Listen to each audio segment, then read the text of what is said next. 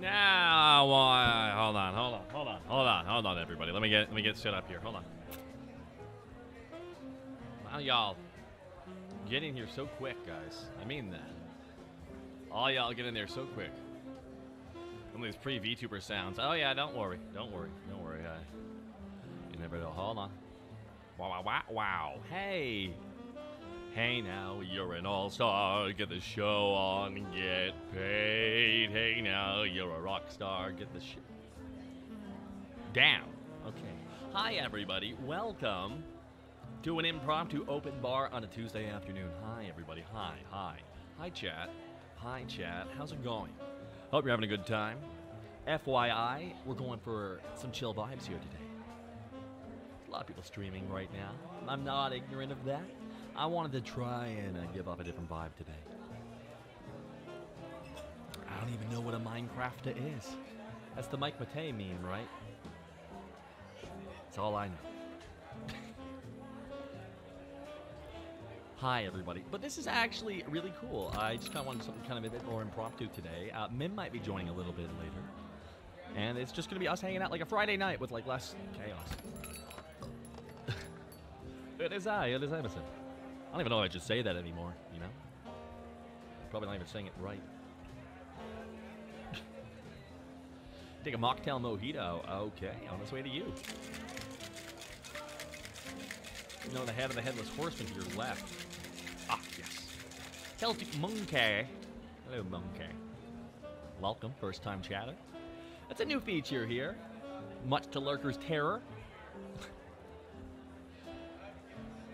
Yeah, there's a new feature now, everybody, on Twitch, which will tell me when it's a person's first time talking, which is dangerous to tell me. Is Cat Daddy Birkin? Is Cat Daddy Birkin? No one's cashed in bits yet. Yeah, we're in Lurkin territory. Lurkers, the great Lurkers here. Hi, Imathor. Hello, Imathor.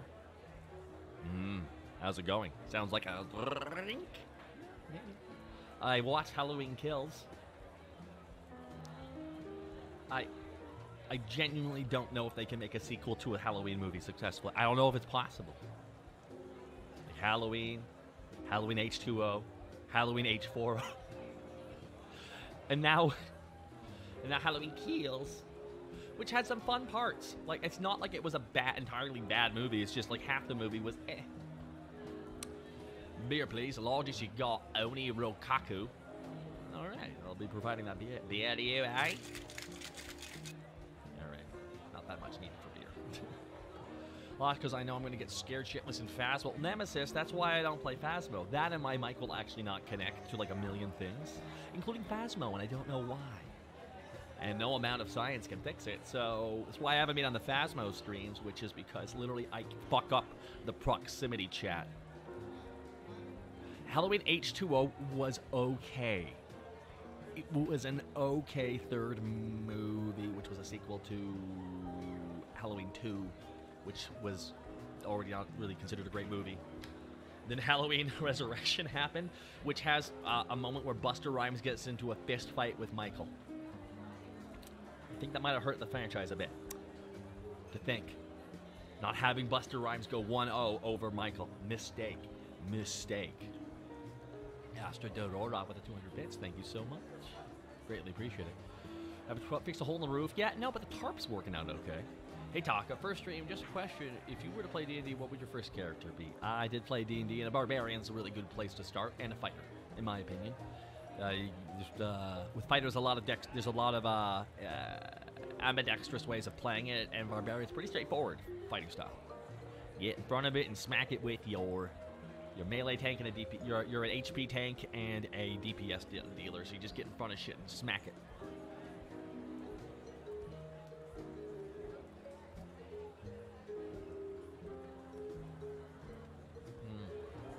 Oh, a Marginite? Yeah, that's why the vibes are so different right now, everybody. We're all vibing right now. Dark Roman Ice? Oh, this way. Haru and you are the couple in the 80s shows Cheers. No, Kosher, actually. Kosher, that's actually inaccurate. The reason why is because Haru's character. I mean, I'm very much like Ted Danson. Actually, I am Ted Danson essentially.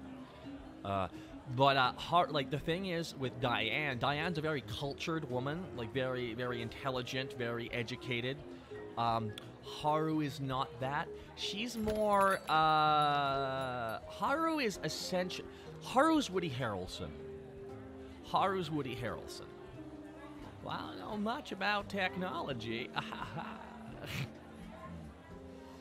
Hey, Danson one. Hey, first time seeing a stream of yours, Taka, but I do enjoy those YouTube highlights you've done, like he's got a gun short.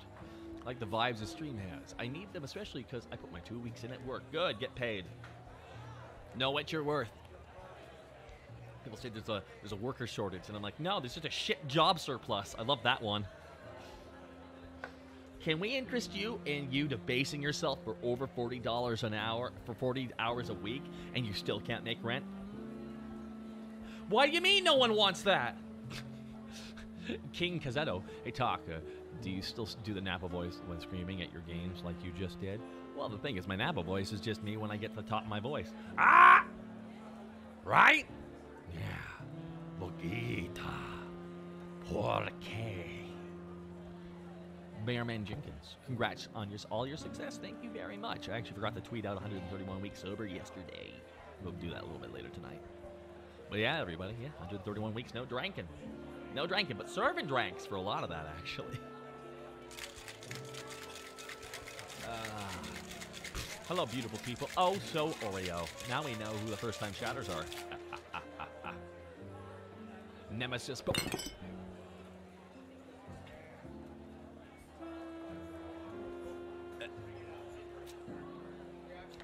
This was an impromptu stream.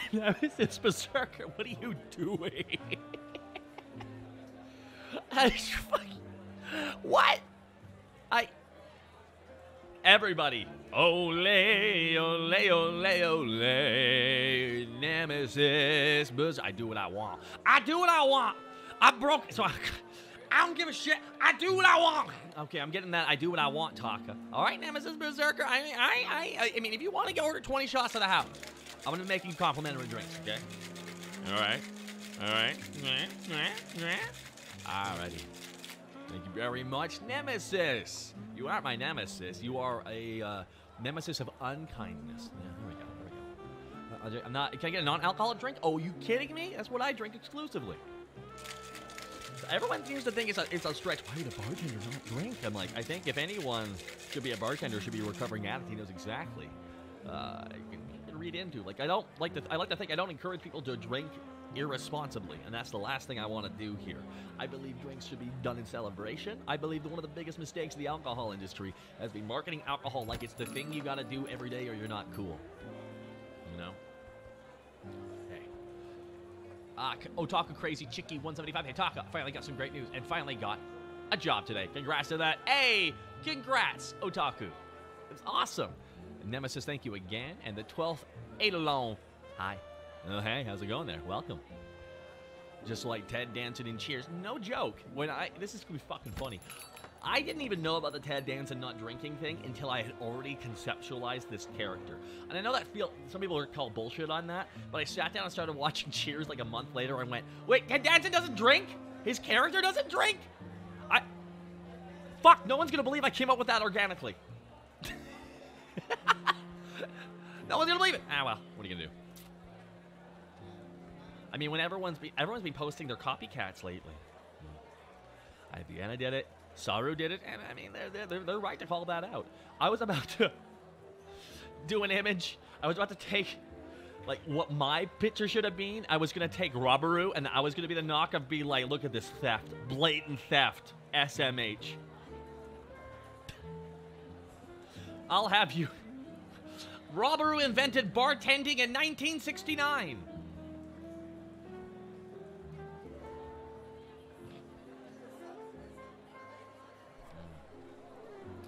Hey, Rygoth 5, just FYI, know that this is temporary. Volume 52, so this is a VTuber. Interesting. Well, Volume 52. I don't know what happened to the other 51 volumes, but hey, I'm glad we ended on you. Welcome, everybody. Hi, Miku Girl. It's the hardest drink to make. Oh, I think a Caesar, there probably are harder drinks to make, but the Caesar, when I was a drinker, one of my favorite drinks also requires the most prep work, because you have to, like, put pickles and shit in that. Apple Spritzer on its way to you. First time chat from Rid of Remedies. Pee-pee. You have it to pee-pee? Well, how about that? Others will order a mug of milk. You go up to the cow, and you're like, one, I'd like my glass to be half full, please. Hey, Rid, how about you just leave? Fuck. Anyways, you serve Arnold Palmer's? No, we serve Arnold Schwarzenegger's. You, that's it. Yeah, that's my impression, guys.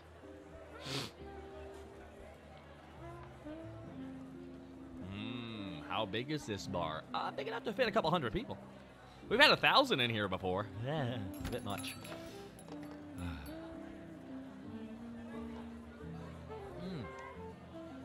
Oh, you know what? Have you drinking a marijuana milkshake? Well, Otaku Crazy Chickie, enjoy your marijuana milkshake.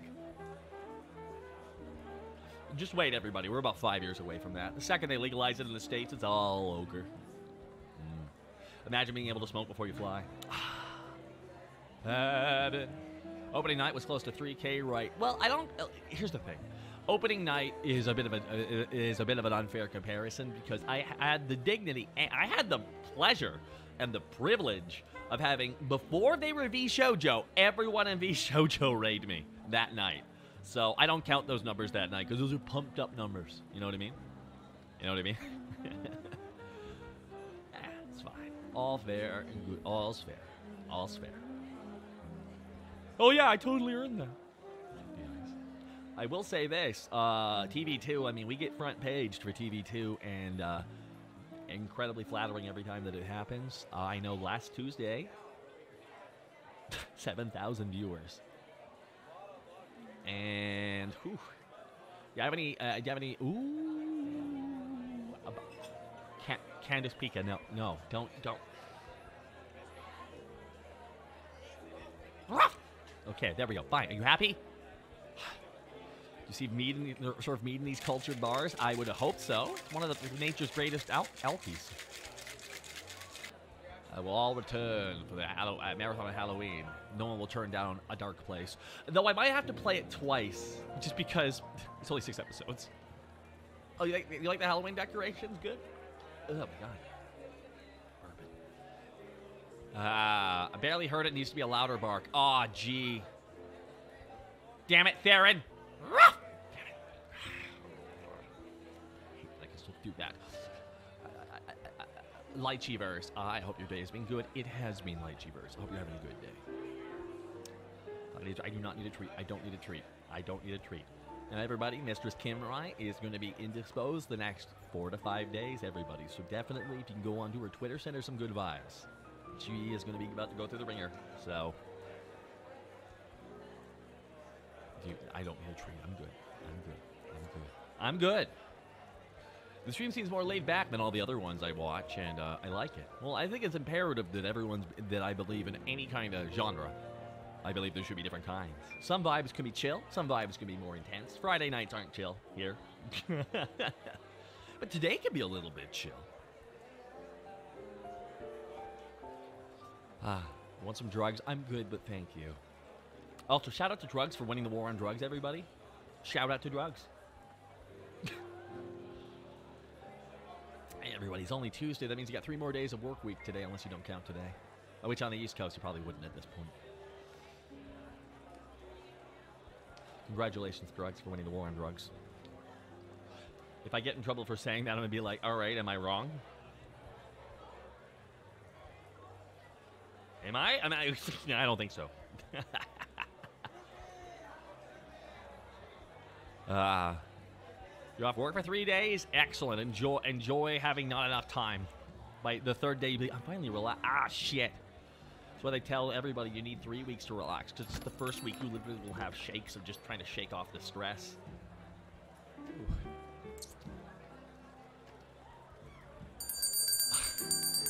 Minimali. Minimali. Why I can't do Molly here. Actually, shout out to you just missed a shout out to Drugs for winning the war on drugs, everybody. Minimali, what on earth have I done to deserve a raid like this? My God. My goodness here. We got mice in the bar. Ooh, and not more mooses. Mices. Is it mices or is it mouses? See, that's the scientific question, guys. Is it the puppy costume? I don't have a puppy costume. What are you talking about? This is Hold on. Oh my God, there's so many first-time chatters. God dang it. Non-GN14, thank you so much for the 2-month reshot. Welcome, everybody, to the Weary 101. This is a VTuber bar where you're all invited to hang out. You never know who's going to show up, but today we're going for some chill vibes, as you can tell right now. That's why I'm just chilling out here with all y'all. And we're making a drink, though, for Minimali. On the house of toys. It's a Cat Daddy drink machine. Drop 500 bits, you'll see what happens. Welcome, everybody, to the bar. Hi, my name is Takahata101. I've been running this bar. Well, Takahata. I've been running this bar for about 9 months. Hey, Marty. Yeah, Marty, it's true. Everybody, meet Martin Casau, everybody. I love it. It tells us about new chatters. Hi, my duder. Much love. I'll take a whiskey. Yo, Marty, man. Hey, Marty, you drink for free here. All right, everybody, for those who do not know who Marty Casau is, for those who are not into the wrestling scene, Marty Casau is a former Lucha Underground champion and has been seen in Lucha Underground, AEW, many promotions all over America. Good freaking dude. Good freaking dude. So everyone be nice. Marty, that whiskey is on its way to you. You best be sipping. Yeah. Thank you for swinging on by, Marty. I hope you're doing good today, man. Marty, yeah, it's true. By the way, Marty, a lot of the MNW crew ended up watching your matches in AEW. Oh yeah, very kind. I'll be sipping. Excellent, Marty. Excellent. It was 9 or 10 months since you started. It's towards the end of the last year. I think it's when you first opened up. Correct. It was December 31st. Oh boy, I decided to go, I can debut in 6 weeks. Oh my God. No joke. Literally one of the last obligations I had was I was invited by Iron Mouse to be on Lootcast, and that's where I was inspired to be a VTuber. And that was the beginning of my vacation, so 3 days in, I'm like, set up. I gotta do that. What are you planning for Halloween, my friend? Well, Marty, I'll tell you this. I'm planning on doing a marathon here. We're going to be watching Garth Marenghi's Dark Place. I'll just tell you what. I'm just going to... Here we go. I'm gonna play one piece of audio, okay, from this. Hold on. Play one piece of audio for all of you. I know writers who use subtext, and they're all cowards. Lines like that. I'm one of the few writers you'll have met who's written more books than he's read. But I'm not Jesus Christ. I've come to accept that now. Never heard of it? Well, it's interesting because it is a fun, intentionally bad Stephen King television show. And it features a very rare moment, 2 on-screen debuts simultaneously of Richard Ayoade and Matthew Berry. You may know Matthew Berry as one of the best vampires. You don't know who Matthew Berry is? Well, you will shortly. Yes. Very deep voice, and it is filmed and made in a way that's meant to be that it is someone making an intentionally bad show. What We Do in the Shadows. Bingo! Yeah, this is the intentional comedy horror series where he got his start, like his first on-screen acting role. Oh, it's good stuff. I won't stand in your way. He's not a vampire, he's Jackie Daytona. Freaking Matthew Berry. Matthew Berry's a fantastic performance, but imagine him in his first ever role, and it was an intentionally bad TV show. It's great. All the doctors are carrying guns. Oh, yeah. Project 666, the number of the beast. Lebanon. What do we do? What do we do in the shadows? Hell yeah. Twitch fan, hello Doc. I just started following you last week, and I found you thanks to a clip from your road trip stream with Haru, Tricky, and Mim. The clip in particular was when you floored it, when Haru and Tricky were out of the car. Well, I know they had to forgive me on that, but that trip is still happening in the other timeline, which is also connected to this, but separate. Don't think too much about it. You'll have a headache. Is Tricky showing up tonight? Oh, this is just an impromptu bar thing. I don't know. I got no plans. I got no plans, one way or the other. I'm just making drinks for you all and chatting. Talking to you know who new Dory is? No, but I met old Dory. Okay, that wouldn't even work. Okay. Forgive me, everybody. I've been dealing with a bunch of back pain recently. I'm actually going to be going to see someone who's just... I painted a spray paint area. Like, I spray painted a target on part of my shoulder, and I'm just going to see if people start punching there to make it feel better. So, yeah. My friends are pondering this earlier. Who are some great anime villains? Vasher Stampede. One of the best anime villains ever. Killer of children. His own ego. It's crazy.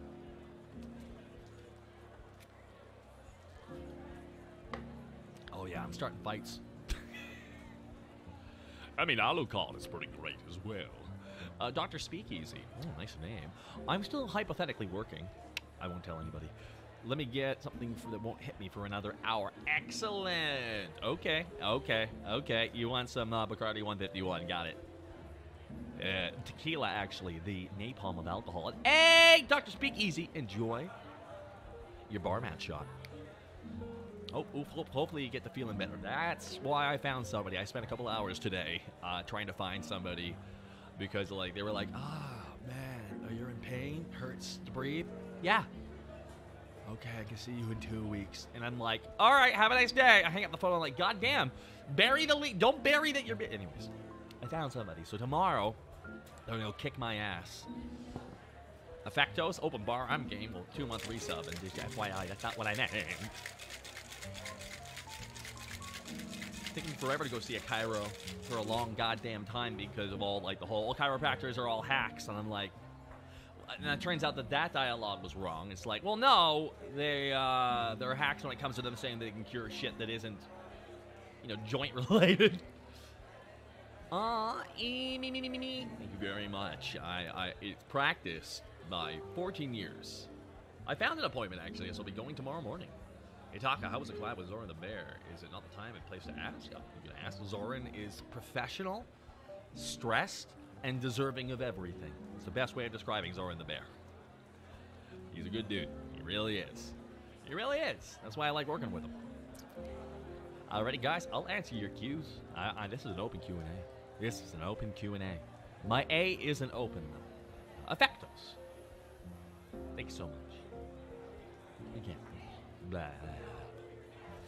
I've been seeing a chiropractor for the last few months to help with my back injury. I sustained whilst training. Can recommend is a bloody lifesaver. Yeah, that's why I'm getting over it. There's a lot of hack. There's a lot of hack chiropractors. That's the problem, because it's not hard to be a chiropractor. But there are good chiropractors. So I found somebody who can do that and deep tissue massages. So the goal is to find what is wrong, because it's something underneath one of my shoulder blades. So hopefully they're just going to take a knife, slice her open, just reach in there and pull out like some I don't know, man. But here's the thing, chiropractors actually have a use. They can actually unkink shit. That's why it's just kind of weird.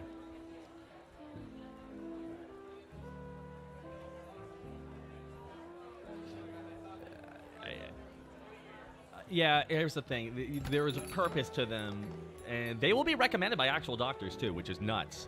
Because you'd think actual doctors hate them. No, they hate chiropractors when chiropractors act like actual doctors. It's like, no, that's not what you do. You just pop things really well. I also remember the Simpsons episode where Homer creates the perfect back fixer, which is this garbage can, and all the chiropractors are trying to shut him down because he's ruining their business.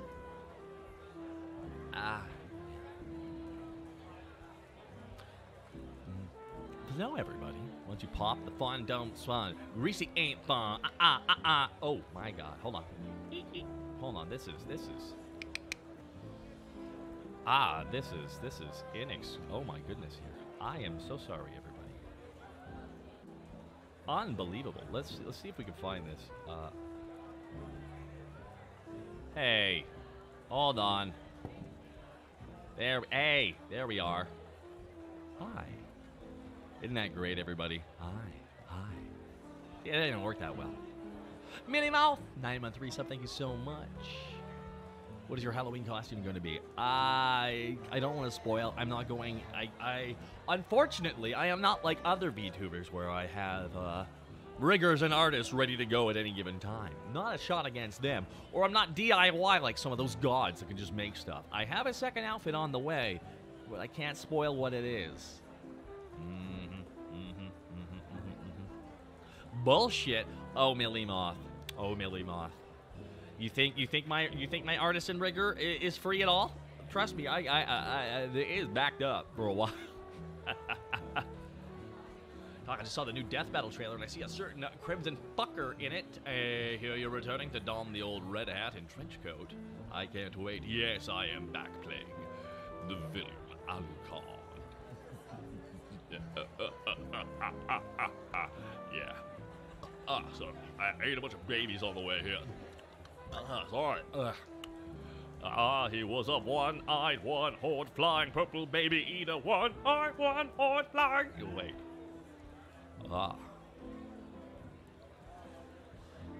Travis. Woo! It's not even possible. Finish off this coffee as it boils a hole in my stomach. I heard that the internet, the bitches love cannons. Oh, bitches love cannons. Yes, they do. Bitches love cannons. You can too. Brock Kobold. Howdy, howdy, howdy. Can I get a mint julep? I think you can there, buddy. How's it going there, buddy? I'll show you.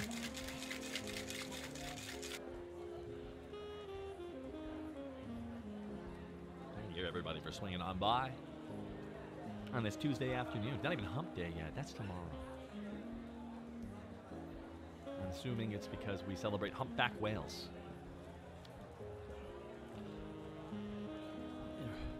Everyone loves cannon. Name someone who doesn't love cannons. Shippers? Shippers hate cannon. Okay, that's it. That's the end of my joke. That's the end of my joke. That's the end of my joke. I won't go any further. Okay, maybe I might. Star Trek 4, the one with the whales! Also, when they had... When in all their infinite intelligence, they sent the Russian guy to go get the nuclear vessel. God damn it, you guys. I am looking for the nuclear vessel. This guy is clearly a spy. I kills me they sent the Russian to do that. It kills me that they did that. It's... You get a mimosa, yeah. True story, I actually rode in a truck, in a car with Chekhov. And Uhura.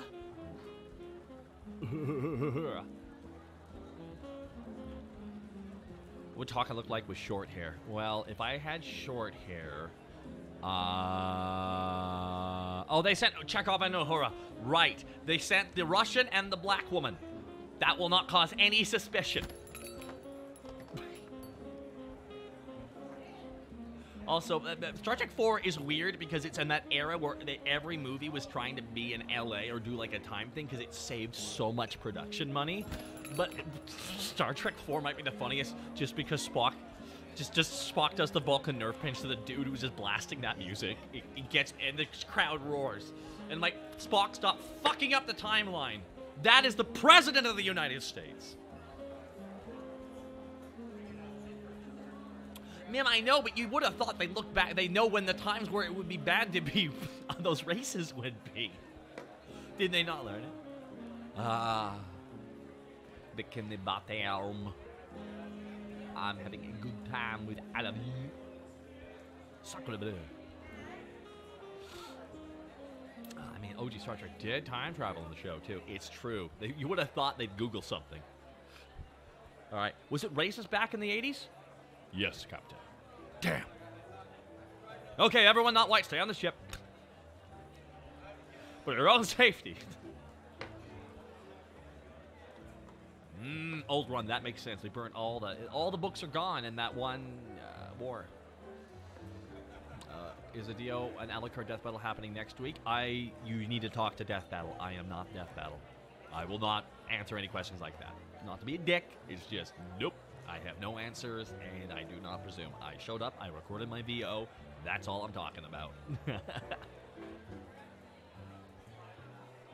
What about Star Wars? I stopped paying attention to Star Wars after, it was pretty telling when the person whose job it was to be in charge of Star Wars said in an interview, we really didn't have a plan going into the trilogy. And I'm like, cool, could I have had your job then? I would have been like, maybe the movie should connect in tone. That's a great idea. Here's $1 million. Fucking hell. Anyways, Ollie Wyatt. Can't stay for long, but glad to see my former dog. Okay. Fair. Twilight Gamer. Too much Star Trek. Too much Star Trek. Too much Star Trek. It's too deep. You're in too deep. And I don't think you're trying to keep a butt in your hand. Maybe you should come with a story for whoa. Kiralis, hold on, don't get no stories. No. We gotta start patting ourselves on the back first. That's the key to making this Star Wars franchise is to start sucking our own dicks. Okay, that's the most important thing we do. Or we're gonna hire the guy who reworks scripts. He's gonna come into the middle movie and rewrite everything, and we're all gonna be surprised because we didn't fucking look at the footage, apparently. Good God. But don't worry, he's a great director. He's gonna ship all the minority characters off to their own plot line away from everybody. Anyways.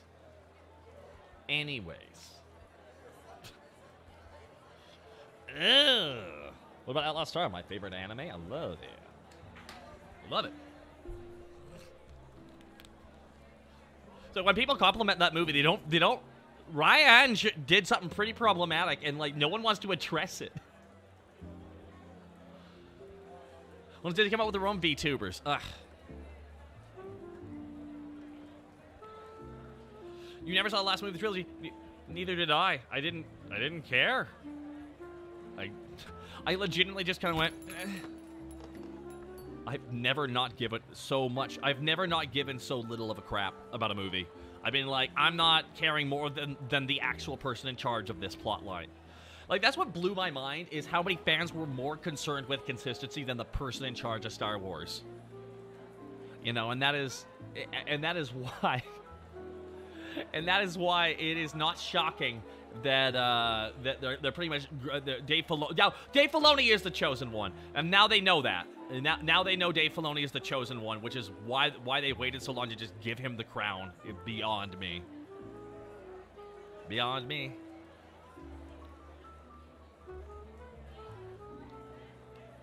My goodness. And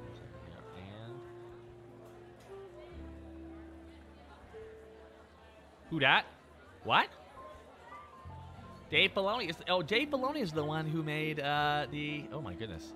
Dave Filoni is the one who made the Star Trek. He made. Oh my God. Blah, blah, blah. He made Star Wars: The Clone Wars, the TV series. Man, you don't know who Dave Filoni is? Who said that? No, that was someone in the chat. They don't know who Dave Filoni is. Who said that? Someone doesn't know who Dave Filoni is, man. Dave Filoni is the best thing that ever happened to the Star Wars sandwich. Yeah, it's true. No crust on that, boy. No crust at all. Speaking of, how are the plans for the date going? They're going places. Mistress is indisposed, so right now I'm able to scout out everything, truthfully. I mean, here's the thing. If I'm going to go on a date with Kim Roy, if I'm going to go on a date with Kim Roy is a very powerful royalty, right? Is she royalty? It was always kind of vague. I believe she was like a self-earned royalty, like a baron or a baronet. She does look like a baroness. As far as I remember, she inherited, she took the power for herself. Ah, okay. So I do believe a standard date won't work, so I'm trying to figure out what extra, bells and whistles I can put on this. Mim, can I date you? No more Hero 51. That's their first ever time chatting. So. Oh, wow. Yeah, that's what they. Wow. Yeah. Your first thing ever in a chat, and you. You asked me on a date? Nah, it's gonna suck when you reject them. I'm so... Tell you what, come across the street to Monster Island. We'll grab a drink. We'll get to know each other first. How about that? Ah, that's classy, man. That's classy. Is Mim a dateable NPC? Mim is not an NPC. Mim is very much a PC. I'm a them PC. Thank you very much. You're a very playable character. Yes, yes. You're very playable. You can play with me. I absolutely hated Star Wars. But wait, you're talking about the latest 3. Yes, because the disrespect of Finn's character in the second movie. Yeah, the way that they just kind of shoved Finn aside. Literally, it's weird to say it, but like literally, Rian Johnson shipped all the minority characters out of the plot. It's nuts. It really felt like that. It was like let's give them something to do while the white people do like. Yeah. It's why when people complimented him, just like I can't get past how badly written Finn and Rose was, because I like Rose as a character. Her first scene in that movie, when she's like fanboying over Finn, I was loving it. But then everything after that scene with her was horrible. I don't know what happened. It's like that person in that first scene's gone. Another first-time chatter. Hi, Moonlight Game Studios. Welcome. I do like that they do that. I feel bad for the lurkers who are petrified now. Oh, right. No, we do not bite unless you ask us to. I might nibble, though. Soon 402. Thank you so much for the 100 bitty boos. But yeah, you know, the latest trilogy definitely, I mean, the second movie felt like they were trying to do two different movies at one. It was like they were trying to do Empire Strikes Back and Return of the Jedi in one movie. Yeah, they were. Well, like, it's because they had a plan, and then Rian Johnson's like, that's not my idea, it has to be my idea, no matter how shitty it is. I'm gonna dedicate 10 minutes of this plot to a storyline where they don't just tell their ally what they're planning. Yeah. And I loved how the opening, like, 10, 15 minutes, or the first half hour of the third movie was essentially Disney just going like, sorry about the last movie, here's what we're doing now. Yeah, well, they had to, which sucked, because there's no way, like, all that time is where you build up Finn's character and Poe's character. That's where you actually have the ability to do that. And nah. And, you know, and to be fair, the second movie did give Luke, as much as I hated overall what they kind of did with Luke. Oh, no. I remember, I will forever remember Luke's actor walking out of the theater, and you remember his reaction, right? He was fucking pissed, and I will always remember. He was livid, and here's the thing. All I can think, I bet Rian Johnson jerked himself off coming up with that idea. God. I'm sorry. I mean, it is really awesome that he was able to force project himself across the fucking universe, across the galaxy, and have a fake duel or whatever. That's cool. But I wanted the Luke Skywalker of the expanded universe. I wanted the Luke that we got at the end of Mandalorian. You know what I'm gonna say right now? Some fucking how AEW wrestling with Sting is doing old man Luke better than the Star Wars movies. They literally have Sting, who is in his 60s, teaching a young wrestler the things he shouldn't do. Because the guy reminds him of Sting, and Sting can barely go, but he's trying to teach him all the lessons he can still teach at his age. And somehow, that is more consistent and true to the character than they were with Luke. So It was the slowest chase scene in cinematic. I don't know why they didn't intercept the ships leaving that ship. They kept shooting out all these other ships. And they're like, let him go. That literally could be the leader of the rebellion. It's not. The script didn't say it is. Yep. Now, I mean, and on one hand, Luke's story in the new movies was kind of, no, I did not get smaller first. Why are all these first-timers? Like, and now you're adding me? Did Mom get smaller? No, I first off, I'm not Mom. No. Mim. I know that I is right next to O on the keyboard, but damn it. Kim Rai is Mommy. Well, I mean, there's plenty of mommies now. There's Kim, there's Luca Jin. They're Snuffy sometimes. Juniper sometimes as well. Momcubus, now. The only thing I liked was the ship collision. You liked the really expensive explosion? I, too, enjoyed that. Are you saying I'm a MILF? A Mim you'd like to fuck?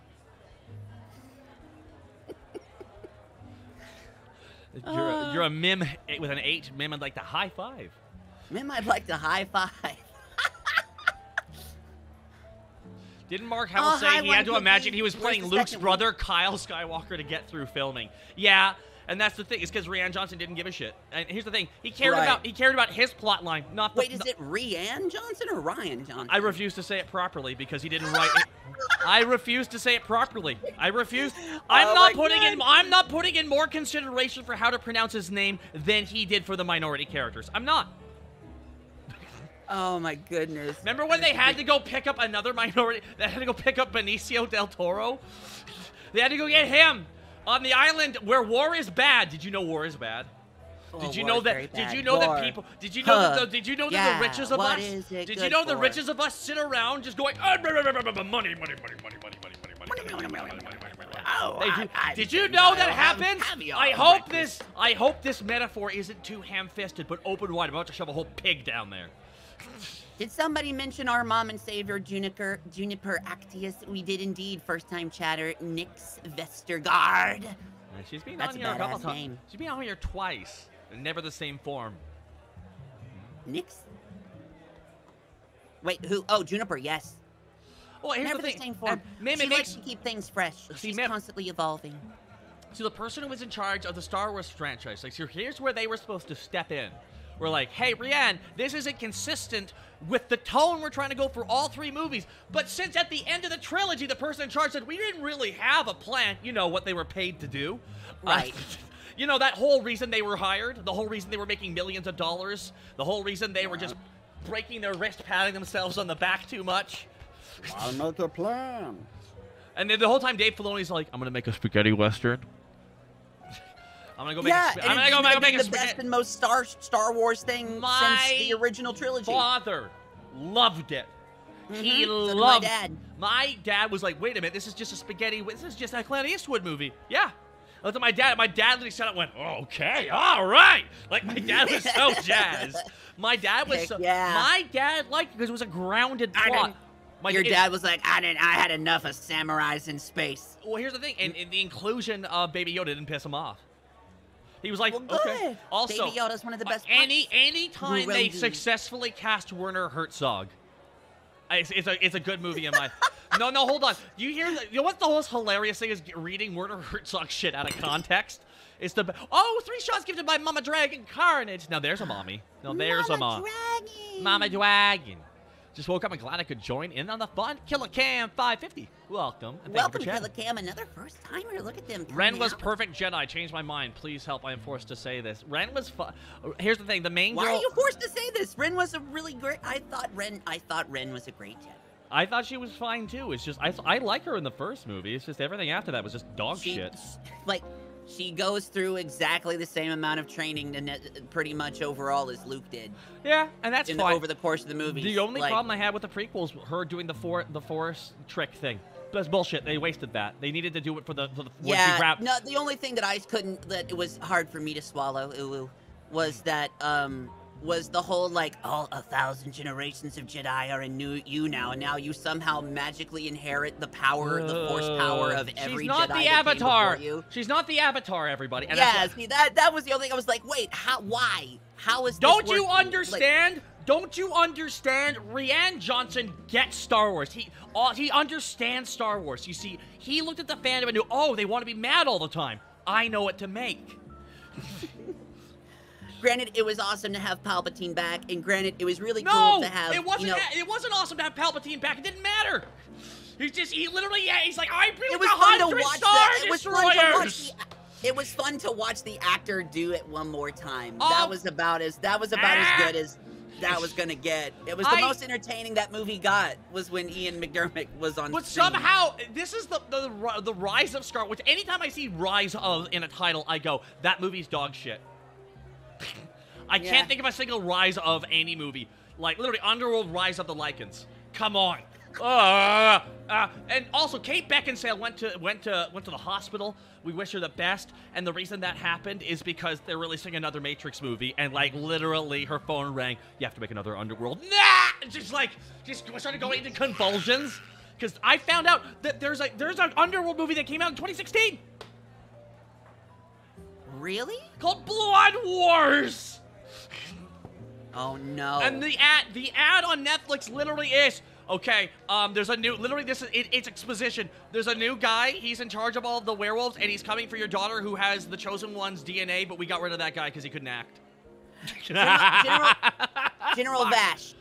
Here's the thing, I would agree with you, except for just one little detail, and I think that it's what Dave Filoni is doing, and this is the only reason why I still held out a little bit of hope that these 3 movies, or at least the first and third one of the Disney batches, can be kind of saved, is whatever Dave Filoni is doing with Grogu, and with the girl, and with Omega, in Bad Batch, I think is ultimately going to lead to an explanation of why Palpatine was there. Listen, and I think they're pretty much stealing from, Filoni is taking inspiration. Palpatine clones have been a thing in the books for a long goddamn time. So they get to pull it twice in the movies and in the franchise now. They get it to do it twice.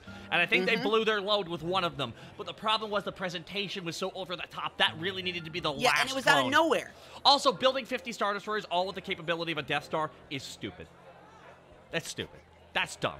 How did no one notice? The whole idea of like, oh, we absolutely have to have a new Death Star in the first We're also going to train an entire grouping of guys, and they're only going to wear red Stormtrooper outfits. Are they better? No.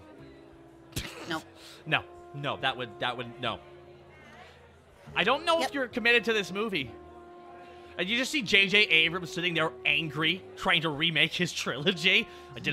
I literally light it up for you, Rianne, and you just went, no, we're playing volleyball. I always tell people this. Imagine if Rianne directed the first one. Right? See? That would have been so much better. So much better. So much better. Now I've been trying to convince Mim to play BioShock.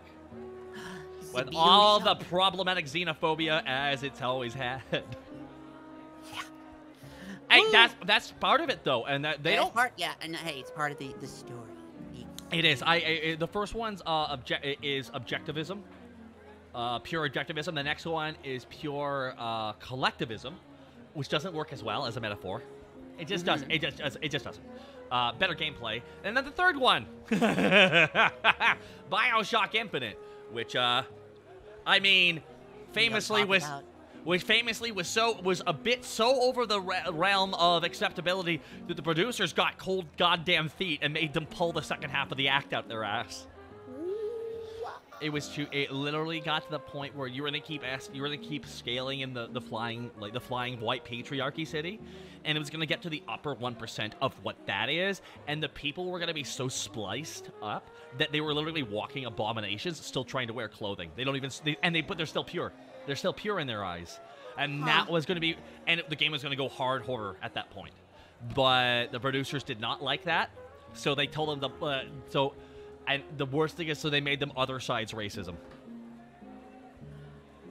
Gotcha. It is such a... They literally...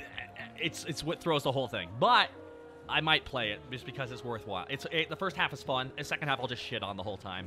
BioShock Sky Racists. That's exactly what the third one is. And there's a part in the game... Okay. There is a part where you're in, like, this area where they have the museum of... the museum of defunct cultures. Which is every culture that isn't the white man's culture. It's in a museum, and it's about as bad as you think it is. Oh, no. No, not defunct. It wasn't the word defunct. It was expired or it was some really callous term. Oh. But it was like God. And I know there's DLC for BioShock Infinite, which literally is done by the original dev team, which just prequels the original BioShock, which is good. Really, which is like, oh, shocker. Once you went to the really good plot, everything got better. How about that? I really do need to. I do need to try the new game, but you've been telling me about Stick of Truth, too. Yeah. Stick of Truth. Stick of Truth. I mean, it's a double feature. Stick of Truth and The Fractured Butthole. The Fractured Butthole. That is such a fun name. It's the greatest. I'll tell you probably I remember in an interview they said, we are surprised I got accepted. Yeah. The South Park, for those who got South Park games are really well-made games. Okay. Stick of Truth is good. Stick of Truth is a pure South Park game, whereas in Fractured Butthole. Wait, what? The Fractured But Whole was actually, like, the first game was, like, they only thought they were going to get one game. They didn't think it would sell enough to have a second game, right. so... And yet they managed to come up with a longer one. Yeah, how about that, huh? When they didn't have a plan for it. Right. They're basically just... pretty much the game is essentially an entire season of the show. Wow. Yeah, that's essentially... Well, yeah, look at it. 8 hours. Oh, South Park season is 10 episodes on average. Half an hour each. Yeah, usually. So, well, 20 minutes actually a pop. Yeah. So technically, a season of South Park is only 3 hours and 20 minutes. Meet again, please not in Mistress's glass. Why not? Trust me, only Mistress drinks out of that glass. Yeah. Hi, King Mike. Yes, yeah. We all learned a lesson last time. I hope you're doing okay. Fractured But Whole addressed people's complaint about the gameplay in the first one being way too easy. By making it different, so different that a bunch of the original fans of the first one went, I don't like this. Different. Also, everyone just gets mad because, also, a lot of people don't like Mitch Connor as a villain. Mitch Connor is one of the greatest villains of all time. I don't remember this. That's Cartman doing the hand thing, like Jennifer Lopez. Oh, right. And it's Mitch Connor, the con artist. He's back, everybody. He's back. Holy shit. Yeah, I caught the Mem and Taka show. Welcome, Darkness Dragoon. Welcome. Yeah, no, man, we decided to open up today, be a bit more chill. Chill vibes, you know what I mean? Vibe dependent shit. I am so freaking happy you're open. Welcome, Fighting Drag. I just bought the entire Fallout franchise on my potato of a laptop. Can't play any other. Dang. Tokyo Cypher. I just bought the entire Fallout franchise and my potato of a laptop. Can't play any of it. Something strong, please. Oh, no. Tokyo Cypher, thank you so much for swinging on by. Shadow Absol. Hey, Mim, do you plan on playing Taka and Duel Links anytime soon? Taka, do you want to play me in Duel Links anytime soon? Yeah, that's what I thought. That you have your answer, chat. Mim, if I'm ever challenged to a card game, I will send out Mim. That's my plan. Yes, you have to get through me to get to Taka, but really it just means you have to defeat me. And then whatever you want from Taka, you get from Taka. Score and Servant, thank you for the bits. And Valenium, thank you so much. I am the Themperor. Thank you very much, Lucan. Themperor, you're a wing them as well. Thank you again for your help when I was at... I'm a wing them. A wing them. I'm a solid wing them. I got you that date with Kim. It's true. And my body's still terrified. Just manifest. You know what? That just means you're enjoying it in some small fashion. Ma'am, I tried to have a practice movie watch with her, and out of fear, she grabbed onto my leg. Do you not see? Like, hold on, ma'am. I'm gonna pull up my pant leg so you can see this. Okay? Okay. What? I'm pulling up my pant. I'm kneeling down and pulling up my pant leg so you can see the goddamn mark she left on my leg. Okay. And now what it looked like for a second. Hang on. Okay. There it is. Look at that. Whoa. Yeah, you think I have a cat? Huh? Oh, she marked you. There's another way of putting that, ma'am. But yeah. No, yeah. I mean, hey, she can't have the collar on you right now. I guess that's as good a way as any. Look at that thing. Yeah, no, she grabbed on and did not let go. So, yeah, she dug her thumb. As you can tell, she dug her thumb really close to my carotid artery. Thank goodness. That did not happen. You've been chosen. Well, I mean, you know, it's more meaningful if it's near somewhere vital. What? Okay, hold on. Oh, you're gonna have a fun time. So where are you having your date again? I've been thinking about booking Alistair's place. Alistair said his place will be open, but he just opened up recently, so I think I gotta sit down and have a meeting with him first, because this date's gotta go right, everybody. Mistress Kimrai is not the kind of person you gotta fuck up a date on, okay? Mistress Kimrai is the kind of person you need everything to go relatively swimmingly, or if something goes wrong, it's not your fault.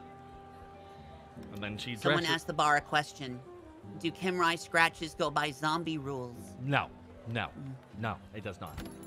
Also, scratches from zombies are lame. I don't like that. I shouldn't use the phrase lame. That's not a good one. Scratches from zombies are weak. Yeah, they're not very. Yeah. Now bites. It's just like it's gotta be. Even turn you really. Honestly, like, make you sick, sure, but bites. I always thought like blood getting in your eye and shit made sense. But like scratches, unless you're like really getting to the bloodstreams, that shouldn't really do anything. I don't know. I go 28 days later was interesting like that. Like I looked up and like literally a bird dropped some blood in his eye, and he's like, "Ah, blah, rage zombie!" within 30 seconds. Yep. And then, I mean, you know, only certain people enjoy dates like that. Yeah. Then that's Not, you know, nothing against that. Just, you know, not everybody's cup of tea. Coral. You know, there's 3 Walking Dead shows now, right? What? Well, you knew there were 2. Did you know there was a 3rd one? No, I didn't even know there was 2. Yeah, well, Fear the Walking Dead's been going for 7 seasons now. The sequel series. Jesus. I think 6 seasons or 7 seasons. And there's a 3rd one called New World or something? I don't know. This is all on one of my It's all on one of the services I have access to. It's just all there, and I'm like... Walking Dead. Just like this show. There's a series of shows that need to die? No, because a couple million viewers each time, and it pays for itself. Yeah, I mean, hey, as long as it keeps paying itself for itself, they'll give them a little bit of profit. They'll keep making it. Hell yeah, they found their audience, and they keep making it for them, you know? Here's the thing, everybody says, just let it die. You're not going to watch it anyway, so what do you care? You know? Right. Yeah. True. Very true. There's too many good things out there to spend your time talking about shit you hate. Especially if you're never going to watch to begin with. Oh, yeah. That's why I usually find, like, some outrage stuff for things. Like, I don't agree with this. I think it is fair, though, for some of us to be like, why does Walking Dead get 3 different shows and over, like, 20 seasons altogether when shows like Firefly couldn't even finish their first season for stupid reasons? One's on AMC, one's on Fox. Yeah. That's mostly why. Fox also hates people. Fox also hates anything space or scientific. They don't like any of that. Unless it's making fun of Fox, like The Simpsons. Oh, no, Simpsons eventually were such a cash cow, they could literally just do whatever they wanted. That's why Family Guy eventually started doing it, too, and Futurama. They all eventually become untouchable. Yes. Why do you think Fox got rid of Brooklyn Nine-Nine? It was too woke. I shit you not. They're going to cancel it until, like, no, this is still a good show. People like it. Sorry. Yeah. Guess you better make more. To each their own. I'm not going to lie. If a 4th Walking Dead show was starting up and they're like, okay, we need to get Mim and Taka in on this, I would say yes, everybody. Yeah, right. I would show... Eventually, we would be powerful enough to make fun of them ourselves. Exactly. I mean, John Oliver is owned by AT&T, and he hates them and constantly gives them shit. Well, AT&T, well, the mask is off of AT&T now. There's only so much they can do to cover their asses. I'd like to get a mug of milk. Would you mug like... of milk coming up, and also Tortle, who gave us a message earlier. Yes, you are welcome to cosplay as me for Halloween. Thank you for asking. Voice from the darkness. Thank you so much for the 500 bits. The drink will be on its way to you. And Nario King 69420. Thank you for gifting that sub to Battling One. Greetings, Master Taka, and greetings, Best Demon Mim. How are you two? And chat, how are you? Master Taka. Doing pretty good. How are you? Fudge? Community subs. Nario King ain't done. Giving to OP Groove. Hell yeah. Ma'am. Yeah. Ma'am, I want to hear your best Chris Pratt Mario.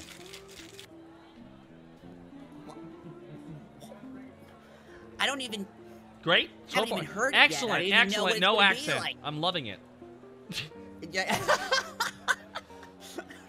So far, the most believable part about that is Charlie Day is the brother of Chris Pratt. Like that I can get. That I can buy. Mumbina. Hey-oh.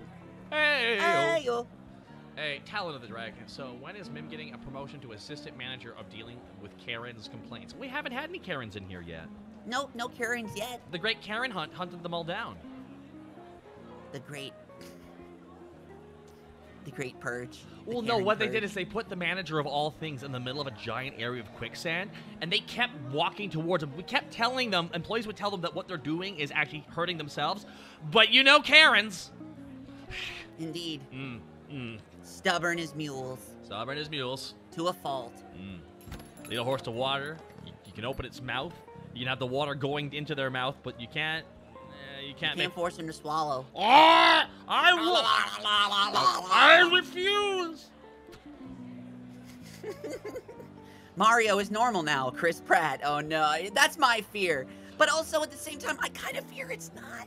I kind of fear we're gonna see Chris Pratt walking around in the jumpsuits, looking buff as hell, going, "Woohoo! I'm Mario!" I already ranted about this. He's the only casting I disagree with. Yeah, He's the only one. just don't. Everything else I can excuse. You know what? Actors have surprised me from worse. But the thing is there's no excuse why the original voice of Mario couldn't have played Mario. None. Everyone else you could have recast. In Luigi, I don't mind. Mario was the one they needed to not recast. That was the big mistake. That is the one he should play. He could just avoid any of the. I know they have him playing like Wario or whatever. I'm just like, no. They really should have just had Mario. Yeah. They should have. People are like, oh, he's not a. He's not really. He's not really someone said a real actor. I'm like, you fucking. Fuck that. You disrespectful pieces of shit. First of all, that man conveys more acting and emotion and going wahoo than most actors can with a paragraph. Okay. This guy is so good. And not only that, he is the lead dragon in Skyrim. He has already played a titular role in the main title of one of the biggest franchises in the world. So there's no excuse. It was literally... And of all people, Chris Pratt. Of all goddamn people. Yeah, I hate when voice actors are replaced with celebrities just because, like, celebrities... Most celebrities don't know how to fucking voice act. I get why they cast some of these guys. Rogan...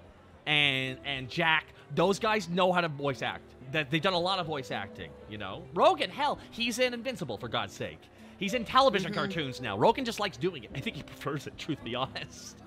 Don't blame him. You no, can do it in your PJs. Bingo. I mean, hell, when the pandemic hit, he couldn't film movies, so he just launched his weed brand, finally. Like, Lou Albano is Mario. Swing your arms from side to side. Hey, come on, yo, do the Mario. Do the Mario. Swing hey! Captain Lou Albano, what a guy who's probably got a lot of skeletons in the closet. Any entertainer from the 70s and 80s, I'm like, man, there was no internet yet. No, oh my goodness, how the hell did people survive? I mean, I remember no internet for like 10 years, and then like yeah, that's we're gonna be old enough that we remember the pre-internet world where we had to remember the phone numbers of our friends and not just click their name on our phone. Right. We had to remember our friends' phone numbers instead of ignoring their DMs. It's weird. You couldn't take the phone out of the kitchen because it was stuck to the wall. Exactly. Man, Sig Arty, 0058. It looks like a busy night, guys. Could get a heat tap unless you don't already have those. We'll get a heat tap on the way to you. Max Mysterio, 100% agree on that. And no, and there's other like television actors and celebrities that have done voice work that are actually very, very good at it. But for, oh my goodness, for the vast there's just so many out there that. Yeah, but it's with Mario specifically. The same actor has played him for 25 goddamn years, and he is a talented performer. And honestly, it created more negative PR, not keeping him on that role. Here's the thing, everyone He's in the movie, but not as Mario. And that's dumb. Like, he needs to play Mario. That's the one character he should remain on the voice. Everyone else they could have recast. And I guarantee no one would have given a crap. But it was Mario. That's the problem. It's like, no. No. No. No! Yeah. Even like Jim Carrey, by the end of the Sonic movie, was doing a great, like, he was trying to do an impression of Eggman's voice from the anime. Don't you understand? Like, he starts getting gravelly and stuff, and he starts talking to different things. He starts acting like Eggman would from the cartoons, and I went, Jim intentionally didn't do the voice and waited till the end to do it. And you can actually see the end scene. If you haven't seen the ending scene of Sonic, it's the one scene worth watching because it's Jim Carrey turning into Eggman live. Yeah, I've seen that. And the whole tease of Tails and everything. And... Oh, yeah. But like, Jim, again, he got that role over the finish line. I don't see Chris Pratt doing that for Mario. I don't care how funny. We'll see. Yeah, I know. Who is Mario? Hey, but you know what? And, you know, back then, people, you know, a long time ago, people didn't think that, people never thought that, Michael Keaton would make a good Batman. And they were right. Ah! He was good. Keaton was a good Batman. Oh, no, we gotta scale him. How was he as Bruce Wayne, though? I thought he was good as Bruce Wayne. Wrong. George Clooney was the best Bruce Wayne. It's because George Clooney is Bruce Wayne. Universe of fucking what's his name of Schumacher. Those are direct sequels. You have to admit they're direct sequels. No, god damn it, they're not. But it had the same Robin. The same Robin. Kevin Conroy is the best voice of Batman, and I think overall the best Batman that there was overall. But Michael Keaton was still amazing, and he's coming back. What? I know. I'm just teasing though, and also I know. I was talking to chat too. I'm just teasing right now. I mean, that is the. Well, any respect I have for you talking just died a little. Well, Turbo Duel, if that's all it took for you to lose respect for me, I hope the door hits your ass on the way out. Wait, what? I've lost all respect for you, Taka, over your asinine opinion. Wait, who said that? It's okay. Oh, someone said that? Turbo Duel, I'm just giving him grief. It's okay. Gotcha. Aidanel, TTV, thank you so much. Welcome. Chris O'Donnell was more believable as Robin than no. Chris O'Donnell was more believable as Dick. At no point did the actors fit the superhero characters. They fit they fit their secret identities way more. It's what threw me so much in that movie. And then there's Arnold, who I swear to God said yes because it was different. It's time to kick some ice. What killed the dinosaurs? The Ice Age! I got it. Phoenix Cosmos. Could you be cool? Can you be cold, Batman? Like, some of them were actually good. Too loud, boy, bird boy. Phoenix Cosmos. Oh my God. And we're back here again. Why can't I quit you, Taka? Come at last. The Ice Man! The Ice Man cometh! I forgot about that one. There's just some good lines. I watch as it's horrible.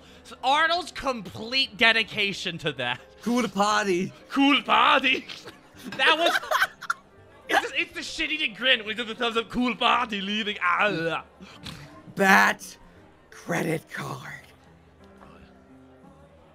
Oh, what about Uma? Bat credit card. What about Uma Thurman making the third biggest embarrassment of herself in a movie?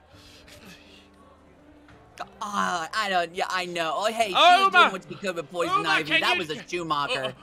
That was a Schumacher direction. Nah, she's supposed to be more sexy. What are you doing here? Can you do weird, sexy dancing in this fever trip of a movie? Oh yeah, I've done that before. Do I get a shot in the heart? No. You're to blame. Boy bliss. Well, thank you. Bane was pretty interesting in that movie. For all 10 seconds he was in it. I didn't hate Bane in that.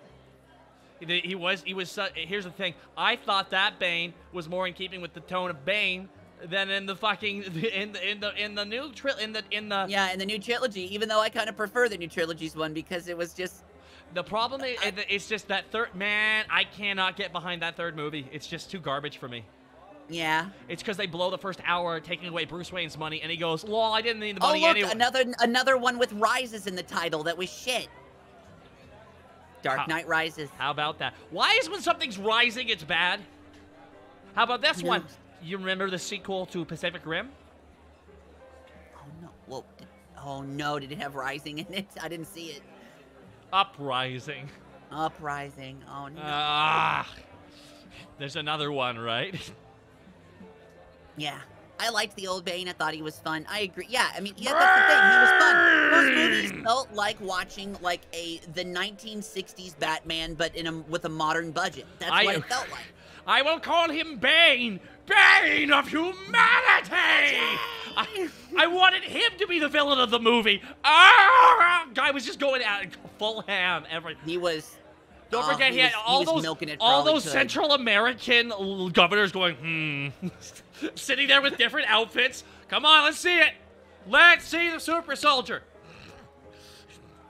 Yeah, he was great. Like, he knew what the movie needed. It was Adam West Batman energy. It was supposed to be over the top and campy, but there was too much of a mix of the two. That puppy boy's in there. Ma'am. Oh yes. God, ma'am. I love that. Oh, I'm so glad you turned that back on. Remember how he killed Poison Ivy by pushing her into a plant? No, ma'am. Let's paint the scene. Yeah, right. Well, now I'm afraid you're going to have to die. Why? And then he rushes her. Again, every moment with this guy was crazy. Oh, that scene. I thought you were talking about how they actually dispense. No. How they... When he first kills her, wow! When he pushes her, it's just the sound he makes because he's just batshit insane. So, Big Artie, what do you mean be careful where I tread? Now he pushes her into a storage shelf. And then she falls over, her hair gets messy, a snake wraps around her hand, and she goes, ooh, ah. And that's the end of it. And then she has magic powers after that, which is cool. Suddenly. Yes. It's all those chemicals, man. It's just science. Yeah. Don't ask questions. Don't ask questions. Dude. How does Bane's poisons work? Why does that make him muscles? Yeah, why? Why does that fucking matter? Why does that work? Some people makes him a big old giant luchador, man. Why do you fucking care how it works? Brain! What the chemical formula? It was just a wrestler. That's it. He was just large. It's the Barry Allen defense. Who was threatening me? Why should I be careful where I tread? That's right, Barry. I jerked you off. I made you think that you got off to the touch of a woman. That's right, Barry. It was me all along, Barry. That's right, Barry. I made Lola Bunny less sexy so that you couldn't get horny. I was originally going to abridge that movie. Oh, yeah? I needed to play their version of Batman as the Batman skit from College Humor. Yes. Batman. Hold on. How do I... Wait, if I don't shoot the bad guys, then they'll keep doing crimes. Idiot! That was the whole thing. This S stands for hope. Hope starts with an H, stupid! Did you watch all that? Did you watch all that again, Mim? I couldn't. Z had to work. I couldn't show him in time, but I'm gonna make him watch it. Well, honestly, I was considering watching those today because it's a solid hour of laughter. Because you just gotta get to the Harvey Dent. Harvey Dent, can we trust him? Or just the Riddler. If I shoot, I'll riddle you. What am I? Oh wow. That's a stumper. Oh, shoot. Not that again. What comes out of a gun? Injustice! The tools of a coward. No, dude, that's not... Ask the bar. Okay, since you're on the subject, the Catwoman movie with Halle Berry. Halle Berry is a very sexy woman, and honestly, any movie that somehow makes Lois Griffin's actress the best part is a good movie in my books. It was a shit movie. Oh, it was a bad movie. But don't forget, her co-worker was played by Lois Griffin. That's true. Doing the Lois Griffin voice. Oh, yeah. She's like, oh, look, it's Halle Berry. Welcome, Halle. Don't forget what Halle Berry did. She went to the Razzies to accept her award like she did for her Academy that year. And she was one of the first people to ever do it. I want to thank my manager. Did you ever see her Razzie speech she gave? It was amazing. No. She gave an acceptance speech at the Razzies. I want to thank my manager for saying, you need to be in this movie. I want to thank him. I want to thank my co-actress. Come on stage. And it's Lois's actress, and she clearly is doing the bit, I don't want to be here. Honestly, me and her gave performances that you'll never forget. And she's like, no, I don't want to be here. Yeah. Like, she lived the bit. She lived the bit. Yep. I'm gonna put it right beside my Academy, which I also won this year, assholes. Hell yeah, you do it, Hallie. You stick it to him. It was fun. I immediately went, she's one of my favorites. I don't care if she's an asshole behind the stage. She went to the Razzies. Halle Berry's Razzie. She knew it was a shit movie. So she didn't go in there pretending it wasn't. She gave everyone else shit and herself for saying yes. Because here's the thing, she also got an Academy that year. That's what's so messed up about it. For Monsters Ball. Oh, really? I never saw that one. I don't watch sad movies like that. I don't want to. Yeah. I feel sad on my own. I'll send you her Razzie speech. That is happiness for deep people. I remember the last year the Razzies mattered is It was the one Adam Sandler movies where it was the twins, where Adam Sandler is like playing a girl version of Adam Sandler, and Jack and Jill. Oh God. He won worst actress worst actress that year as well. Anytime I think of a fun celebrity bit and an Academy Award, I immediately think of Will Ferrell, John C. Reilly, and Jack Black doing a musical about comedians at the Oscars. Did you ever see that? I think I did. It's been a while. How often did they cut to Robin Williams in the audience, though? I know, right? I know. No, they should have. I think they cut to him like once or twice. I imagine he just makes a face like, yeah. Don't forget, like, no one wanted him to do Photo Booth because no one wanted to see him as an actual, like, terrifying character. And voila! In Photo Booth, he played one of the most believable killers of all time. A tale of modern... I can't because I don't want to see him like that. Because he becomes Yet another first-time chatter. Silvars, thanks for being such a chill stream talk. It really helped me concentrate while I work. Well, that's kind of the vibe myself and Mim are trying to give off. Yes, Sig Artie, Robin Williams, one of the best actors, voice actors, comedians.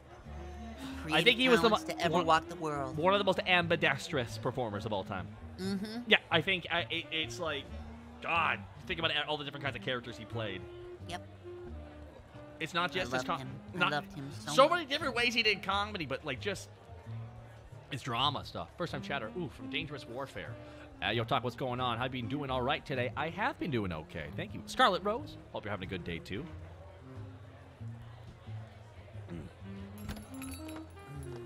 I love him in Law. Oh, was he in Law and Order, too? I wouldn't be surprised. It's like, my favorite thing is where actors who clearly made it and don't need to work anymore show up in other shows. It's like, oh, they must have convinced him somehow. Like Jason Alexander. That guy doesn't need to work. Oh, yes, Sig Artie. I've absolutely seen a lot of Robin Williams stand up, you know, especially some of his earlier stuff when he would like, there was one where he improv'd an entire bit in Iambic Pentameter. It was amazing. Weapons of Mass Destruction was, I think, his last one, and it was the most iffy of all his specials, but Robin, here's the thing, Robin's so good at everything that he's not a specialist on any of them. So he's really good at everything. That's kind of his thing. Whereas in, like, some of his stand-up was really good. Not all of it. Not all of it. Iron Maiden wrote a song about Robin. I remember Robin singing the I Ran Over the Taco Bell Dog at one point. Don't forget, the South Park guys also hired him to sing Blame Canada at the Oscars because they never thought they were going back, and that was their big goodbye to Hollywood, was to do a giant musical number. Heck yeah. And, oh God, what was it? Bad Gunpla, real quick. Your chat looking so good today. Hope you two are well. Bad Gunpla. Oh, man. Bad Gunpla hitting on the chat. Ooh, ooh. Pat, you better buy the chat a drink. Ooh. I don't know. Wait, if they're part of the chat, doesn't that mean they're just flirting with themselves? Who is it nowadays? Fair. Have you seen Twitter? Have you seen Instagram? The Gram? No. The Gram, the IG, the Iggy, the Ig. Robin Williams did attend Juilliard, so the Iambic Pentameter sounds legit. Oh yeah, I mean, he was a legit, he went through his paces. Oh yeah. He cut his teeth on some really ridiculous stuff. Before he ever made it, he was a street performer. He was literally, he went to university to learn how to be the best possible performer, and in the end, he was busking outside in New York in the end. Because no one's path is the same. And I think that's one of the biggest things people forget, is that no one person's journey is the same in the entertainment industry. Like, you'll see like people who've been at Juilliard and shit acting alongside stand-up comedians who maybe have taken one acting lesson in their whole goddamn life. Yep. Because you never know what'll bring you into Tinseltown. Yeah, look at it this way. Charlie Day, for example. I always like comparing him. Charlie Day actually made it early on in his career. He actually booked a television show before It's Always Sunny in Philadelphia was even a thing. But then he saw his friend's pilot for It's Always Sunny in Philadelphia, so he dropped out of the show after he was cast to be in a pilot with them. And then one season after that, he was, I think 1 or 2 seasons later, he was contacted by Disney to be in Monsters University. Oh. There you go, right? Out of nowhere. Out of nowhere, they cast him in Monsters U, and he played the I can't go back to prison! That was him. That was Charlie Day's character. Oh, nice. The clear and obvious drug guy. Archie. Archie was his name, yeah. If there's any great blessing we had in our youth for Batman, it's Kevin Conroy and Mark Hamill as Batman and Joker. Agreed. Best Joker, in my opinion. Mark Hamill. Yeah. Best death, too. Yes. Last line. That wasn't funny at all. It's just the best line. That's the best. That's the best last thing the Joker ever said.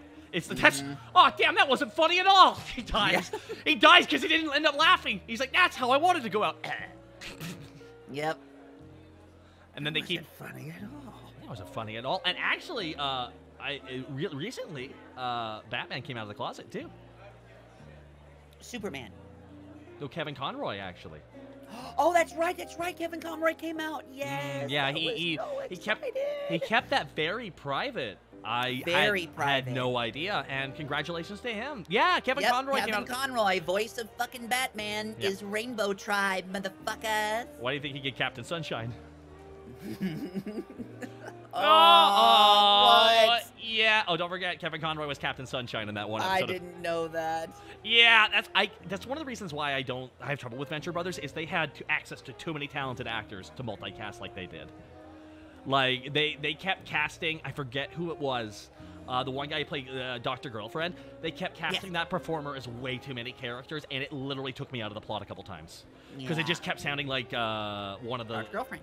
Yeah, they kept sounding like Dr. Girlfriend, and it's just like, no, you stretched yourself too thin on this one. Yeah, and I know he's one of the main writers, but a producer needed to step in and say, okay, you need to give these roles to other people who work, and that happened in the later show. Actually, it did start happening later on, and that's why they got in some really good performers. I think Tremlin finally said something. Stop writing characters for yourself, Doc Hammer. No one likes them. Seriously. Please. And I know fucking this is tacky anyway. I did, and this is really, I mean, a hot shot. Like, what have you made? It's true, but here's the thing. I think Doc Hammer's a phenomenally talented performer. I just wanted him to stop casting himself as characters he was writing for himself with the same voice, because I was like, no. When they introduced another teenager who sounded identical to Dean, not Dean, the other one. What he sounds like this all the time. It killed me because those two shared a scene. Hey man, how's it going? Going great, dude. Oh, right. Yeah. And I was just like, oh, fuck. Hank. Yeah, it was Hank and that other guy, and it's just, that season killed it for me. And every joke was a pedophile joke. Yes, that got real quick, joke. Especially with Captain Sunshine. Here's the thing. The Captain Sunshine stuff was funny, but all the Sergeant Hatred stuff leading up to it killed it. Yeah. It killed any effectiveness of that joke. The Sergeant, it was Hank and Dermot. It was Dermont. Yeah, he was just garbage. It was just bad character. I don't know whatever happened to him, but I hope they wrote him out because it just blah. Sorry, giving my loaded opinions right now on because I used to think I fucking love Venture Brothers. I love the shit out of season 2. Some of my favorite jokes are in season 2. You think you're hot shit in a champagne glass, but you're actually cool diarrhea in a Dixie cup. Hey, come here. What's your name? Hey, all right.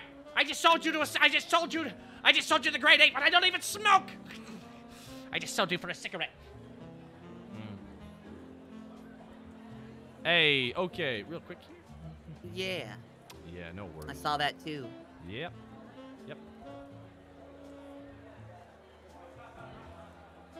None of that. None of that shit. Keep that out of here, please. Alrighty.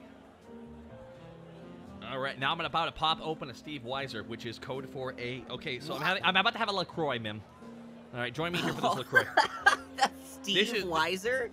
That's I know, right? That's what Stone Cold calls his beers.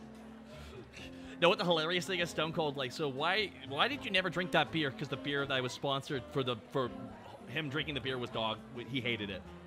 He hated the beer. He had to actually do. That's why he poured it around his face instead. That's fantastic. Steve Weiser.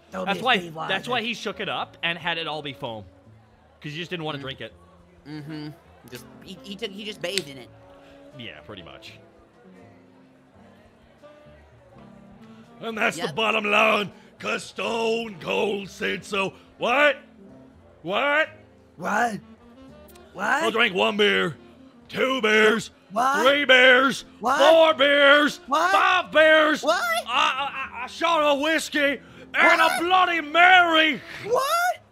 I went down to the local place. I got a cheeseburger. A second cheeseburger. What? The what shit ruined that God. company. The what? It was one of the biggest regrets of his life, he says. Yeah. Because it cursed wrestling. So now if someone has anyone who has any downtime in their promo, the crowd will go, what? Yeah. Worst It kind of became wrestling. pretty crappy after a while. It's just like, guys, fucking quit. Yeah, that's why he said it was one of the worst ideas. Even if it got over, that's one of those ideas. It may get over, but that's not a good thing, guys. But hey, It was funny the first time. First But hey, couple times even. let's all remember Stone Cold Steve Austin beating Booker T in the grocery store. Price check on Jackass! When he comes out of the milk, he comes out of the milk. He comes out of the milk area. Yep. Got milk. He just downs it. Got milk, Booker. He does the beer thing with the milk. Goes, got milk, and starts punching him. Wah, wah, wah, wah. When the mood hits your eyes, Like a great piece of pie. That's some more rain. And then hits him with the frozen salami. No, okay. And also Booker's going, ow! Ow! He's just screaming pain the whole time. Ah! Stone Cold beating Vince with a bedpan was also chef's kiss. Just The sound that thing made when it hit his ah! head. Ah! Because Vince told him to actually hit him in the head. Because Vince is a monster who's insane. Because Vince is a crazy person. I will always remember Vince in his feud with Hulk Hogan, or with Shane, I forget, where he's on the ring apron at WrestleMania and the camera's cut down, and he's coming up from the side. He's covered in blood with like a like just crimson mask holding a slammer going with his tongue out like, my God, what this man will do. Man, when you really have to when you have to sell yourself to a bit or a persona, you can tell the people that are committed and which ones aren't. And so many of them in the Attitude Era were just completely 100% committed to their character. Well, at that point, they were in here's the point everyone forgets about the Attitude Era is they were in competition with a company that was poaching their talent all the time. So eventually, they had to go, everything is fair, open season. Vince actually sent one of his wrestling factions, who were the Pranksters, to the WCW show and filmed it as they were trying to break in, because that's the level of petty they were trying to be. Finn the Rat, how's it going there? But now AEW exists, and WWE intentionally extended one of their shows an extra half hour to be on AEW's time. Wow. Intentionally. So you know what AEW, and they also said, oh, by the way, that half an hour is commercial free. AEW responds with, that's odd, that's how you pay for stuff.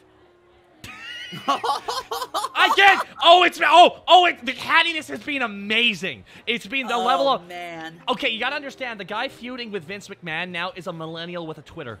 Okay, so it is exactly going down how you think it is. They had numbers leaked where AEW lost when that happened in the past, but this time they tied and the numbers weren't leaked. I'm like, oh, that's weird. No one leaked the numbers this time. Well, here they are anyways, folks. They tied. They tied. There's the thing, AEW's women's match tied the main go-away part for SmackDown with Brock Lesnar and shit. The women's match tied it for ratings. Hell yeah, they did. Because those ladies are freaking ridiculous. Oh, Ruby Soho, hell yeah. I mean, she got the actual song Ruby Soho for her entrance theme. What else do you need?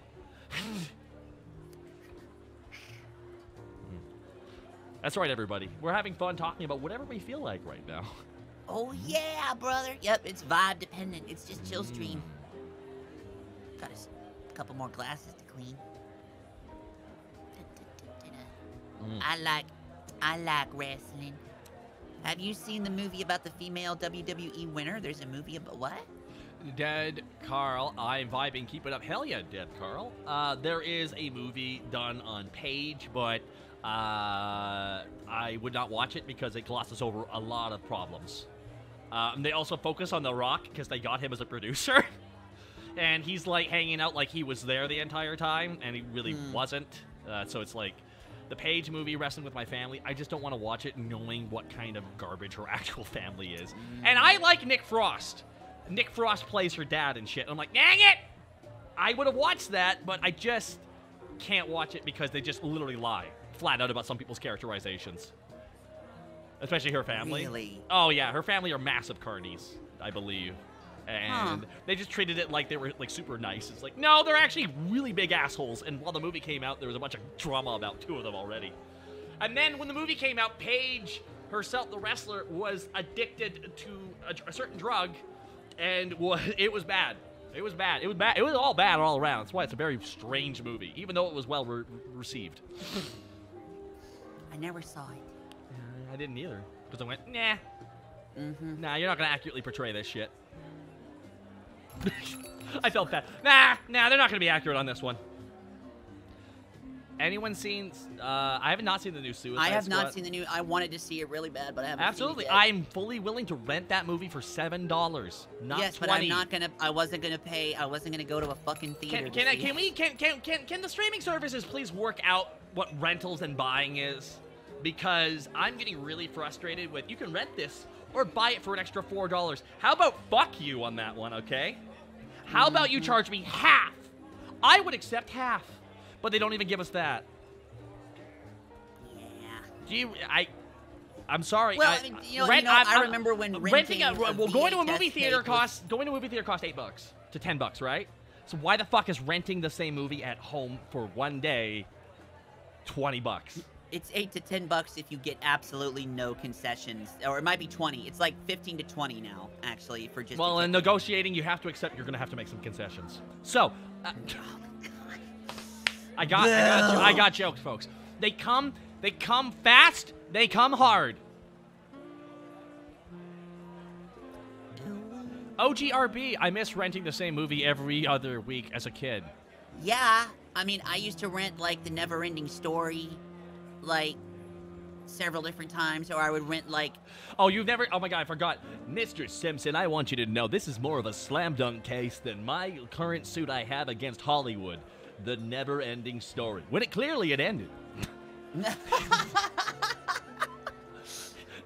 Lionel Hutz. Good shit. Good shit with Lionel Hutz. The Dr. Speakeasy. All right. I'm off work. Just give me something that will absolutely fuck me up. Ooh. I, of course, made a glass of water. More than happy to provide. Cake and not stirred. Remember when that kid with the wooden leg auditioned to be a wrestler and Vince had him go against the Big Show? Yeah, and that guy actually stayed on for a while until it turns out the wrestler with one leg had a massive ego. I'm like, come on, dude. That's always weird. I'm like, what? Yeah, there was a one-legged wrestler for a while. It was like a couple months back in the mid-2000s. Oh, gotcha. Yeah. They tried to do something else. They really did. Did you ever have a VHS that you, or something that you just, or a DVD or a video game that you would just rent every time it was available? Kirby Superstar. Kirby? Yeah, mine was Star Fox. Kirby Superstar was mine. A little vault dweller, how's it going? Kirby. Was that Super... Wait, which one was Superstar? Was that Super Nintendo? Yes, it was Super Nintendo. Okay. It was Super Nintendo, yes. Star Fox 64, I mean, the original Star Fox game for the Super Nintendo was, yeah, for the Super Nintendo. It was Super, wasn't it? It was the Super Nintendo. It was, I mean, that was pretty mind-blowing for a lot of people, because that was all CG. Yeah, I loved it.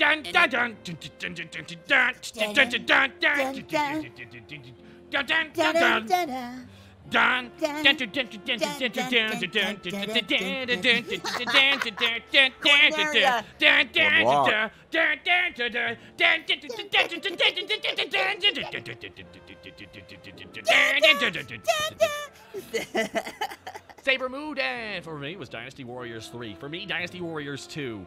Robot, oh hey, the bar is spooky. You think that's bad? My God, wait until I... Oh God. Yeah, I know, why doesn't the jack-o'-lantern talk? Did you not do a seance? No, I stopped playing seance. Kelly AFU with a 36-month. Oh, 3 years of support. Woo! Star Fox music. Hell yes. That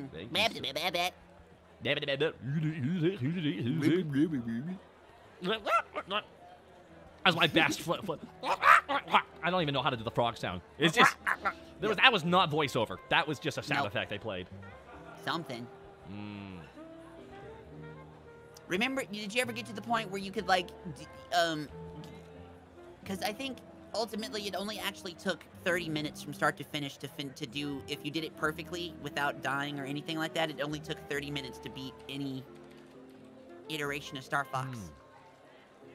Even doing the really hard one where, sorry, even doing the really hard one when you when you have to fight Andross as a floating brain. Remember that? In 64, did you ever get that path? I never got the Nintendo 64. Oh, really? Mm-hmm. We skipped You went that. straight to PlayStation, huh? Nope. After the Super Nintendo, I didn't get anything till the GameCube. Wow. Yeah. So you missed out on Turok and GoldenEye? I missed out on. Here's the thing: a lot of my friends had the system, so I was able to play over there a lot. Still. Oh, okay. Yeah. Gotcha. Ask our question. I'm only asking for the rest of the whole, but do a barrel roll. I'll do it with you. I'll do it with you. Come on. Barrel roll, barrel roll, barrel do roll. a barrel, Do a barrel barrel roll, roll. barrel roll, barrel roll, do a barrel roll. Ma'am, you okay? I'll be fine. Yep.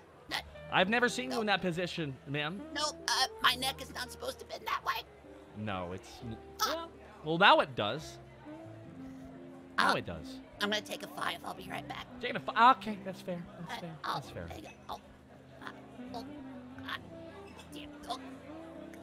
I need someone to stretch out, ma'am. Can anyone do that? I need someone to help stretch out, ma'am. A lot of volunteers for that. Hi, everybody. How can I provide drinks for you? Is Mim okay? Mim just needs to take care of a problem.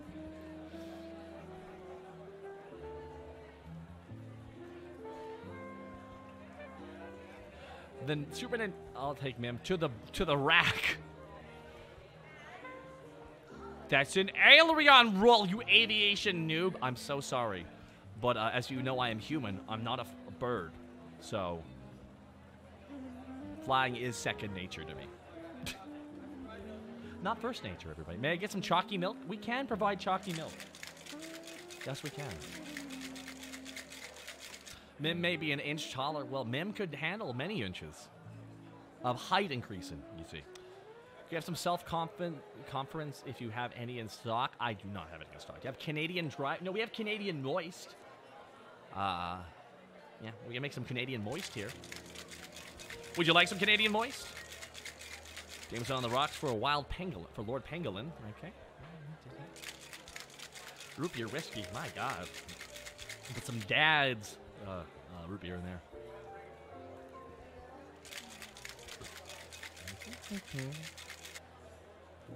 A cherry lemonade. Oh my goodness, you're making me.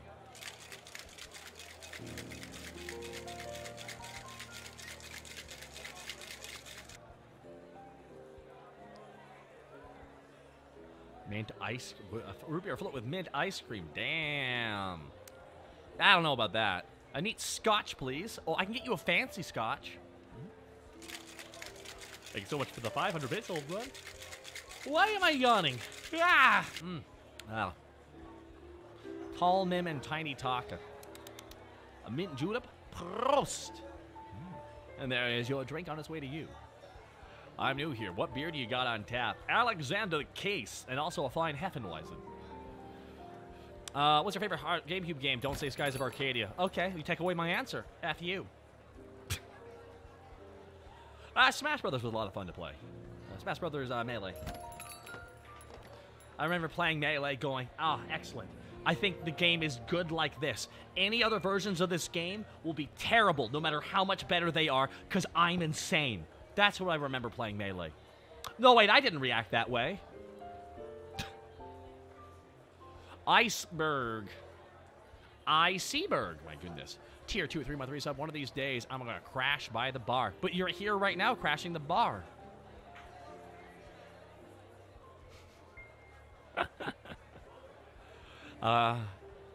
Any Mega Man fans here? No. They're all gone.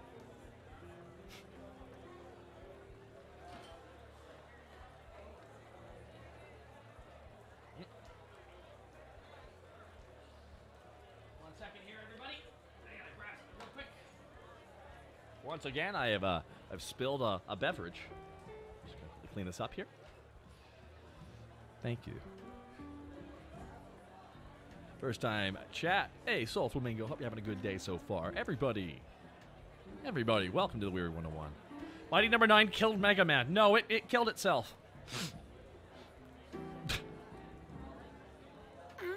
Mega Man, I'm you inside. What flavor of LaCroix do I favor the most? Keeping with the season, Ghost of Orange.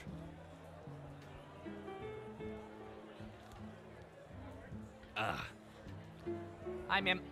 Hello. The Battle Network franchise? Yeah, that was fun. Mega Man isn't real talk. You're dreaming. Wake up. Yeah, that was that one character in Street Fighter versus Tekken. Yes, Auntie Apple, I'm fine, thank you. Mighty number 9 didn't kill Mega Man. Mega Man 11 came out, and after, and it was fantastic. I'm saying Mighty number 9 wasn't a good game. That's what I'm trying to say. It's okay. It's okay. Not everyone gets the jokes I make. Some of them are a little bit esoteric. Favorite femboy, Mim. Mim. What? Someone asked favorite femboy, and I'm like, Mim. Oh, really? Oh, thank you. How many Mega Man games are there now? 69, actually. Ooh, fucking woo. Wow. Rockman staying hard all these years. Absolutely. Wasn't Mighty number 9 infamous for bricking Wii U's? Man, what a thing to be famous for. No joke. Everybody, I remember being really excited for number 9, and then like it came out, and I saw it, and it was like how about No Man's Sky Mega Man reviews all over again? It's like this is garbage. This was a scam. Hold on, wait a minute. This thing we had unfair expectations of wasn't living up to our unfair expectations. It's their fault. I mean, every time. What does G Fuel even do? It powers gamers, duh. And again, gamers have to rise up, so get to rising. Oh no, rising? What? No, we don't like rising around here. I know. It's also terrible, so it kind of is really meta like that. Kelly AFU, are you going to be doing a Garth Marenghi's Dark Place for Halloween this year? Yes, we are. I wish I could be here for it. I'm gonna try. Oh, it's okay. I need your help filming something. Okay.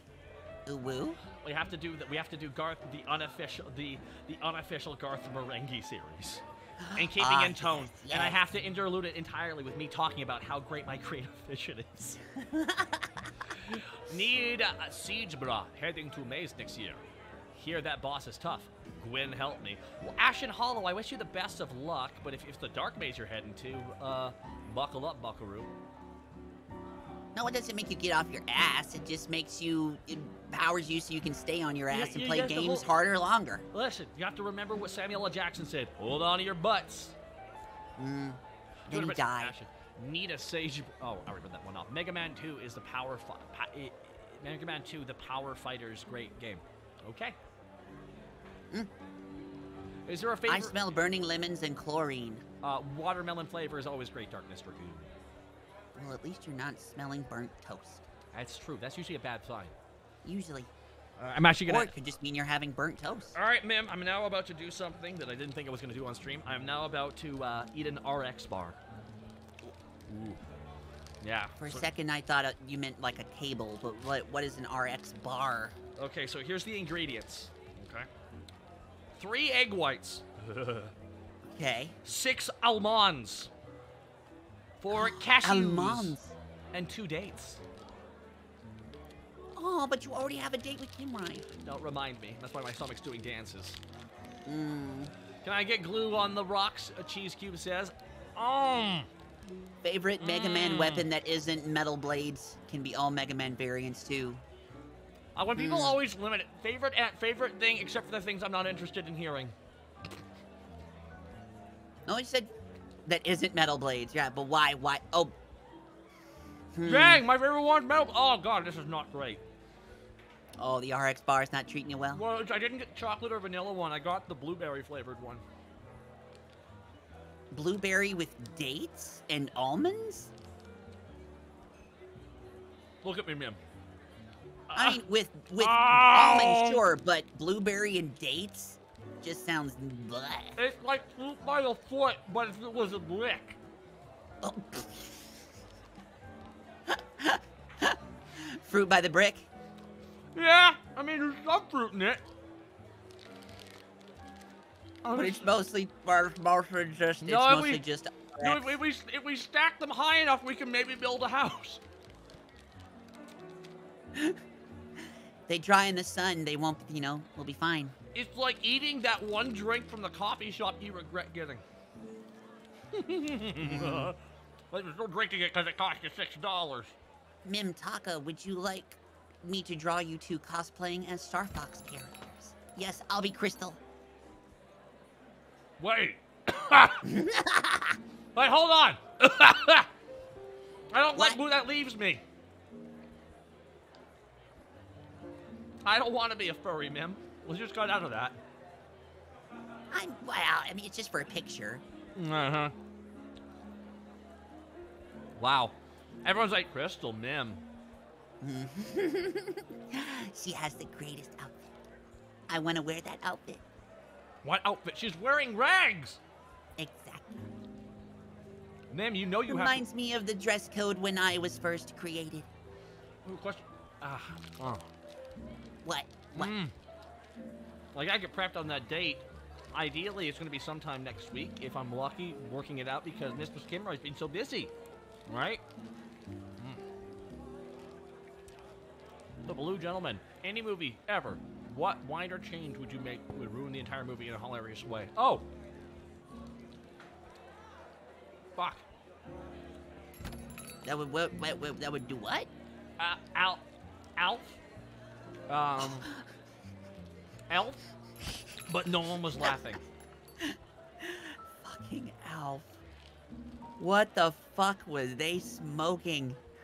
Hey, that got rejected from a lot of studios. Hang on just a second. Yeah, no problem, Mim. If you need to head out, I understand. Everybody, welcome for coming. Thank you for coming here tonight. I really do appreciate it. It's meant a lot. It has meant a lot here today. We're going for almost 2 hours so far, everybody, so I'm gonna keep making some drinks for all of ya. Elf also has one of my favorite little person cameos. Before he was Tyrion Lannister, he was a book writer who beat the absolute crap out of Will Ferrell.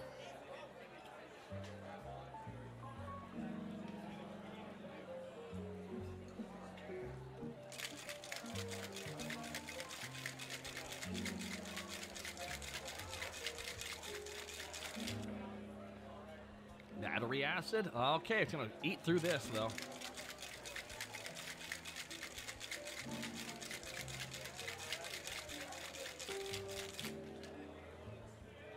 Jaden Uwu. Xenios, thank you so much for the shot. I greatly appreciate it. Ask the bar question. DMC question. Would you rather have the Yellow or Rebellion as a weapon? I don't know the difference. Not everyone plays that game. Some people even think the game isn't that great. Some people think that franchise only has one good game.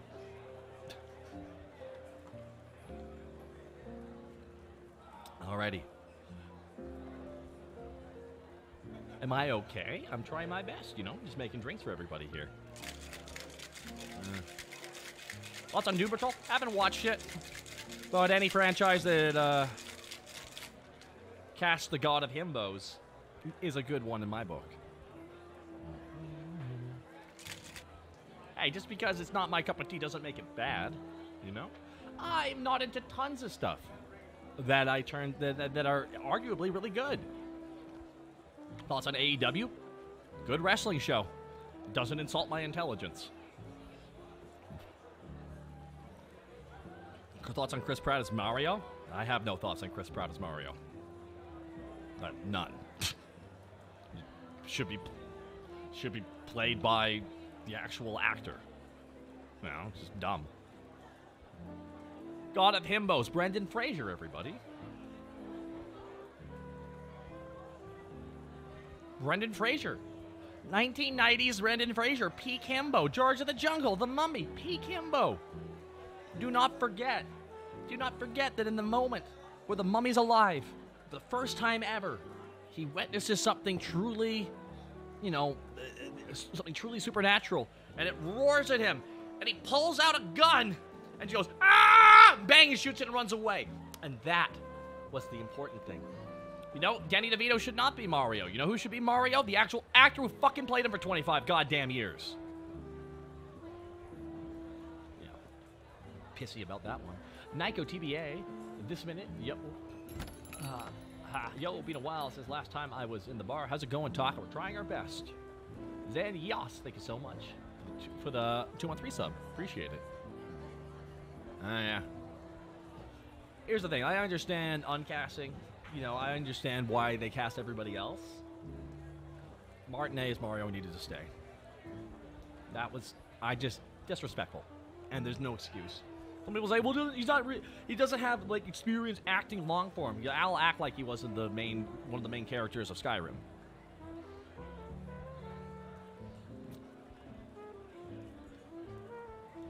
Yeah, Lou Albano is dead. Bob Hoskins as well. I don't think he wants to do it. Well. Of all people, Pratt. And Pratt has other problems he needs to be focusing on, like, you know. Yeah, I know. Oh, the Brendan Fraser isn't actually the robot. He's doing the voice. He's not doing the physical acting.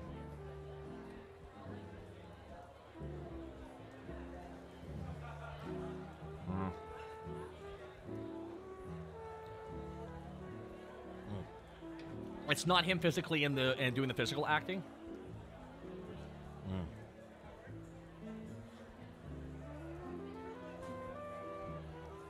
Yeah, exactly, General Vash. Best of luck, Auntie Apple. Best of luck.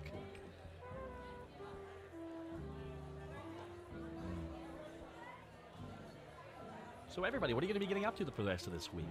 I myself actually have a schedule. Grab it here and show you all my schedule, everybody. Come to Dad. Come to Dad. There you are. Good. Good, our first catch of the day. Blop. Hey, everybody. Here's my weekly schedule right here. We got a Tuesday vibe-dependent open bar. That's right. Tomorrow we're jumping into BioShock. Been loving playing some BioShock, guys. Seriously. Been fun going back and jumping back into that franchise. Friday, 5 p.m. PST. Tomorrow is Wednesday. Yeah, I meant Thursday. It's all good. Pretty sure if I showed up to the stream that wasn't actually happening, I don't know if it would happen.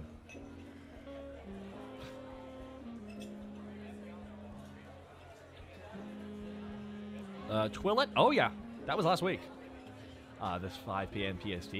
The bar is open. We'll see who's there. And this Saturday and Sunday, open gaming. Though, FYI, I will say this. I will likely be jumping into more BioShock because I can already tell what's going to happen. I'm going to want to play the shit out of it. So, let's just prepare for that here. You know? Appreciate you guys all support. I really do. Well, that's later this week. Wait, is it over? No, it's not over. I'm just showing you guys my schedule right now. And besides, I've been going for a while. It doesn't start when you get here. It starts when I start. You can arrive whenever you want. It's all good. Wait, shit, did I miss TBT? Was that last week? Yeah. Like we said, it advertised non-stop with the official date. It's okay. People miss information. I actually have a BioShock poster, too. I actually have the, I got the Plasmid poster, and I actually put it in a frame, which was a water-damaged frame. Yeah. The frame is worth more than the poster, which is funny. Next Tuesday will be more camping action. I haven't seen it played yet. Are you rescuing or harvesting? Rescuing. There's no purpose to harvesting. I've never played it and done a harvest route. It's just too weird. It's already weird enough that you're picking up little girls and giving them a head, like just rubbing their heads and taking all their magic juice. It's just weird as shit. Is Bioshock 1 fun? No, it's a very unfun game. That's why they stopped making games for the franchise after the first one. It's a very silly question. No offense, Atakumo. So I can't do the genocide route. I just can't. I don't like hurting people who haven't fucked around to find out yet. You playing Bioshock last week? I actually started to play it. I like it. It's like I like it. It like Outer World I play. Outer World has a little bit of that a little bit of that Bioshock energy, I like to call it. A bunch of games actually kind of take from that. Dishonored as well, very similar. And another spin-off franchise called Bioshock Infinite.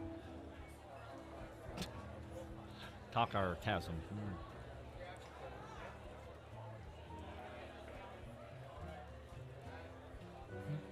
I've been watching you as a YouTuber for as long as I can remember, so I'm super excited to catch a Love stream. Well, the live stream. Love was a different stream. Have you played any of the System Shock games? No, but I might play System Shock 2 remastered at some point. Just because they actually remastered it and added quality of life stuff, which is they just got rid of all the tedious shit. Hey, how's it going, Heavenly Father? Apparently they're planning on making another Bioshock because they realized chickening out halfway through the third one of their franchise, literally shot themselves in the foot.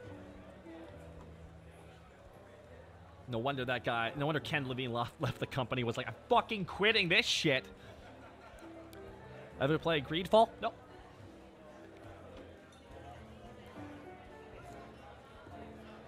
The edition I got is Bioshock 2. I still have the vinyl record. Nice.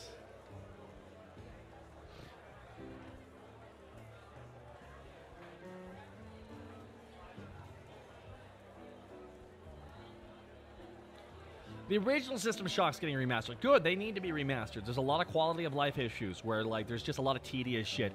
Inventories. I know, like, when they redid Baldur's Gate, like, remastered, they, like, trimmed out so much shit that people didn't want in there, and they fixed the inventory system, too, and shit.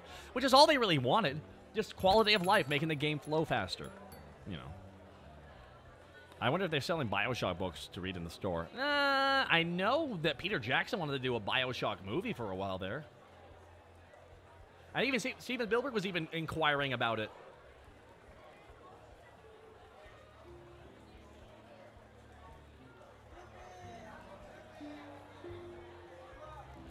Hey guys, I just need you to know, if you're asking me if I'm okay and stuff like that, and I've told you I'm okay, I'm going to ask you not to keep asking, because at that point, it is very rude. That's all I'm going to say. All right, come on. Alrighty. Now.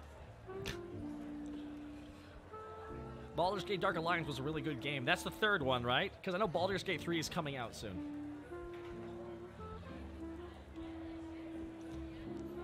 It's just so strange that they remastered, like, Assassin's Creed 3, because from what I remember, it wasn't the best game. How was your date with Kimroy? Oh, that was not a date. That was just watching a movie.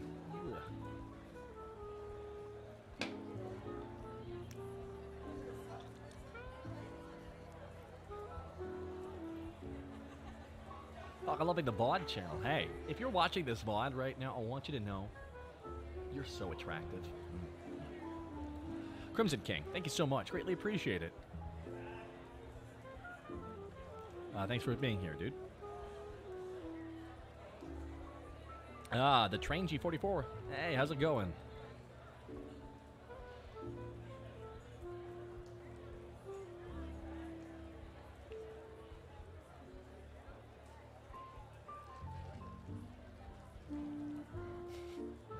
I have hollow leg syndrome, everybody. That's why I keep eating sandwiches. Endless sandwiches. My legs are hollow. Here's the thing. Assassin's Creed 3 had one thing that was also done in Assassin's Creed 4. Killing redcoats.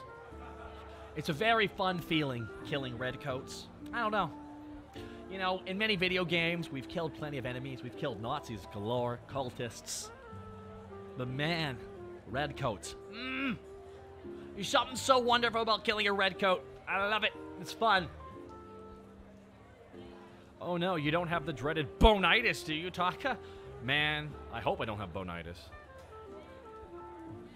Wait, we just came from a Project Melody stream where there was a discussion about a gender-bent Takahata. What? What? A gender-bent Taka. First of all, that's a whole lot of woman. Okay, a gender-bent Taka. That's a whole lot of woman. You don't even. I'm snapping my fingers so fast you can't even see it.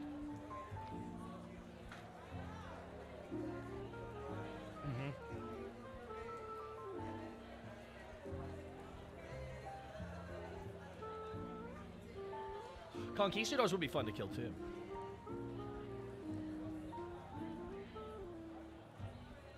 Booty or booby? Yes. Well, I already have the booty, Sig.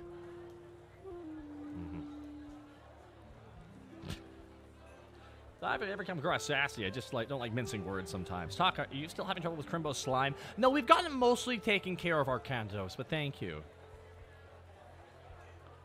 Genderbent, Taka, and Kemrai. Oh, please. My God.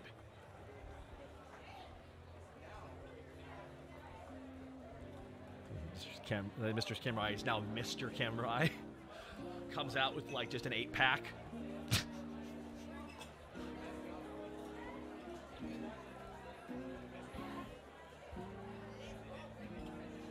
Oh, I don't know why Ubisoft never did an Assassin's Creed that takes place in Japan. They were saving it, but the funny thing is now they can't do it.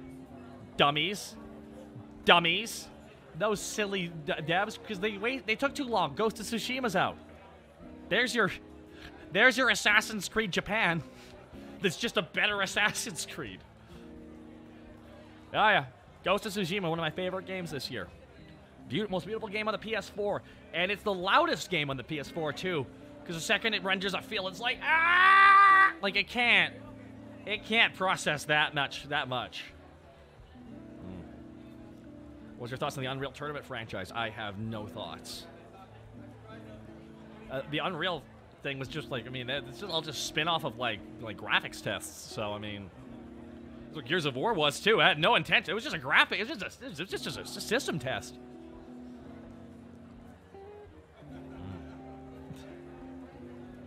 Man, it's 4:40. My God. So what are you having for dinner tonight, guys? I'm going to be having cheese. That's right. Different kinds of cheese. That's right, everybody. And then endless gas X. Cheese, gas X. Cheese, gas X. Cheese, gas X. Chicken and dumplings? Chicken and dumplings.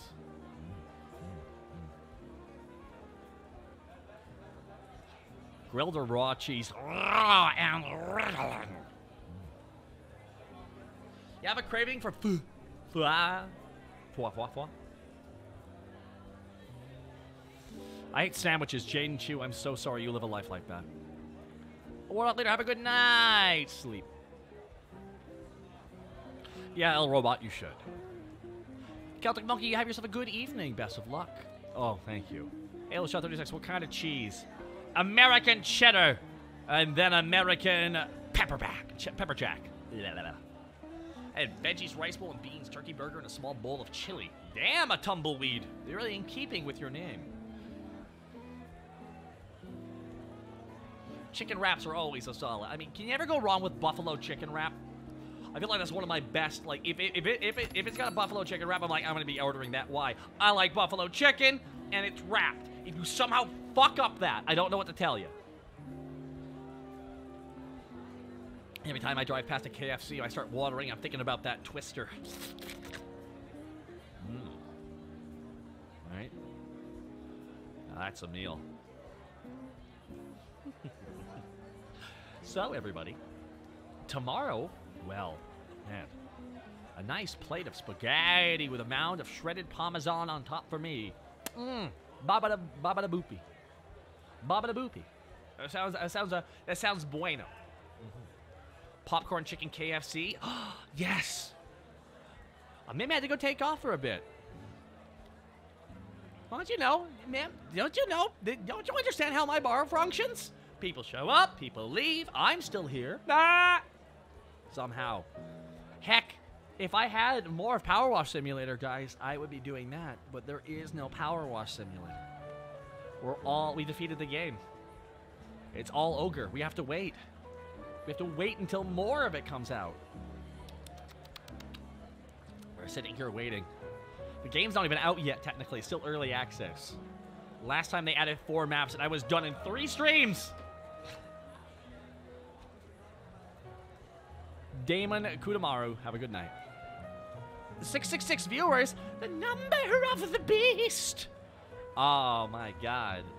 You know what that means, everybody, right? We're 3 away from the super sex number. Lawnmower Simulator don't got the same energy. I looked at it, it's too produced. Thank you for being here, everybody. I hope you're having a great day so far. We're talking about this, that, and the other. What about Gas Station Simulator? I did look at that. Destiny 2 reset happened today. Why not try to get that? I could not care less about Destiny. Very obvious they have no plans of actually continuing making a game.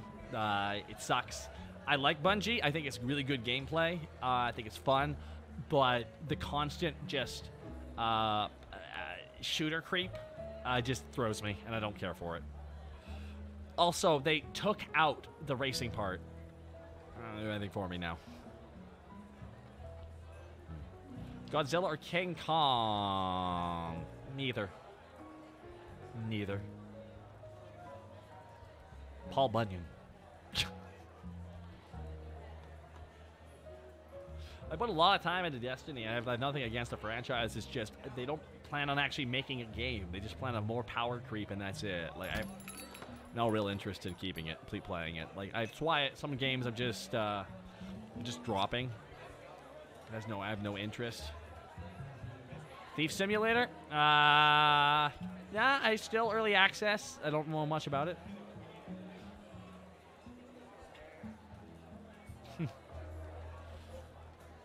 Ain't a lot I'm into nowadays. There aren't a lot of AAA games to really get hyped for because some of the franchises just feel predatory or borderline like addiction simulators. Gacha.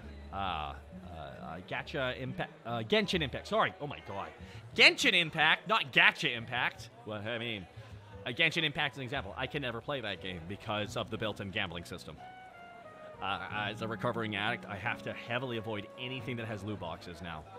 Or anything like that. And unfortunately, a lot of games are including that because they don't want to actually make content. They just want to they just want you to give them your credit card, and they just take all your money.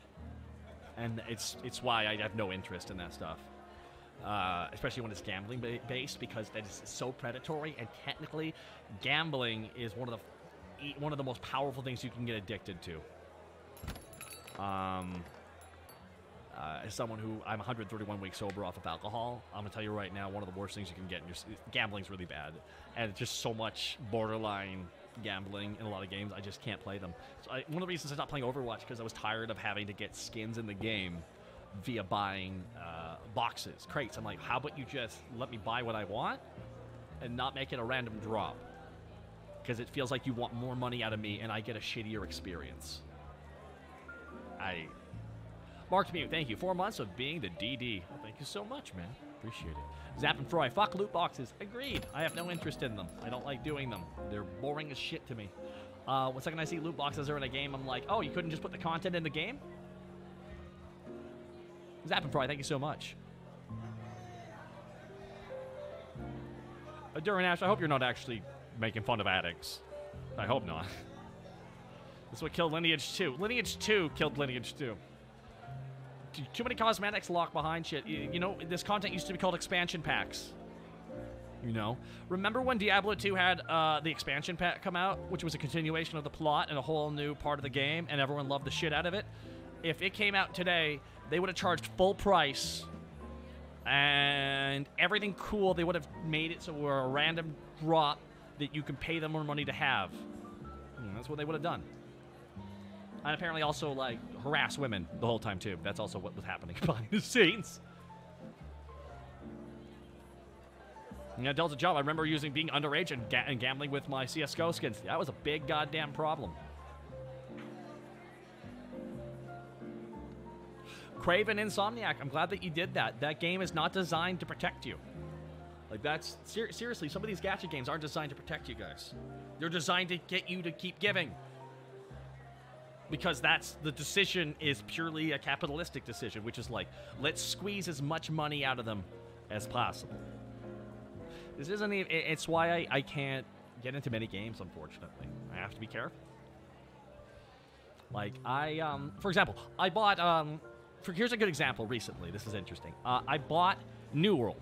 Now, New World, yeah, it kind of got loot boxes. Kinda. But the game itself was $40 and no monthly fee. So, yeah, kind of a interesting balancing of that. Like, there's a lot. It's about the thing. They do loot boxes now, and as good as World of Warships is, I can't in good faith keep playing it. I'm tired of loot boxes. Let us pay for what we want.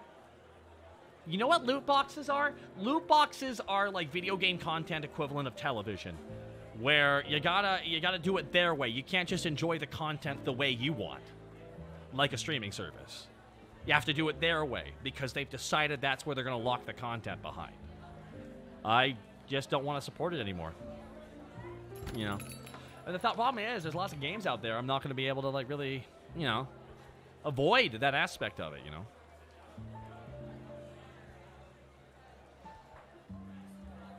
That's me, though. Again, I've been through therapy. I've seen the addiction cycle, and that's one of the reasons why I opened up a bar, of all places.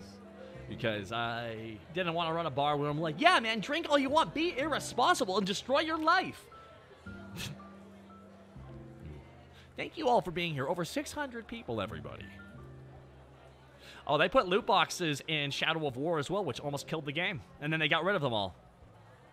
Because everyone's like, fuck off. Because loot boxes are what you put into free games, not full games. When you put like those microtransaction stuff in full games, all you are going to be doing is it sucks. It's taking advantage of people, you know. It just takes advantage of people. Not everyone has a lot of spare income. You know, we're out here fighting for like basic higher wages, you know. So the fact that these games are now chopping up like the extra content and making you pay out the ass to get what you actually want is disrespectful. It's anti-consumer, truthfully, as well. And if they claim to care about the fans all they want, they'll stop that shit. But they don't care. They don't. If they actually cared, they wouldn't do that. Which is why every time they say that disingenuous horseshit, I just think they're full of it. The people in charge of these companies aren't game designers. They're capitalists who just want the numbers to go up so their PP is hard. That is what happens. Someone gets in charge, and the numbers have to go up as high as they can so their PP can be as hard as possible. And by the way, the money that they're calculating now is about as real as wrestling or a border. We all just agree that it's there. That's what's ridiculous about this shit. Yeah, Old Two Eyes. I remember when that came out, I did not pick up Shadow of War until it was free. I was so insulted. I stand Shadow of Mordor so much when it was out there, and then it felt like a fucking insult.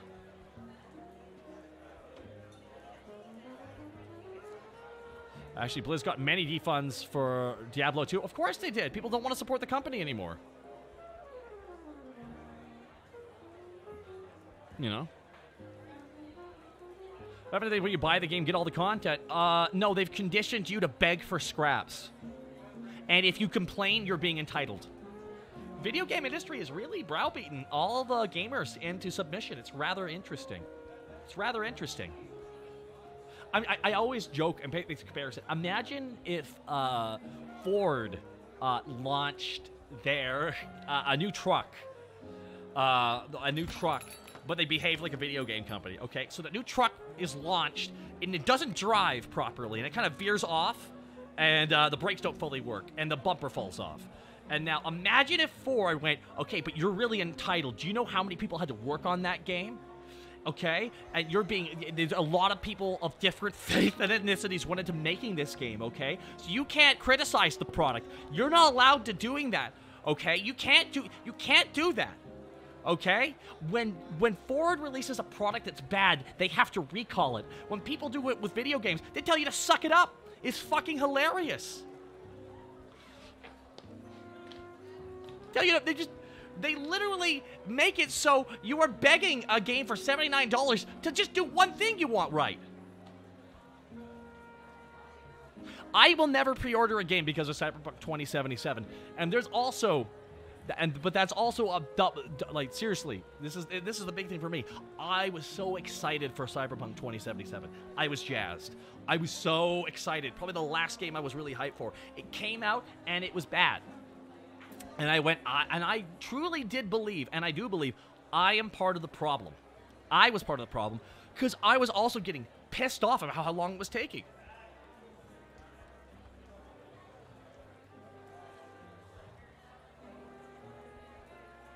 Hey guys, if there's a real-life event going on right now, I understand. I really do understand. But if I'm not bringing it up, there's a reason why. Okay? I do not want you coming in here and making requests like that, because it is incredibly rude to do that, and it's not the place right now. Please don't put me in a position where I have to feel like an asshole. Thank you. Mark mute? Yeah, I'm not buying anything from EA. Ubisoft, and Activision Blizzard now. I'm almost out of video game companies, guys. I'm almost out of video game companies. I don't like a lot of Japanese companies because they're awful with American audiences. They don't respect American copyright or the way our media works, and they don't want to learn it. So they stress us out instead, and it's just very disrespectful. Cyberfox 01, indie devs forever. Hey, man. I mean, one of my favorite games, Banished, was devved by one dude. I, at 05, started playing Disco Elysium, which had been good so far. I couldn't get into it. Too much reading. Down with that, being with Bethesda and indies forever now. I barely even get... I will not support another Bethesda game until they get away from a Gamebryo. In my opinion, they're not actually making video games. They keep reusing an old system because if they actually have to go make another system, it will mean they have to spend money instead of counting it. And I believe they refuse to do that. Again, a lot of these companies are run by capitalists, not by game developers. Why it doesn't work. Very true. I felt like a villain talking shit on a video by creator of Skyblivion, rebelized for saying the indie developers are doing better than AAA company. The problem is some jackass in his basement with a good idea and spare time can outdraw a giant company. Because in the end, it's more natural. It's more authentic. Why do you think Stardew Valley made so much goddamned money? Because it was authentically made by one guy. Hell, the creator of Harvest Moon said, that's the game I wanted to make. And I was like, well, why didn't you make it? It's like the studios wouldn't fucking let him.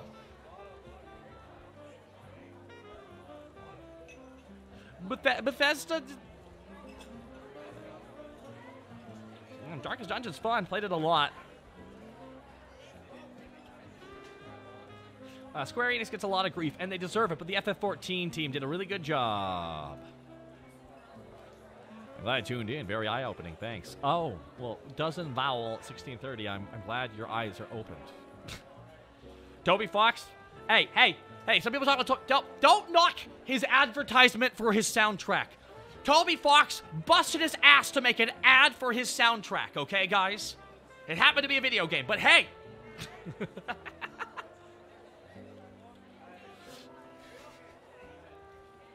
Ever since I've heard Undertale referred to as an ad for the Undertale soundtrack, I have never been able to unremember that, or unsee it that way.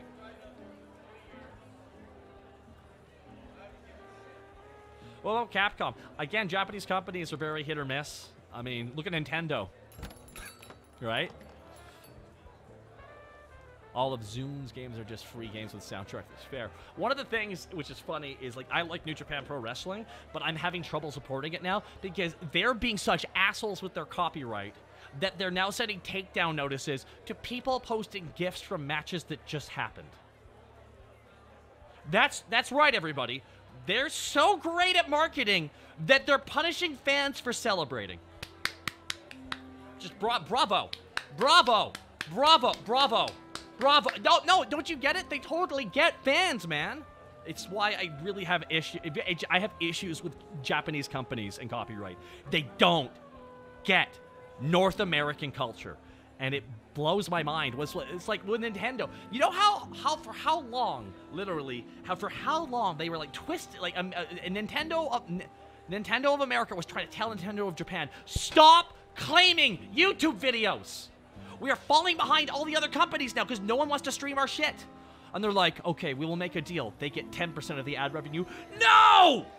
You fucking jackasses, but it's our games. Yes, but they bought it. So when you buy something, you own your experience with it. And when you stream a game, that is your experience you are sharing with everybody. They do not own your experience. And that is why I disliked that shit. Sorry, guys. Don't mean to rant about that one. That one's particular for me.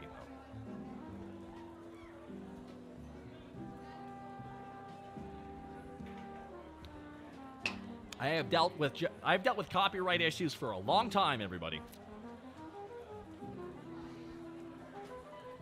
Zappin' Fry! Gifted 5 subs to the chat. Thank you so much.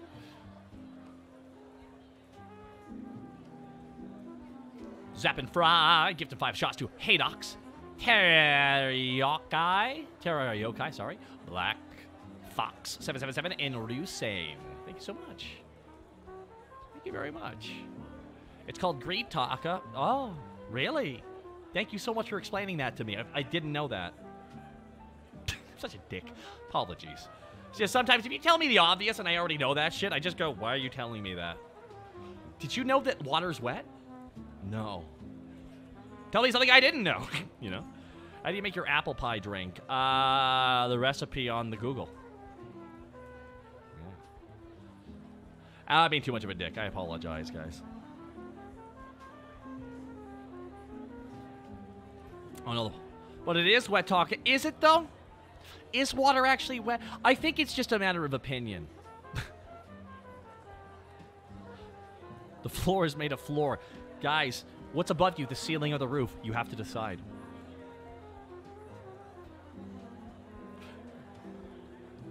You know what it is? I feel like there's an energy of where you feel like you need to say something, because if you don't say something, you're coming across like you don't care. And my favorite example of that is where someone will be like doing some extreme sport in the woods or something, right? They'll be doing some extreme thing. I say extreme because what they're doing might cause injury. They will then cause injury. Well, and they will clearly and obviously F up. They will hit something, they will scream out in pain and fall and go, ah! And then every goddamn time, without failing, someone runs up with the camera and goes, are you okay? If that happens to me, even if injured, I would punch them in the face. In a moment of pain, you're making me confirm what you already know, you idiot!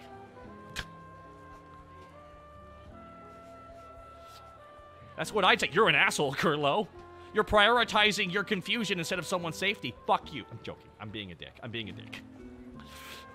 It's one of those things that drives me up the wall. Am I okay, Taka? No, Starkill. I'm not okay. Also, I did ask you guys not to ask questions like that.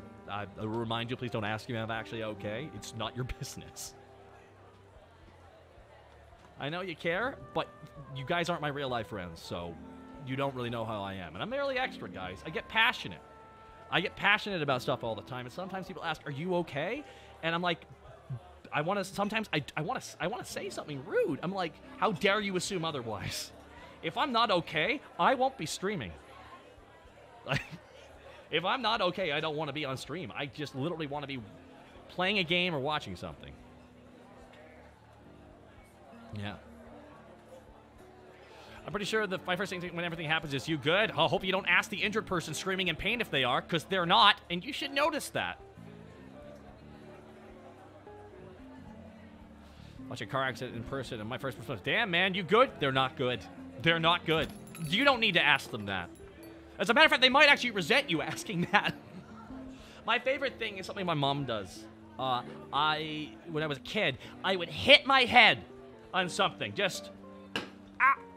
And immediately I go, ow! And like, what's wrong? Tell me all the information, exactly what happened. And all I want to do is I'm trying not to punch the thing that hit me.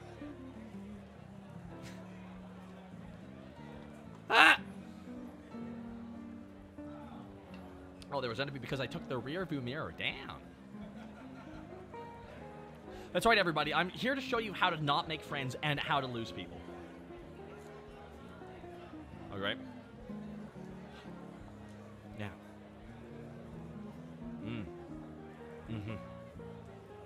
Do you ever go to the hospital and go, sick? Hey, what are you, sick? Come on, guys, do it. Go to the hospital and ask someone coughing, hey, are you sick? Same thing. Hodgepodge, what does the ghost panda eat? Bamboo! Okay, Hodgepodge. You will learn to fight. You will live to fight another day. Everywhere. Hey, 10 months. Neat. Have a nice day. Thank you very much. Everywhere. My goodness. Blurp-a-derp, thank you for the bits. And Zappa, thank you again.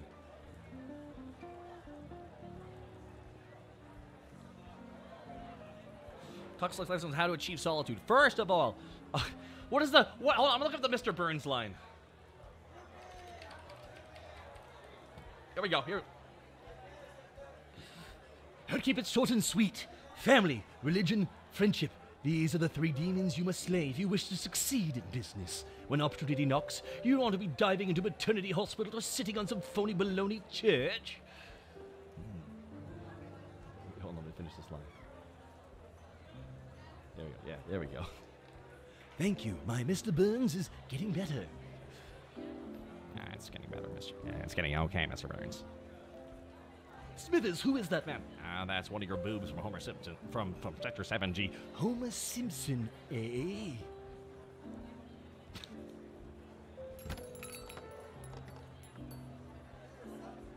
Would it be alright if I kept this portrait to remind me of better times? Why would I want a picture of a pitiful pencil-necked geek? Yes, why indeed? Any non-taurine versions of G Fuel? I do not think I have. I'd only have what they sent to me.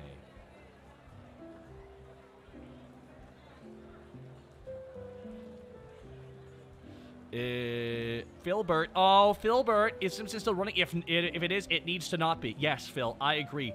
A couple thousand people need to be out of work because you don't think something's funny you don't watch. That's what it comes across as, dude. You don't want to be that guy. Thing I don't like. Why is it a thing? It's because not everyone's you. Not everyone's you. Trust me. Such an ass. I'm losing. I am losing people, folks.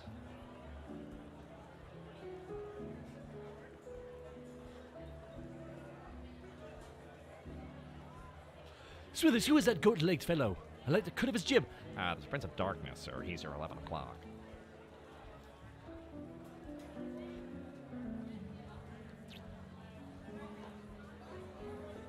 You love my background ambiance. Thank you. That's 2 audio. That's all to do, man. Hey, guys, it's rude to talk about other streamers. Come on. Come on. Simple streaming etiquette. I'm going to have to go in there with like an axe and start chopping. Roaster chat sends in things, you just go off. Nah, I don't need that. I have enough stuff I'm actually pissed at that I always try to not talk about. Try to talk about things I enjoy. I really do try to not talk. I really do try. I really do try. Too many awesome things out there to spend time bitching about shit I don't care about. Which is why, like, there's lots of stuff I don't like, but I'm not going to sit there and chastise people for enjoying them just because they put in the time and they happen to enjoy it. It's like when people crap on Family Guy. It always throws me. Just like, ugh, why is that a thing? Still, it's like, because millions of people still enjoy it, and not everyone's you. God. If I could work on anything with you guys, like, just try and get rid of that attitude. Like, get rid of that aspect of, ugh, why would you like Thing? I don't like Thing, and my taste is clearly the best. Like, try and get that out of your system. If you can, just try and strip it out of your system. If you can, just get rid of it. It is a waste of time. You get nothing out of it. You get nothing out of it but wasted time, gray hairs, and, I mean, what do you get? You're just getting mad that other people are enjoying something. If you don't like it, don't enjoy it. Don't go spend your time elsewhere. But if you're literally actively spending your time shaming people for enjoying shit, or being shocked that people enjoy something, being like, whoa, people like that show that I don't like? Well, it shouldn't even be on television. Because I don't like.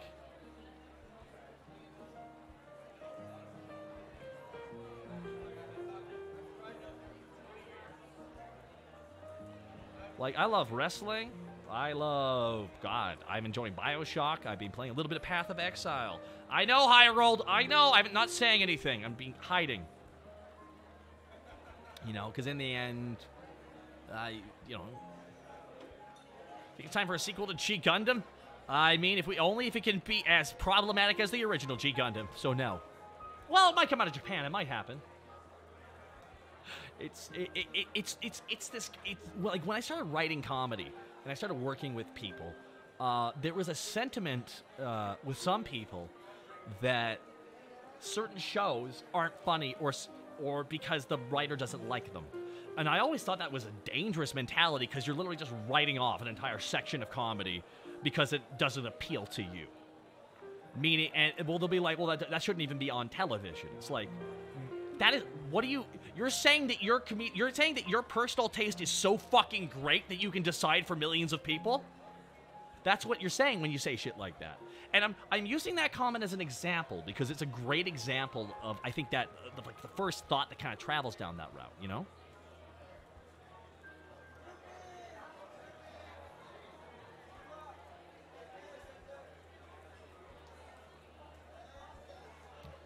Alrighty, everybody.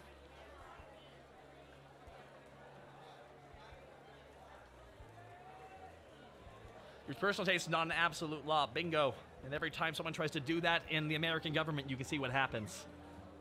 Real quick. Oh, my taste is amazing. The exact media that I ingested is the best media. That's what I always say. How dare you not like particular media? The media I enjoyed is the best. What do you mean you don't believe in that God? The God I believe in is clearly the best. Same mentality, you know what I mean? Like, it's just, come on, get over yourself a little bit. There's a million shows out there that are more popular than I could ever hope to ever achieve, and I don't like them. But I'm not gonna fucking shame people for enjoying them. It's just a waste of time. Imagine if you spent hours of your week bitching about other people enjoying a show. No, imagine you've been working all day, working 8 to 10 hours. You come home and you spend hours of your precious time getting into an argument with someone you'll never meet about something that doesn't matter. My God, I am telling you people to avoid that. Waste of time. Waste of time. My God. Who has the energy for that? Yeah! A lot of people. A lot of people.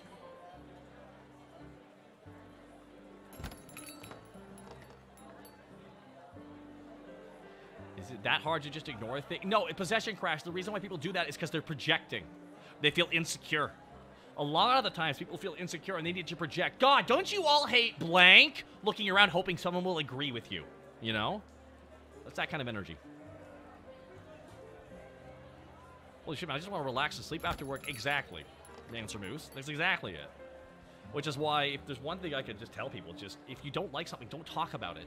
That's how you really... Otherwise, if you're talking about something you hate, it's living rent-free in your head.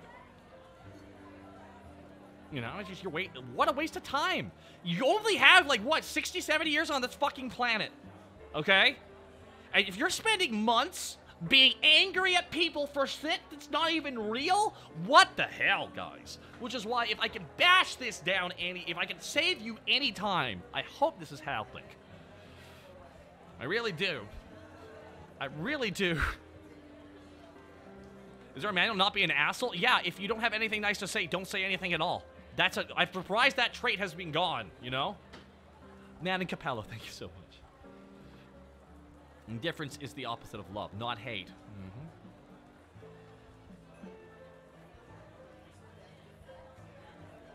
It's been a good conversation. I've enjoyed chatting about this with all of you. See? We can have a pretty good convo for like 20 minutes about that kind of stuff. Oh, wise wisdom and kindness. Well, I mean, like, this is just, I feel like just disregarding other styles is just foolish, because it's like, no, what I like is clearly the best. Like, my humor was based on classic Simpsons, like, you know, Undergrads and Clone High. All of them problematic as heck with tons of other crap. South Park as well when I was a kid, and stuff like that. And sitcoms as well. Family Matters. And, like, I honestly try to watch everything. I try and watch the most popular shit, too. Because in the end, even if I don't like it, there's a reason why it's popular.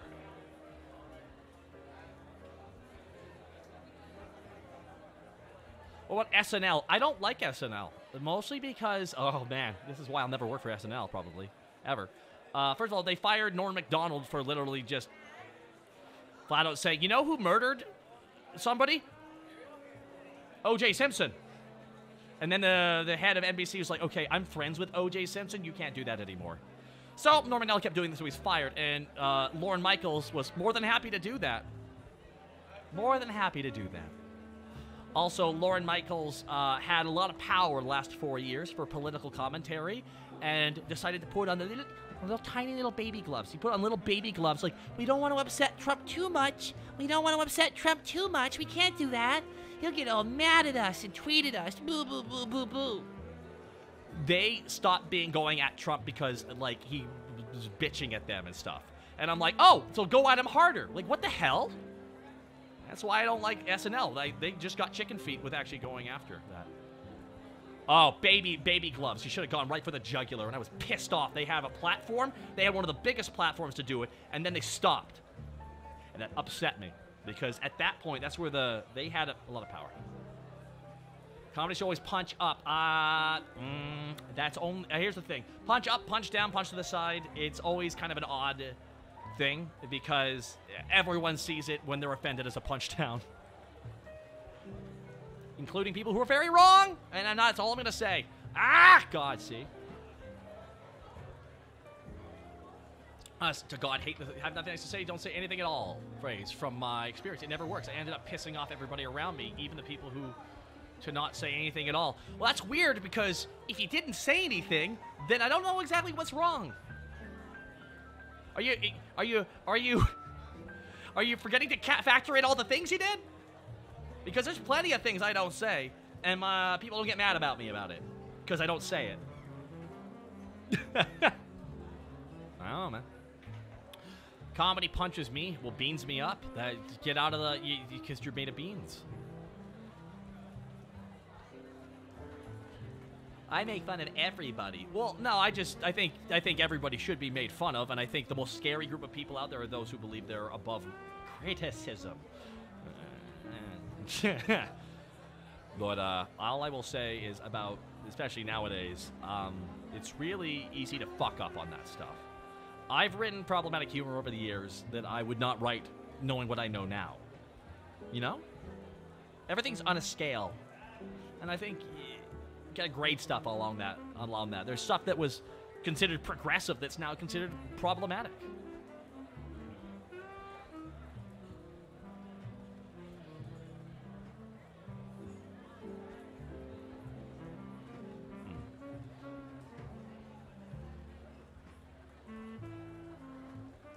Oh, well, see, you see, possession crash, that's because that person wanted to feel better than you. That person thinks they're better than you, but deep down inside fears that they're not better than you, so they needed to tell you that you were a bad person in that moment, so they could feel like a better person. But that's why people like that suck. They add nothing. They try to make their insecurities everyone else's fucking business, and they have to deal with it because they just won't go to a therapist. Yes, Zeg Game, I'm aware South Park's still on the air. They actually aired 2 of their best specials recently.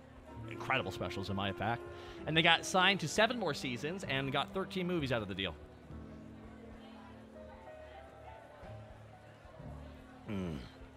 No, it's people's insecurities. It's people's insecurities. It's usually the cause of a lot of problems. There's just people that have very fragile egos. Hell, myself, I'm not much better. Guys, don't act shocked that a show is still going. It's still going. Yeah, that show you don't like. It's still going. How about that? I one time talked about how I liked it, and then someone tweeted at me. It's like, ugh, that show's still on the air with an ugh. And then I'm like, yeah, fuck me for enjoying it. F you. Like, what the heck? I don't get not being a nice person. My default look is life is be kind. You can't be friends with everybody, but you can be friendly. I try my best to be friendly. I fail sometimes. Trust me, I've been bitchy too. I can get bitchy. Trust me, you've seen my bitchiness on these streams from time to time.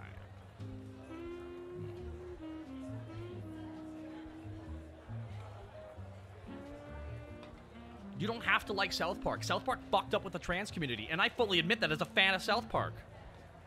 You know, when people act like, why is it on the air? I'm sorry, just because you don't like something doesn't mean it's just gonna go the fuck away.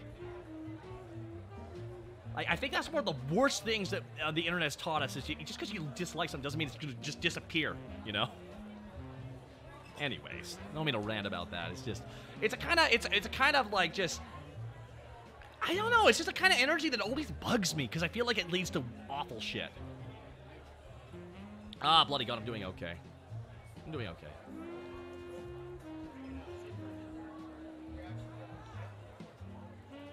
South Park didn't get 3 episodes banned because of it. South Park has about 10 episodes that are pulled off streaming services now. 1, just because people are babies. As Butter's bottom bitch. Gerlo, can you not bring that up, please? I don't know why you're bringing that up, but I'm going to ask you to stop that. Thank you.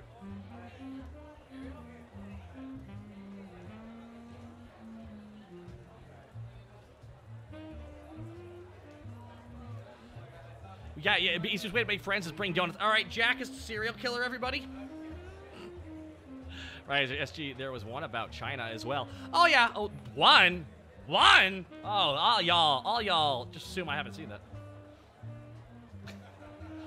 Oh, they called the China stuff a couple of years ago. They called it way ahead of the... And Matt and Trey's response to being banned in China, literally called the episode Banned in China, and then they got banned in China. It was truly amazing. They knew exactly what was about to happen, and they leaned into it.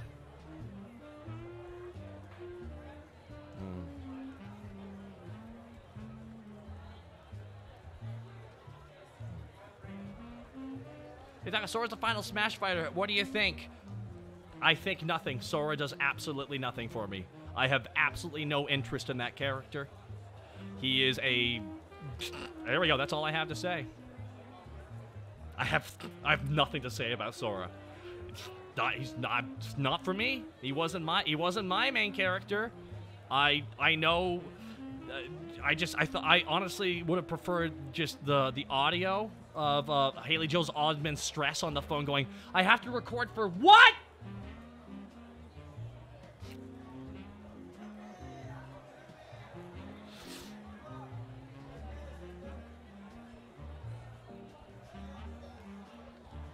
I'm assuming they used Haley Joel Osment. Should it be Master Chief? No, they don't. No, it wasn't going to be Master. All y'all think, like, well, y'all, so funny. It's going to be this Western character. No, it's not. You're going to get someone with a sword and you're going to shut the fuck up. You're going to sit there and smile and take your anime boy with a sword, okay? You're going to take your anime boy with a sword because that's the only fucking thing that sells, okay? That's the only thing that sells. As a matter of fact, we're going to bring him back. He's going to make more guys with swords. Doom Guy has a sword. Everyone gets a sword. What about Steve? No Sans, though. No one wants that. But Sephiroth. All right. Anime guy with sword? We got you. Anime guy with sword? We got you. Hell, the last one will be a crossover with Disney, and we're just gonna like superimpose things over the Disney characters because that's the level of not fun we're allowed to have. Steve has a sword technically, but is Steve an anime boy? There's the real question, everybody. Is Steve actually an anime boy? I don't think he is. All Western characters were put into the Mii costumes. Exactly. Exactly. You all that's easy to do. But making an actual character and stuff like that? No, that takes a lot of work. And that's why they haven't wanted to do that a lot. I'm just being a salty asshole about this shit. I don't even play Smash. I don't even really care. All these new characters out, I'm like, okay. If you have this big of a roster, not including people is an insult. What about Banjo? I'm glad that he's in a good game, finally. Took him his whole franchise for that to happen. Oh, talking getting spicy. Hope you're having a good time, Taka. Oh, chompies, we'll see.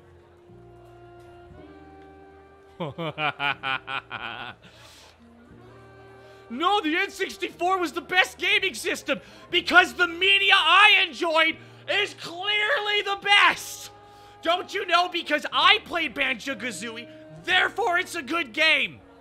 and not just a collect-a-thon with a bad camera.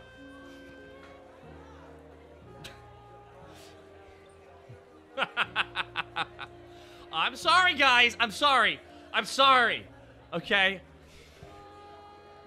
It's what it was. Master Chief deserved Banjo and Kazooie's spot. He's done more for gaming. He's had more than one good game.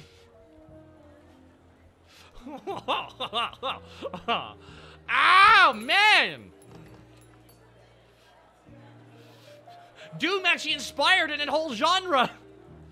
But Sora was an anime boy in a Disney game, so it's okay. Byleth! What an iconic character Byleth is! Oh! The fans! They've been fans of Byleth for years! Like 2!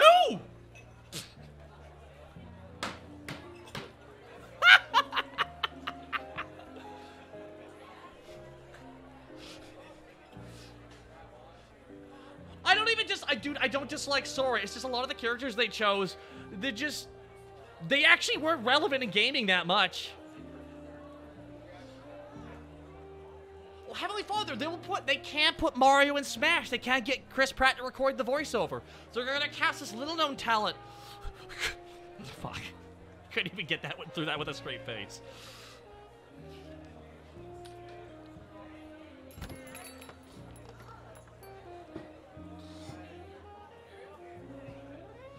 Like when Byleth was added, I'm like, I guarantee you Nintendo told them to add Byleth and they didn't give a shit what it took to make that happen. They have Twisted Wonderland. Oh, that's right, everybody. Hi, everybody. Hi, you are currently meeting me pre-Twisted Wonderland cosplay. And just FYI, I will be that sexy. That's right, everybody. I saw 4 costumes in there I could make look better than those freaking boring-ass boys. No, they aren't even real! Those are just created in a lab, okay? That's all those boys were created in a lab. I'm real, everybody. Mary's real, too, and so is Mim. Crimbo's more authentic than them lads. Oh, putting Terry Bogard in Smash was a really good pick. See, that's one of the ads I'm like, good. He's relevant. Take Ken and Ryu, merge them into one character, make a franchise about him, put him in the game. People don't like it when I point out that Terry Bogard is just Ryu and Ken, like, who have done the merging, the fusion, huh? Hey, go dogs. Alright, Go Dogs. The second warning, man. Dude, Go Dogs, please stop. I don't know if you're doing it intentionally, dude, but come on, man. You've been here a long time, and this kind of... it's not cool, man. Terry is still the best character. Yeah, come on! Are you okay? Bast wolf! Rock you! Love me some Terry Bogard. Hell, I cosplayed as him. I've cosplayed as Terry Bogard. Wanna know why? Because Terry Bogard is a sexy beast. He is. Chun-Li actually should have been in Smash. Imagine that, everybody. Byleth got in Smash, but not Chun-Li. That's right, everybody. Byleth is more relevant to video gaming than Chun-Li.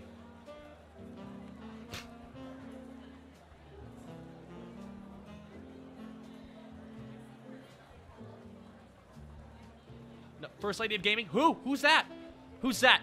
Wait, what? We don't know who that. What? Can we'll put another anime boy with a sword in? Is that what you want? Is that what you want? You want the anime boys with? We got a bunch. We got them all stockpiled up.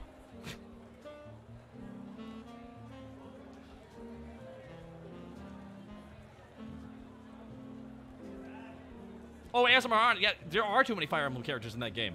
That's the problem.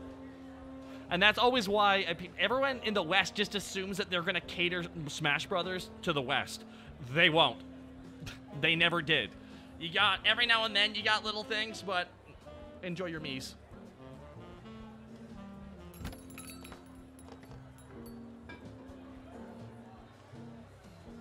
Heavenly Father, you have a good evening. Hope I wasn't too spicy. What about Corrin? Oh, we've been talking about Byleth. Everyone, walk it back. We gotta walk this back, everybody. Come on back, come on back. We haven't talked about Corrin.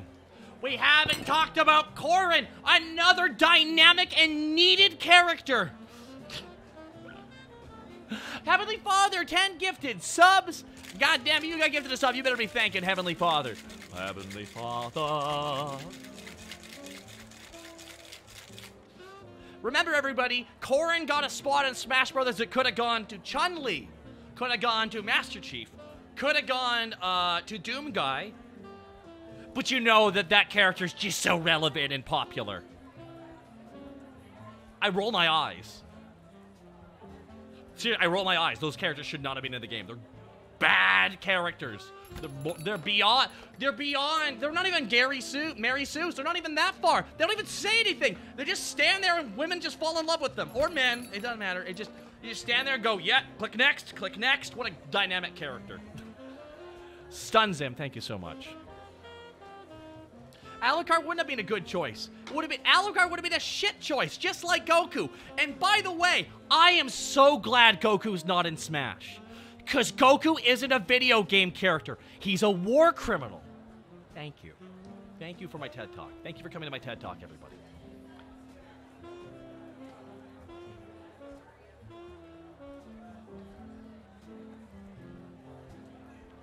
Yeah, Goku's had a lot of games. One of them's okay. Kinda.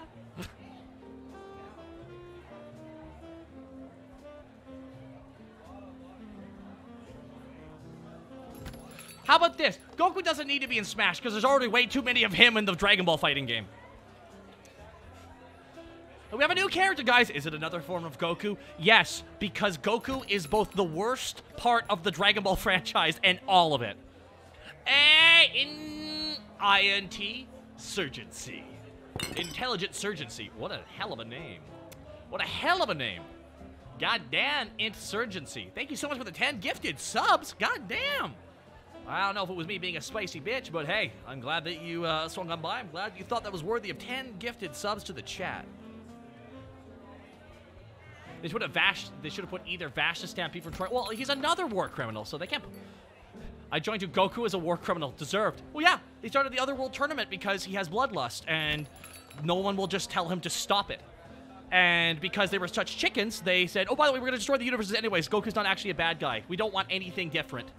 Can't have different. As a matter of fact, Goku's going to spend half of the 45-minute tournament training other Saiyans. Thanks, Goku! Okay. I hate Goku. I hate him in Super. I'm okay with him in Z, and I think in Dragon Ball, he's adorable. But the act is done. He is now a full-blown menace. Imagine if Zagreus was in Smash. See, I would have preferred Zagreus.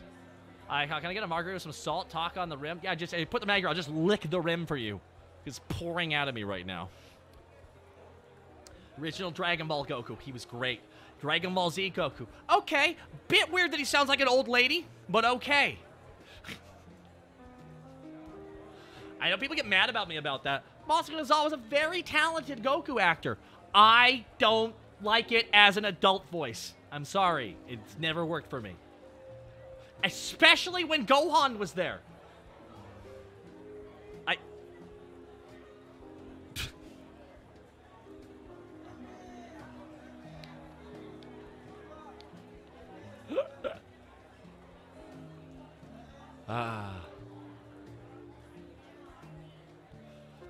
They keep having good villains, and then they just have to water them down so it can make sense why Goku defeats them. Masako Nozawa is also the voice of Guilmon and Digimon Tamers. Yeah, because Masako Nozawa is phenomenally talented. She's a phenomenal performer, phenomenal actress. I think she's fantastic. When I look at an older, adult, buff Goku and hear her voice, it throws me, unfortunately. For those like, well, they grew up with the voice. It would still throw me because it sounds like a little kid voice coming out of an adult-ass body. Imagine if Haley Joel Osment still sounded like Sora. You know? For the rest of his life. See, it all connects. It all connects, everybody. It all connects.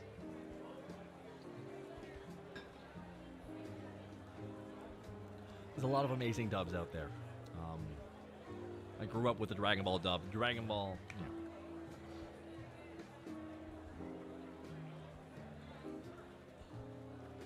I want a Smash Brothers game with VTubers. Well, young Chungus, that will never happen for many legal reasons.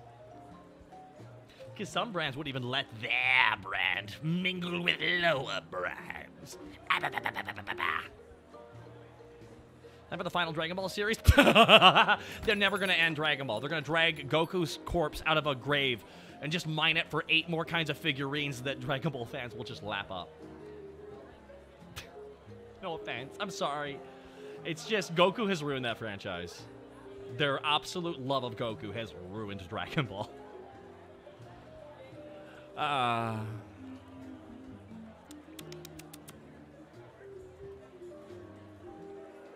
You want to want Battle Royale? Nah, I never want to develop a game ever. It sounds like a nightmare. What did I think about the Dragon Ball Super movie? I didn't watch it. I don't care. I hate Goku. I don't like him as a character, and if the plot centers on him, I don't care.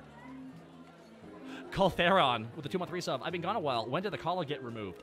Kim Rice Subathon. Yes, it's me. They tried to move away from Goku, then the fans got mad. So I'm like, okay, then the franchise is done then.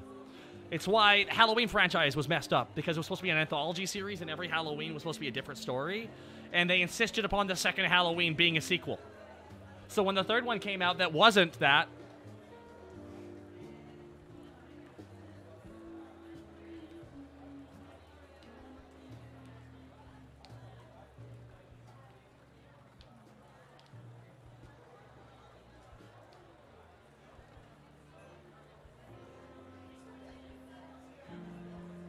talk as a fan of Dragon Ball Evolution, lol.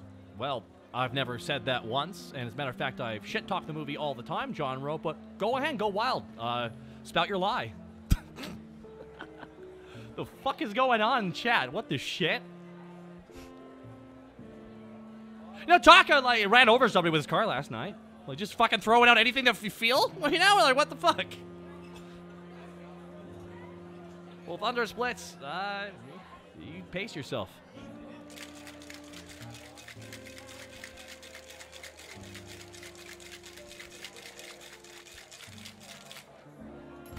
Is that how the news works? No. They just want you mad all the time because someone who isn't you is getting something. I don't know. I've only watched a little bit of American news. Like horror movies? Well, some horror movies.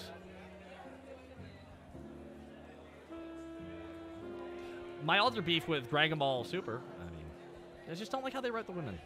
It's just, there's some weird thing in Dragon Ball when one of the female characters has a kid, it's like they stop being a character. I don't know what happens. It's happened multiple times now, but with Videl it was just, ugh. I don't know. Kid died about 88. Hey, Chalk. Hey, chat. Hey, Talk. How's it been going, gang? We're trying our best. We're going to be wrapping up the stream here in a little bit. Mr. Fate TK, thank you so much for being here.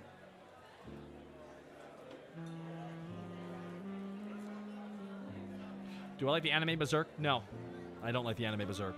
Manga's okay until it isn't.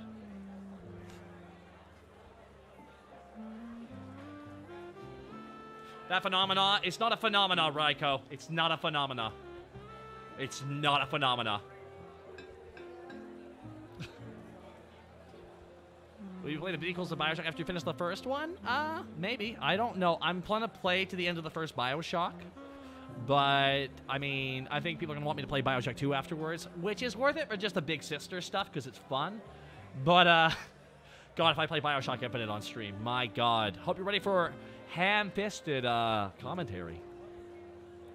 Hey, Doc, how long do you plan to be open tonight? For a bit. This is meant to be a vibe-dependent bar being open.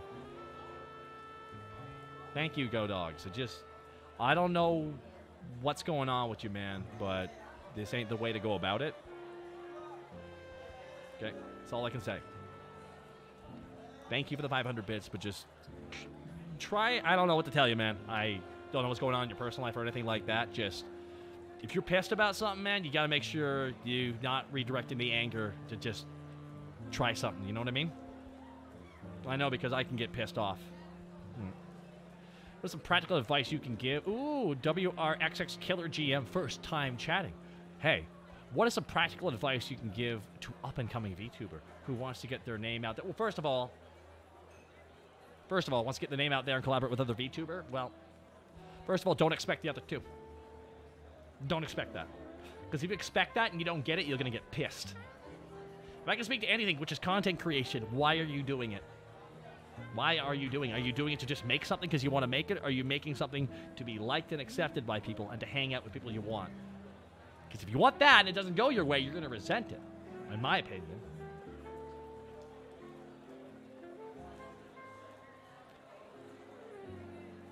Do it because you like it. And if people don't like it, they'll fuck off. You know?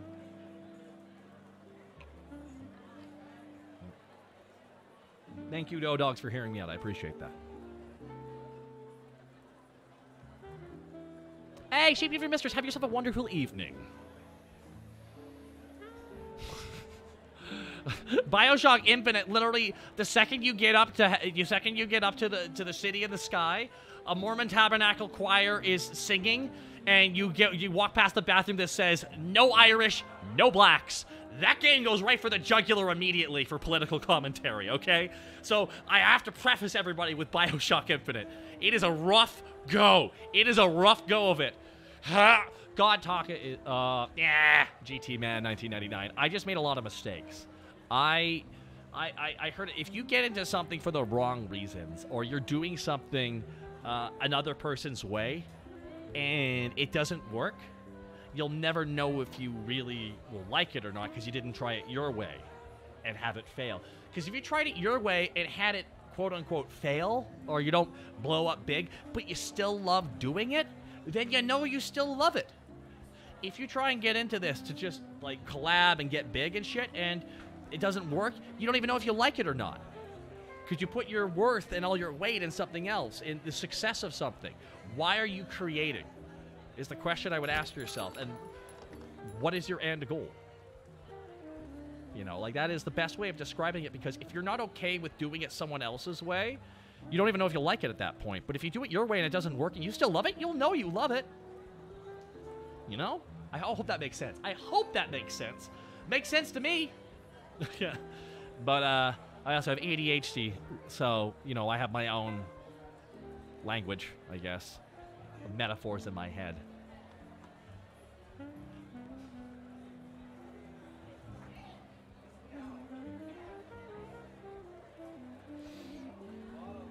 You gotta fail, man. There's a bunch of projects that never got off the ground because I failed, guys. I got Dragon Ball Z abridged with my boys. I got Hellsing abridged with Kaiser off the ground. We worked on Final Fantasy VII Mission abridged with Antfish and Masako. I made, you know, I made a bunch of different stuff. I made a show that I filmed that is in a hard drive somewhere, which I will dig out one day and actually edit together. I swear! You gotta be okay taking an L. Because if you take an L and still love doing it and don't blame other people, don't sit there on Twitter. If I can give any advice to VTubers, don't bitch on Twitter about what you don't have. Okay? We all out here struggling. We all want more. That's just human nature. Don't shame, you know, just don't be that guy. Don't be that guy or girl. I say that very generally.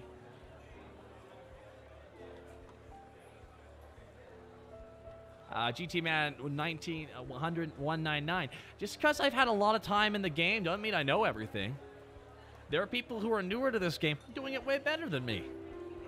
I'm not even offended. Everyone's journey is different. You know?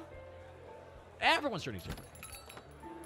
That's why you never compare your step 99 to someone else's step 5, or vice versa, right? You do because, not because someone told you to do it, or because you expect it to be special. Do it because it's what you love. Bingo. That's why I wanted to get into VTubing. Or not, I've noticed that it is really popular for some content creators to just vent about their issues on Twitter, perhaps oversharing a little in the process. Oh, yeah! And I legitimately want people to not do that shit. Like, there were some people complaining about artists they were commissioning on Twitter, and all I'm like, you know they follow your Twitter, right? I mean, it's the best advice I can give. I mean, it's same as look up. Don't look at. Here's the thing. I know sometimes you can like look at. You ask a VTuber what would you do? Like for me, when I've started VTubing, like I saw it a very particular way, which is not the right way. Is how I saw it. You know, and this is a big thing. I saw VTubing. It's not a genre, but like a storytelling mechanic. Like the model you see me right now. This is a tool. This is a mask. This is a luchador mask. Now, when I started out here, I really wanted to, like, I love ensemble. I love working with people. Being my own guy, like I've been a lot today, except for the time I had been here, like, it's been a hell of a thing. But it's been a while since I've done this. There are things to learn from people who've been doing it a while, and, like, I mean this. There are people who are new to the game who are so good. Like, don't tell her I said this. Haru. Haru is so goddamned good. Go Dogs, I refuse to watch The Crown Jewel. I refuse. Because what's going to happen is they're going to crown the Queen of the Ring. And they're going to say, and it happened here in Saudi Arabia. And it's just a bunch of PR horseshit. And it's gross.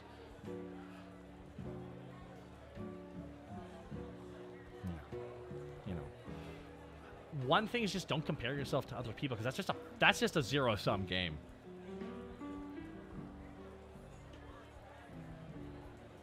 There you go, Boo Box.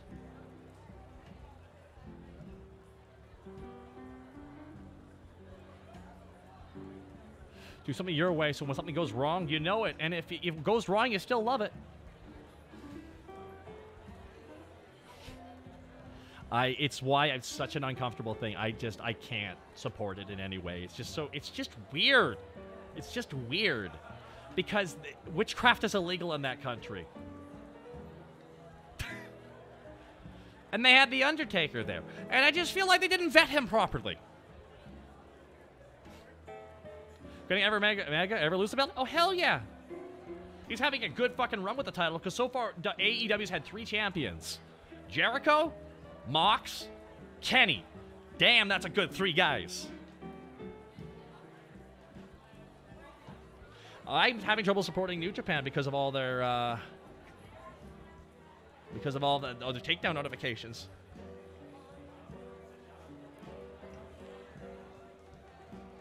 You're shit wrong for 20 years.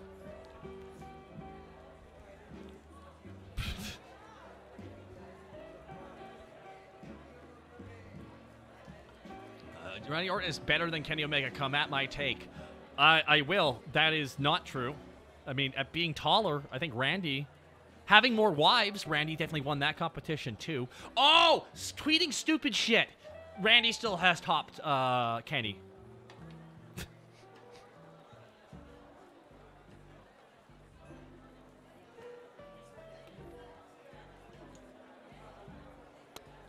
I don't know. Does Kenny Omega put his hand down his pants? Another question. What is your opinion on the best way to go about convincing other VTubers to collab? You're still small. Well, if it wicks, I gotta tell you right now, man, you're not gonna like my answer. Because I'm gonna give you a. You gotta look at it this way. You're asking somebody to take a risk on an unproven commodity. So the thing is, you have to prove yourself. Essentially, prove that you're a commodity that's not a risk. I guess if that makes sense. It's odd, I know. But I'm going to tell you right now, one of the most dangerous things you can ever do is giving a live mic to somebody you don't know. And also, giving someone a platform that you don't know what that will do to them. Yeah. There is no shortcut. There isn't.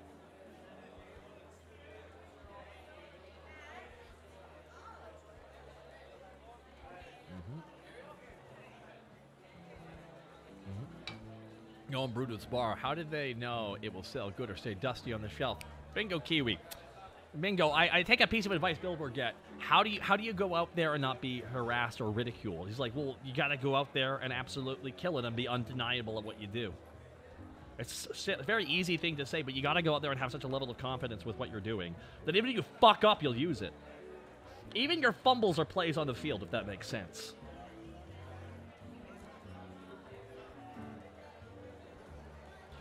I've been doing this for 14 years, nearly 15 this summer, I think, actually.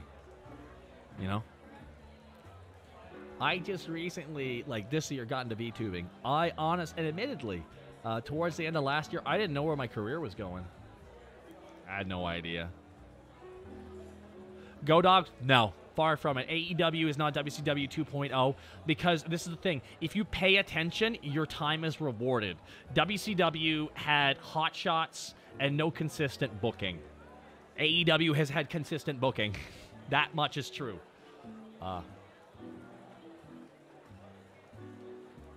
Here's the thing. Iron Mouse streamed to 60 people for a whole year. Roughly. That sound insane, huh? No, there's no way. She just started streaming and immediately got all that. No, man. 60 people for like a year. Yeah. Because in the end, luck can be created, in my opinion. In my opinion. Talent times hard work equals luck, in my opinion. If you're not as talented as other people, you got to work harder to balance that out, and vice versa, I guess, if it makes sense. Luck. There's no way to predict luck because there are so many amazing and talented people out there who have never been seen for what they're doing because they haven't gotten lucky. Because even with all the bells, all my ducks in a row, it still comes down to luck. Not Gerlo. I'm sorry to say, hard work does not trump talent. It doesn't. It doesn't. Talent and hard work beats it all. Sorry. There's no way to counter that. The purpose as an aptitude and willingness to learn it and study it will be the best at it. It is like asking me back when I started first, where's your career going? What do you plan to, what plans do you have? I tell you something I thought up in 5 seconds now years later, I give you a formulated plan as to why I got full-time within the first year, or how I kept pushing while others didn't. You got to go with the flow, but be precise with things like confidence. Don't let others bring you down and accomplish what you want to do, which is why in America you're seeing all the strikes. People are not going to sacrifice 40 hours of their week to not even be able to pay rent, okay? People know their time is worth more than that. And in my opinion, minimum wage is not a wage. That is business subsidies. So they can legally pay as low as possible. That is a business subsidy, not a wage. Yeah, that's right, everybody. Oh, no, I'm going to lose my ambassadorship. I can honestly say I'm looking forward to becoming a VTuber, Douche Plus says. I feel like it's an approach I've wanted. And whether that works out, I'll be happy that I tried. I already feel richer for the experience of learning about it.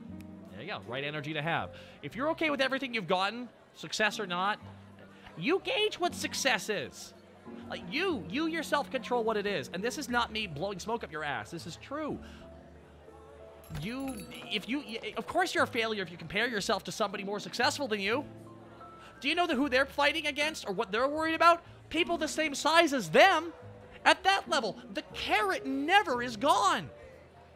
6 viewers, 60 viewers, 600 viewers, 6,000 viewers. The carrot is never gone. It will always be there. So you got to enjoy the process. You know? Comparison is the thief of joy. Thank you very much, storyteller. Comparison is the thief of joy. I like that. Exactly, Cottontail VA. You're totally right.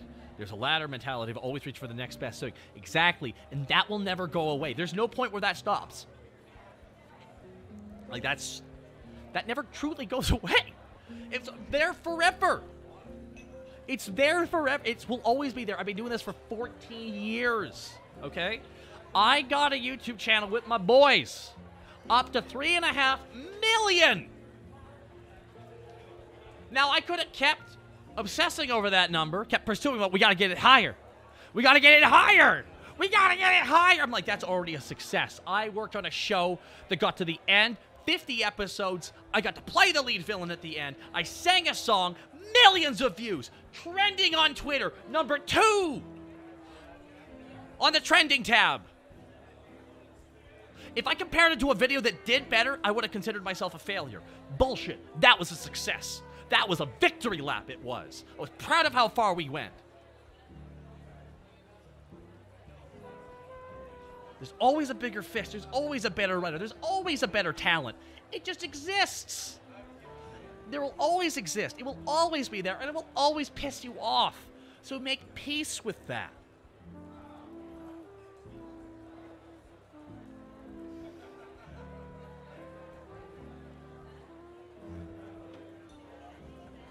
Says my play song got to 32. I think it did. Also, the final episode of episode 50, I think it got pretty high up there. But in the end, like when we were first starting out, we were getting #1 on trending sometimes because of how high the ratings were. And in the end, I got to experience that early on in my career, and an earlier version of cut down the spam. Alec Horns, well said. Thank you for the 1,000. Hey, thank you so much for the 1,000 bits. I always constantly tell myself not to compare myself to other people because I would always depress myself. You think I don't feel that way when I see people who I think are better at this than me? I really do. And I mean this. When I see the confidence Mim has sometimes, when I see my friends crushing it, and even I feel that, oh my god, am I not good enough? I've been doing this for 14 years, and I'm still dealing with these feelings. Okay? I feel like it doesn't really go away. I just got better at dealing with them. Like jealousy, for example, or friendvy is just misdirected energy because it makes you feel like, oh, I'm not working hard enough. I'm not stepping up. So people will sometimes try and tear down somebody else because they feel bad. But because of how skewed everything is, they can't say anything because it would admit their petty reason. So they find another reason. How the hell did I break the curse? Therapy. Therapy helped. And honestly, you're great at what you do. The TV2 is great stuff as well. Well, thank you. TV2 is an experiment, and if not for Zoran the Bear, it wouldn't have been possible. But not for Storyteller, Notorious C8, God, just everybody, you know? Like, a lot of hard work went into that. A lot of hard work went into that. And, now we got TV2 and more stuff on the pipe, coming down the pipeline as well.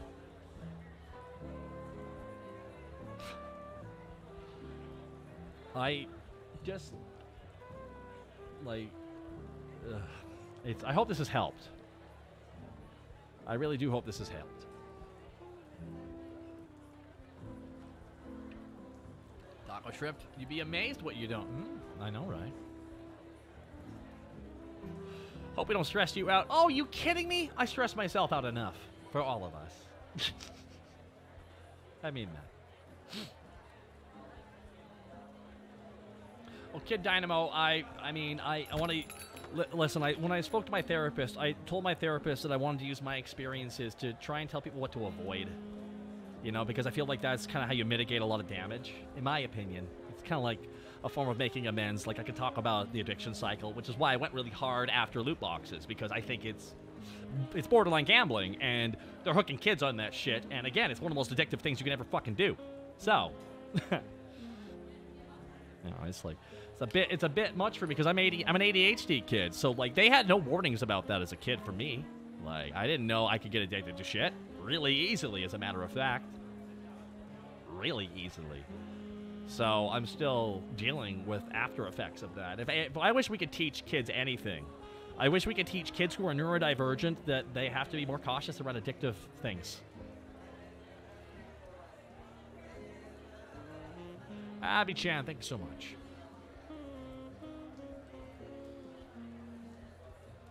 Kiwi Monster. That's the vibe I'm trying to go for.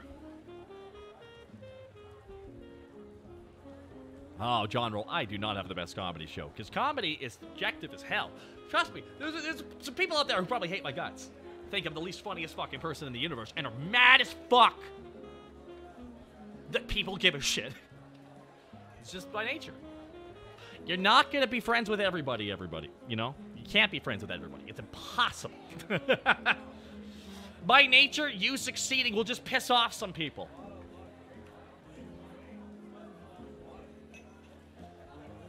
Remember when the Comedy Central tried to make the Comedy Awards? Oh, yeah. Oh, man. The South Park Funny Bot episode is so funny. Jimmy tries to have the Comedy Awards, and he votes the Germans at least funny people, and the Germans get really mad. The Germans say they have a great sense of humor, and their vengeance against the children will be swift and brutal. I am Funny Bot. I would not bang. It's just...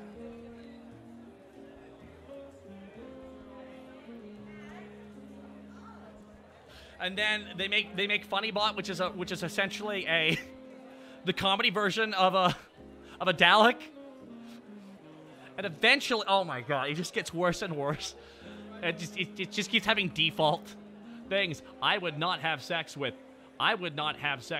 blank with blank's vagina with blank. And it would just fill in with different words at different tones, and it was always a vagina joke. And it sounded like bad roast. Thunderous Blitz, that's fair. There are times. Awkward! It always goes awkward, by the way. And the show peaks where... I love that episode because Tyler Perry in that episode is so funny. Tyler Perry is in the... Not the actual actor, but, you know, the character Tyler Perry. Oh my god, what's happening? Oh my lord! And the whole time, Token the black kid keeps laughing and is so embarrassed. The second he goes out, how you Lula? And he's the only one who laughs. And he's like, oh my god, I'm so embarrassed. He looks away in shame. He's so ashamed of laughing at Tyler Perry. I'm just so ashamed of myself.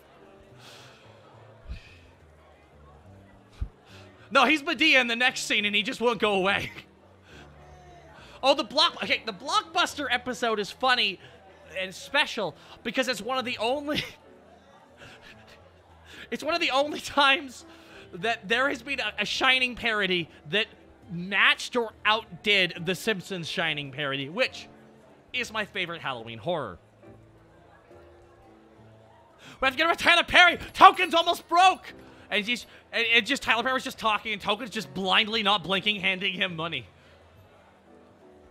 Token, I can't help it. I can't stop.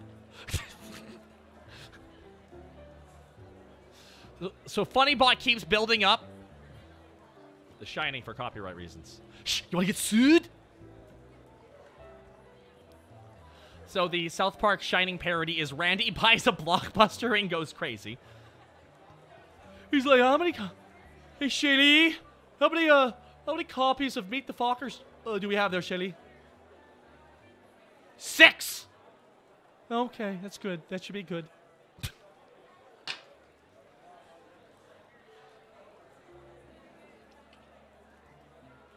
Oh, you've been screwed over so many times by evil beings so many times, and now you've managed to break free of Camera Eye for a while to help this freedom last. No matter what evil demon enters the bar, the chat is on your side. Nope, no. Pyrocan, they are not on my side. I have to go on a date with Camera Eye. Gulp.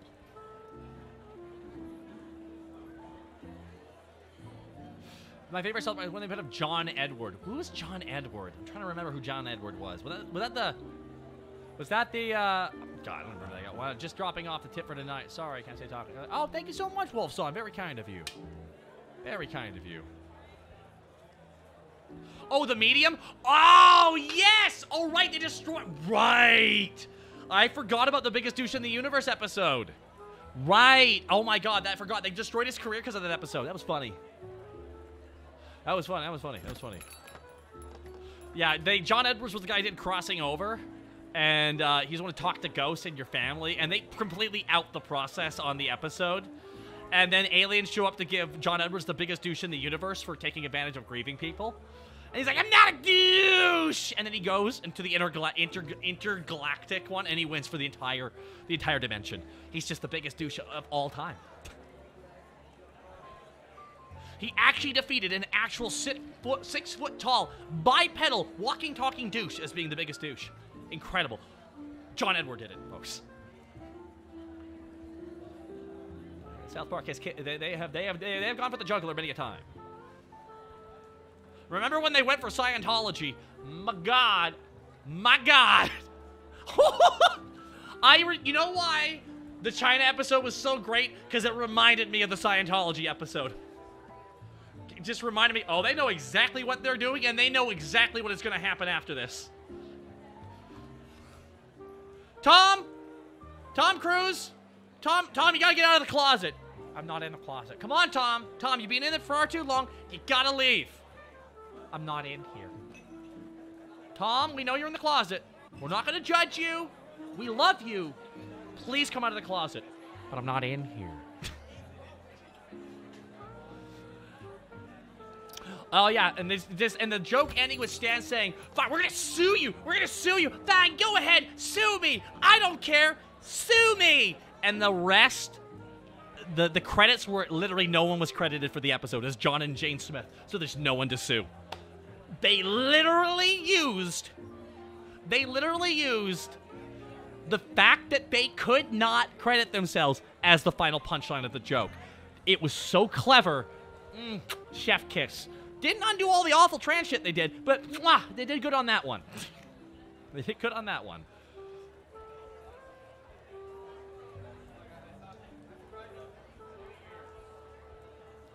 My favorite joke they've ever done. It's not in the show, actually. A whole bunch of people to try and dig up dirt on the creators for blackmail, and they couldn't find anything worth blackmail. No, literally, I shit you not, General Vash, that's correct. Now, after the Scientology episode happened, Matt and Trey and a bunch of their higher-ups were stalked by Scientology to see if there was any blackmail material, and they got fucking nothing.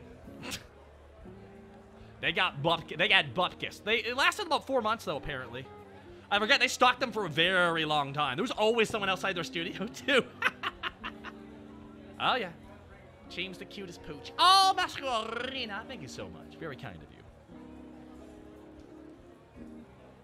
Well, not wholesome people. They're just regular-ass dudes, and they don't live celebrity lives. They really don't. They really don't.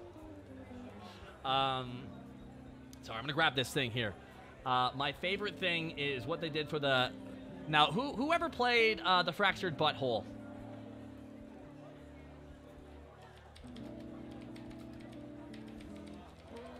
All right, so,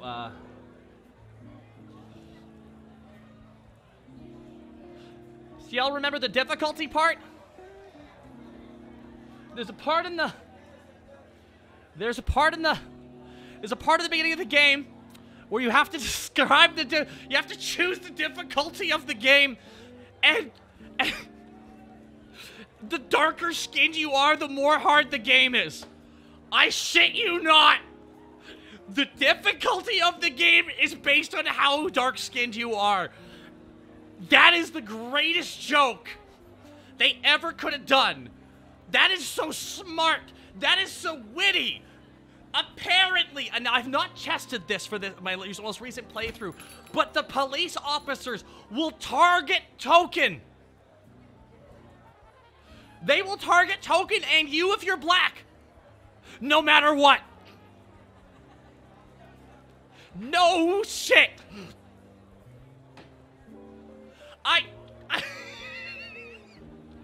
I will always remember watching one of the reactions to it going like, South Park's always been the real ones. Always been the real ones since Meet the Jeffersons.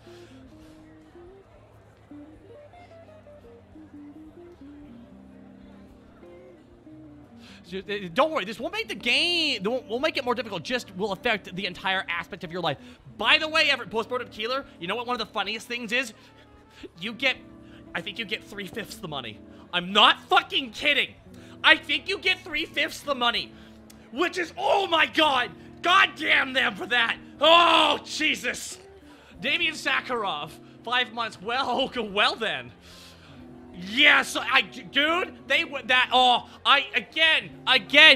my favorite joke because there's so many layers to it.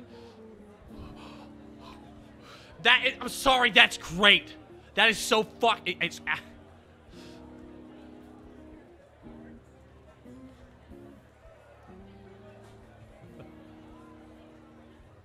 I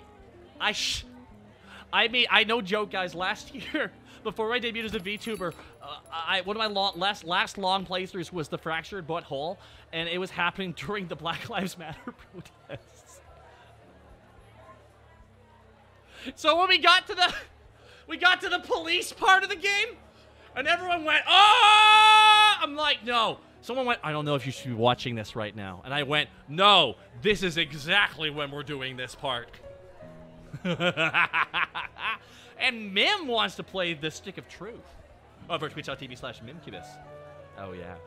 While I have you all here, folks, while I have you all here for a little bit more, I'm going to remind you all of a couple things. We have a Discord, everybody.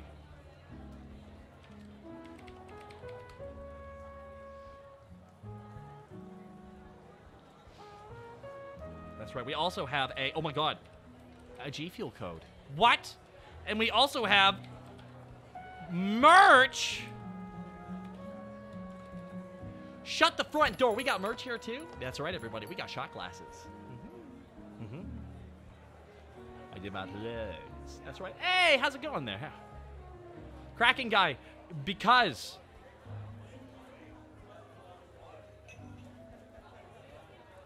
warn him about the penis at the end if he plans to stream. I don't spoil everything. I think that has streamer mode, which will take off the nudity.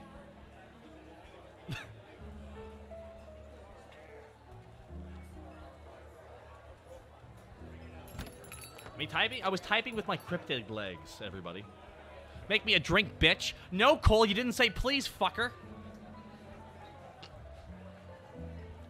How do merch? Well, you see where people put their merch, and then you realize you already have the guy who runs that place's phone number on your phone from previous business deals. You're like, how's it going there, Dave? I'm thinking about opening up a store. I didn't actually do that. We emailed. No, I think I texted him, and then Story took care of everything, because he is the best.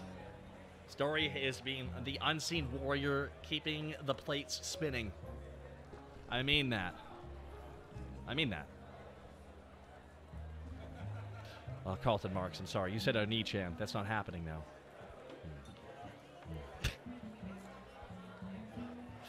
Just censors some naughty miss. Remember, Twitch allows 18+ strands. Very pog. Now this is pog racing. Is playing for slammers with pogs like racing for pinks? An interesting query. Huh. Much less muscular version of Setsuna from... You look like a much less mascular version of Setsuna from Kengan Ashura. I don't know who that is. So I don't know whether to be offended or flattered. So I'll be flattered. Hey, it's me and I miss you. What the fuck did I just walk into? A bar?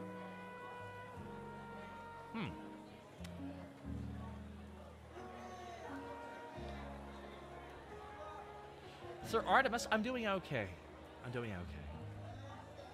I feel like having a dangerous drink. I'll have some milk in a dirty glass. Not on my watch. Not on my watch. Watch. Spit shine. Pah! Pah! What's on the menu? Bear, bay, a, and we are still working on getting the cookery boards in.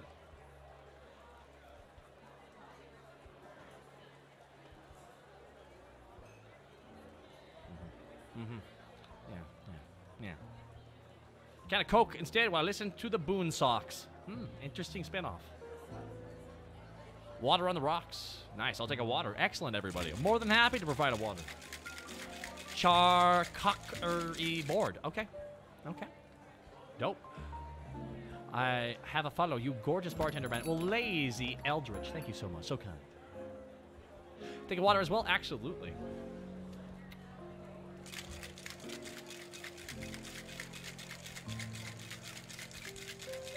Did I say cookery? Yeah, I will be serving cookery boards. Sorry, cookery boards. Sorry, I didn't say it right. Bar water is underrated. You can get carbonated water at the bar for free. It's nice. Hey, Doc, have you watched Letterkenny? If so, what do you think about it? Well, maybe if in a real fight, you wouldn't be so keen. I don't really care for that attitude, and I'm gonna suffice to say, I'm gonna let that marinate. Not so bad yourself. How's it going there? You see that flaming hot Mountain Dew? Yeah, I'm gonna look at it as it's never purchased by me ever, or put into my body. Hey, Majin Tulls, thank you so much. Why don't you give your balls a tug there, mate? Huh? Ah, fuck bud. See, that thing is that's Northern Ontario in Canada. They don't have the speed talking like the West Coasters have. You are spare parts there, bud.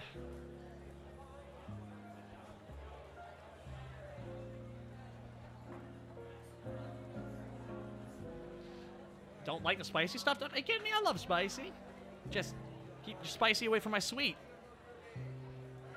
Unless we're dealing with like spicy like pork or something, you know, and you gotta throw some of those grab a pan and a pineapple. Apple pan. Oh wait, not pineapple. No wait, you gotta get the pineapple later. Wait. Want chili, bro? Let's have a Donnybrook, eh? I'll get a puppers there, eh? Look like a baby holding on to a baseball. I got a pan. I got an apple. Don't have them prepared. They're really peaceful up in Canada. It's not. It's not some progressive utopia, and we have so many issues here in Canada.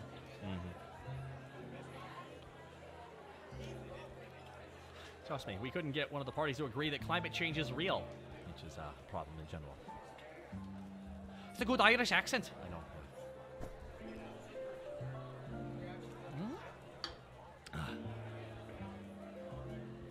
Worked by people denying the problems. Oh yeah, well they'll be dead when it's an actual problem, but we keep just letting them make the decisions. You want to know how they brought about actual change in France, everybody? They finally said, that's it! And now France, anytime they even try and increase the bus fares, they will shut that country down.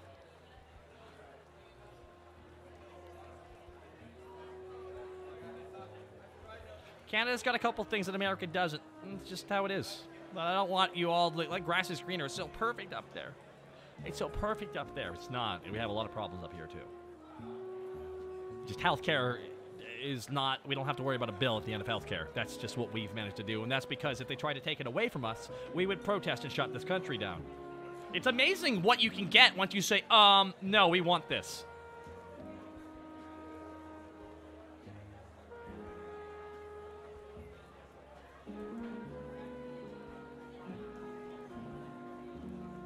Yes, storytellers. That's why I can't say it's great up here. Especially because that's just probably all that's going down in the States. It's just States has extra stuff on top of that.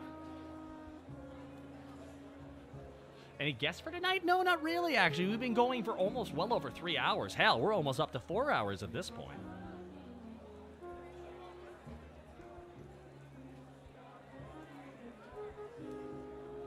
I like your pumpkin. How are you? Striker Sly, how are you doing tonight? I don't know. I have no idea how you're doing tonight. Hope you're having a good night, though, all the same. Yeah, 3 hours, 42 minutes. What the fudge? We all are the guests. Exactly, chat. You're the guests. You're the guests. Hey, Ubu 900. 6 months of the Crimson Fucker. What? What year is it? Just relaxing, enjoying the cool breeze. Hey, I hope you enjoyed that cool breeze, and please stay warm all the same. You get trick-or-treaters at my place? I can't answer that, actually. You might give away where I am. Candy-coated onions? No, that's me. Because like I'm like an ogre. I have layers. The last thing I heard is apparently what French firefighters hate the cops as much as regular French people. Oh yeah, I saw that video. I saw the video where the firefighters literally charged a police line and broke it and beat the shit out of them. It was rather interesting to watch, actually. I'm like, interesting that firefighters and police don't get along like that.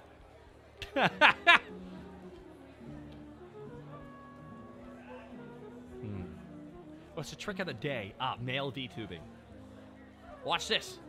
I'll do it with my hands tied behind my back. How do I do it? How do I do it?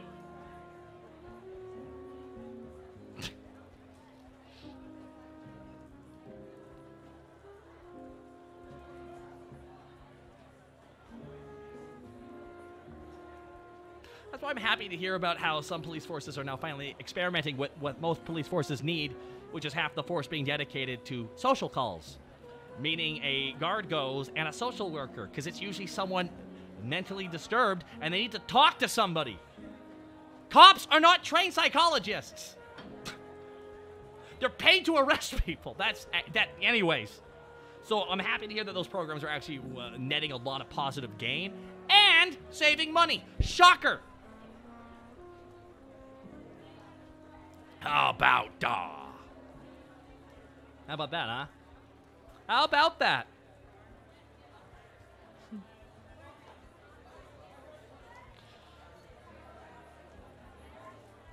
First responder are usually the people the dispatch calls who will try to help them while sending somebody off to help them.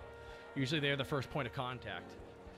Yeah, it is a very taxing thing, but it's necessary because sending two high school bullies who got given a badge and a gun aren't the best guys to handle the nuance of someone who's neurodivergent. Which is why I'm happy they're actually doing that properly, because some people just need to be talked down. They're fine. You don't need to send two fucking guards with guns to scare the shit out of them. You need one guy to be outside to make sure while a social worker talks to them what the fucking problem is. Because that's usually just, they don't have meds. Because that's another fun thing. If you have ADHD, if you want to get those meds to make it better, you can't have more than 30 days.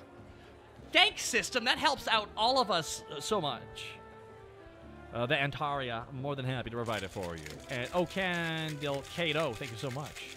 Flix Guy, oh, I'm just ranting about stuff, man. I'm ranting about the system.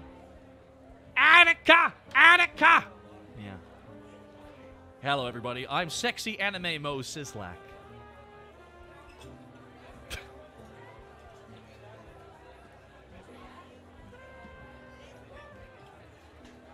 Other ADHD people get meds? Yeah. Oh, through your panic attack meds too? Isn't it great that you can't just go have that medication when you fucking need it? Fucking infuriating.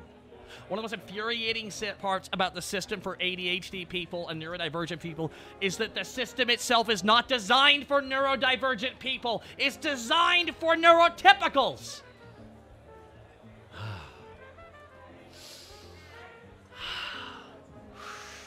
Goose rubber. Adam Sandler's anger management.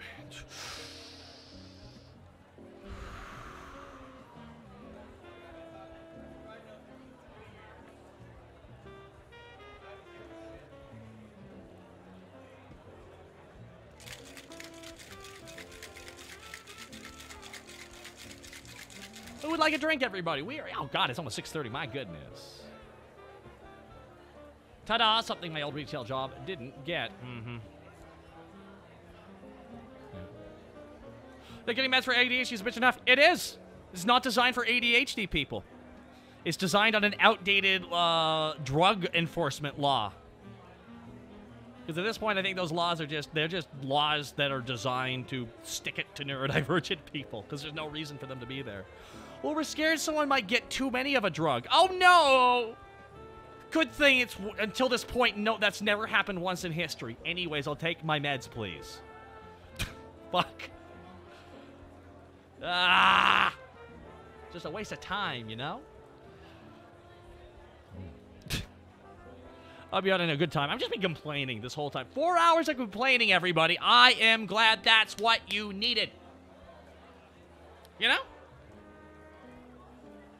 Try to be a military veteran, deal with the VA. I'm Canadian, so I don't gotta deal with that shit, but it sounds horrible. It almost sounds like the people who bang on about military rights could give a fuck less about you when you show up from the war. Kind of like having babies. kind of an odd consistency where they don't fucking, if the second they don't need anything from you, they fucking don't want to hear from you. And those people suck. Oh, don't let those people be in charge, by the way. They will lie about everything.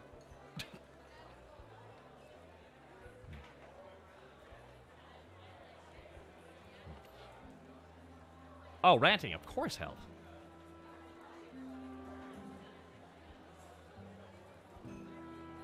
CyberFox, keep on top of that too. Once you're within a week of that, tell somebody you're running low on your meds so they can keep on top of you as well. I have a friend do that for me when I get low.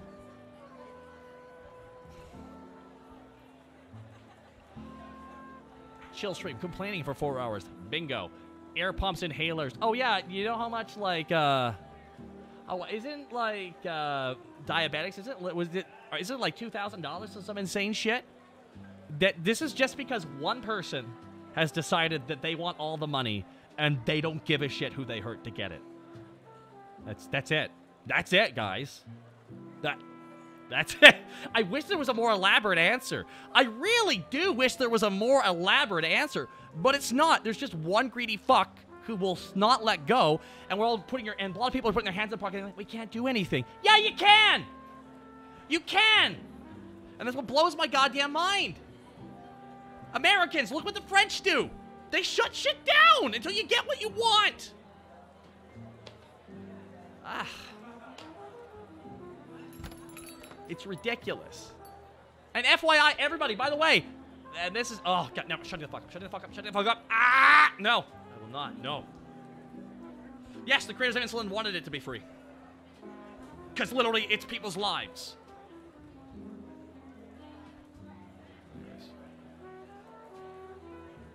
Raise the minimum wage! Ah! I'm going nuts, guys. I'm going full tilted, everybody.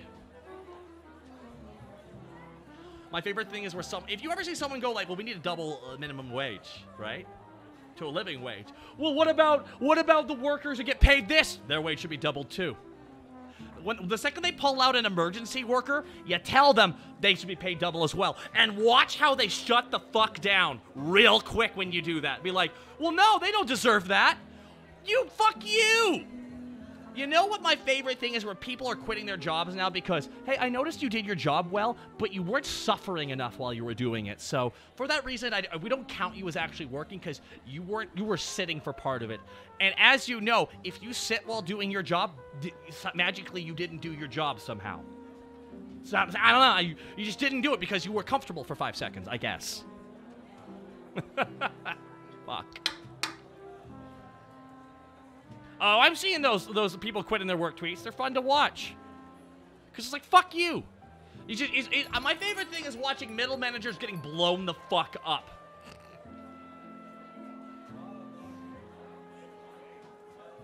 Do you know that sitting isn't an issue for cashiers in Canada, apparently? I think it isn't.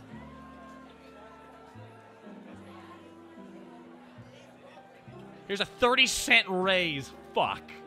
You know what minimum wage is? If I could pay you less, I would. Now beg for scraps. Actually, to get a raise, here's what I'm gonna get you to do. Go to our website and fill out an automatic form with random questions. That's how you'll get a raise. Not how good you are at the job, but the automated system. What the fuck?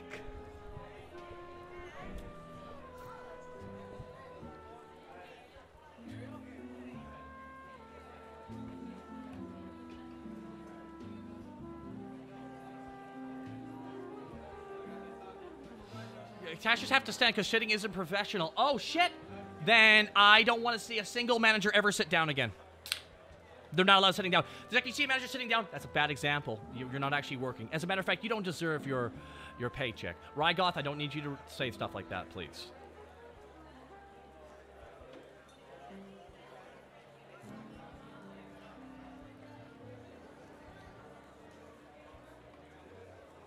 Try living in America. A president has gone AWOL. Well, no, your president hasn't gone AWOL. He's actually doing his job, and he's not just tweeting shit, so. Fuck. Being in the news all the time doesn't mean doing his job. That's usually a bad thing.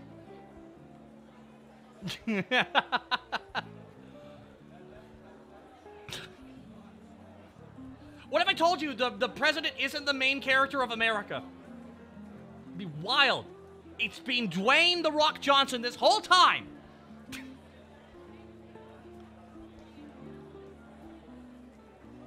Cream the Mighty Android. How's it going there? Tony Pepperoni. I can't read all that. Sorry.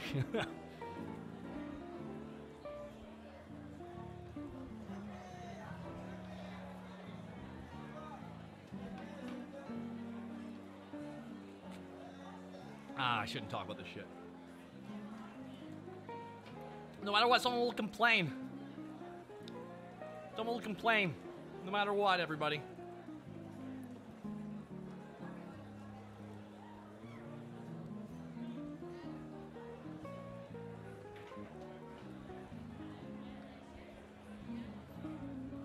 I do like not hearing the phrase that the president tweeted and having a low-key panic attack. That's nice. That's nice now.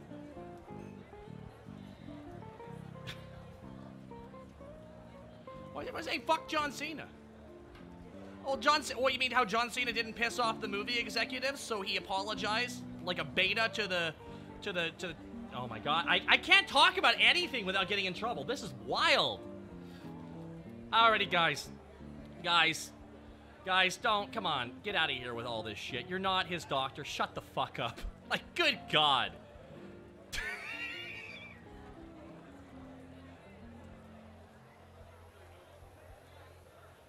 Good God. Lol. I was like, good God, dude. Like, I just roll. Fuck. What's your opinion on NFTs, Taka? Dude, I've decided to have absolutely no opinion on NFTs. I don't care. I don't care. I am not getting mad about something like this. I just don't give a shit. Because I had a very odd moment for me. I had somebody from a second world talk to me about them and how it changed their life and pulled them out of poverty. So I'm like, well, fuck. What do I fucking say? You know? I know, right? I know, right? So there we go. That's all I have to say. Like, I can't fucking say anything. I saw Halloween Kills. It was mid. Yeah, it was mid.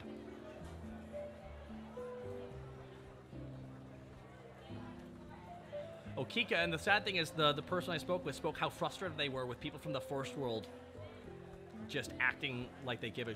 Again, it's why I've just decided to shut the fuck up about this stuff. You know, because I got nothing to say. I'm not a physical artist. And every time I see anything with it, just becomes a giant fucking shit show, and I just don't care. And I feel bad, because I feel like everyone's gonna have a take on something. I'm like, I don't have a take. I have no opinion. I have none. By the way, ellipses is an okay answer, everybody. Like, hey, Squishy, I'm gonna talk about politics all the fuck I want. Wanna know why? An entertainer became the fucking president of the United States.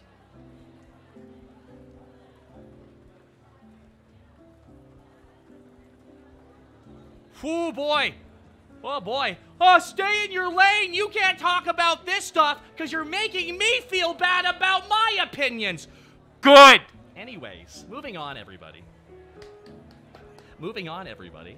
I will talk about politics because guess what? Politics affect me and you and all of us, actually. Holy shit!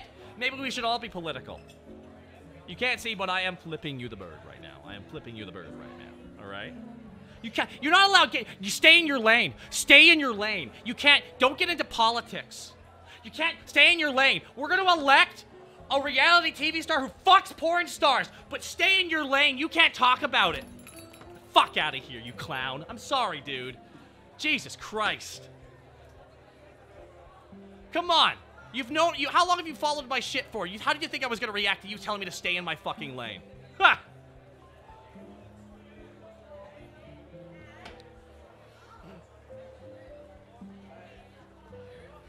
Kind of the problem. I can't stay in my lane when all these people are still in it trying to fucking run me and my friends down. So, yeah, kind of hard. Oh, the king of Deadpool. I got bad news. I'm a dirty, filthy political VTuber.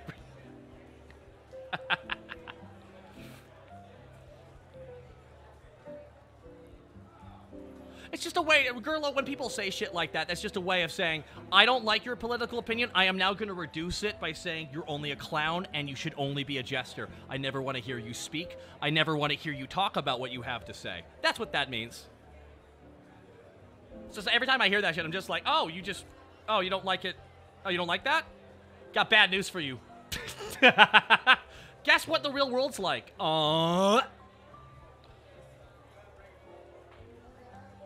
I want you to imagine where you tell someone who has a very strong opinion about something. You tell them, I think you should just stay out of this. Like, put your hand like, haha, I think you should just stay out of this. I don't think you know what you're talking about. When people do that, I genuinely wish I could slap them. You know, just boom! A little bit. Because you're just saying my opinions don't matter. You're saying I don't matter because you look to me to be laughed at. You look at me for laughs, right? So you never want to think about anything else. So you already refuse to see me as beyond a dispenser of something for you. No more than a Coke machine. So it's why shit like that drives me up the wall. So if the person who I timed out has been listening to this, I have not named them in this. Because I'm trying to make a fucking point here is everyone is allowed to be political. Everyone will be political because we're all on the same goddamn road together. So there is no staying in our lane. Aight? Fucking fuck. Alrighty. Ugh. Right, nice attitude. Blue gentleman. I'm perfectly nice. They're the ones that came in here disrespecting. That guy just said, shut the fuck up, clown. I want to hear honks from you, not political opinions. I'm telling you, if you want your clowns to just honk, go elsewhere. I don't want your ass here. I don't.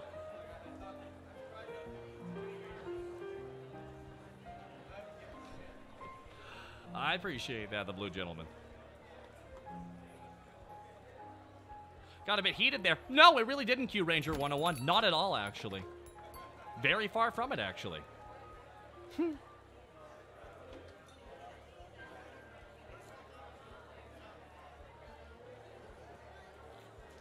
The road has one lane. It's particularly backed up with the street is partially on fire. Yeah!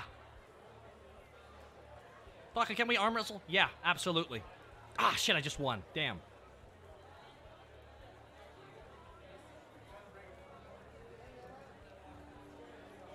Ah, thank you, Jaden Chu. Ooh, very nice of you. Real King of Deadpool, thank you very much. Top tone down them guns? No! I'm not. There's just a couple things that drive me insane.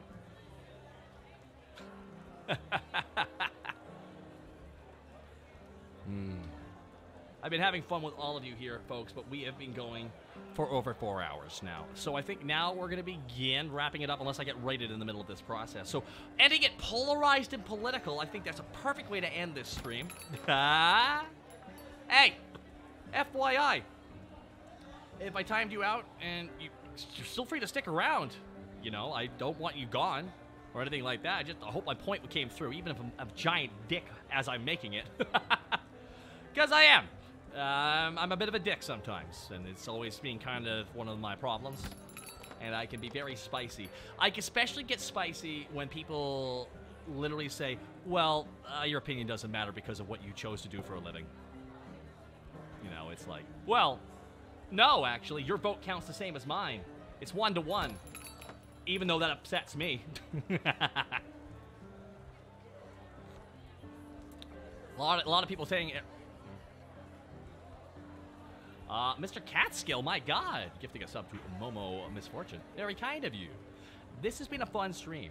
Last call, I mean, kinda. Everybody, if you've learned anything from my ass, if you learned anything from my dick issues tonight, it's that this is how you don't VTube. I really felt like I had to pull out the glove. I had to take off the gloves a bit today, you know, but 3 different times.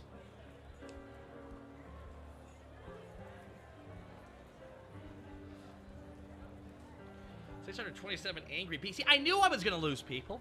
Damn it, guys! We could have had this whole conversation at 666. Alas. Alrighty, hey everybody, one more time for my schedule this week. Bioshock tomorrow. Here's some good night bits, Taka. Tomorrow we're gonna wrap up Sandra Cohen and we're gonna go make for Andrew Ryan.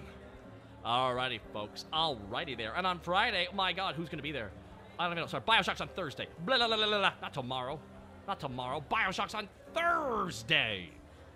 Friday Night the Weird 101, 5 p.m. PST. Who's going to be there this week? I don't know. I wonder who it will be.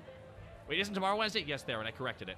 I corrected it, everybody. Don't worry. It's Thursday. Thursday is Bioshock. Tomorrow I actually have I'm going to have them pop my arm, and I'm probably going to cry like a little bitch. Probably talk about that during Bioshock. Does Mim have a schedule too? Mim does not have a schedule right now, but we are going to send you all packing, everybody. Let's see who's on tonight. If you guys can send some good vibes Mim and Kim's way. Kim Rai is currently in recovery, and of course Mim is currently indisposed. So everybody, I want you all to go. We're all gonna rate a tricky week. And hold on, hear me out. Hold on.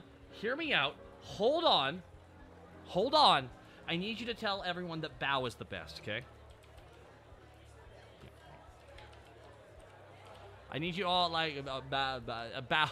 I don't know. I just want tricky to. Here we go, everybody. I mean this. Thank you so much for coming here today. Thank you so much for the bits. It was very kind of you. I do apologize if I offended you at all today. It was not my intention.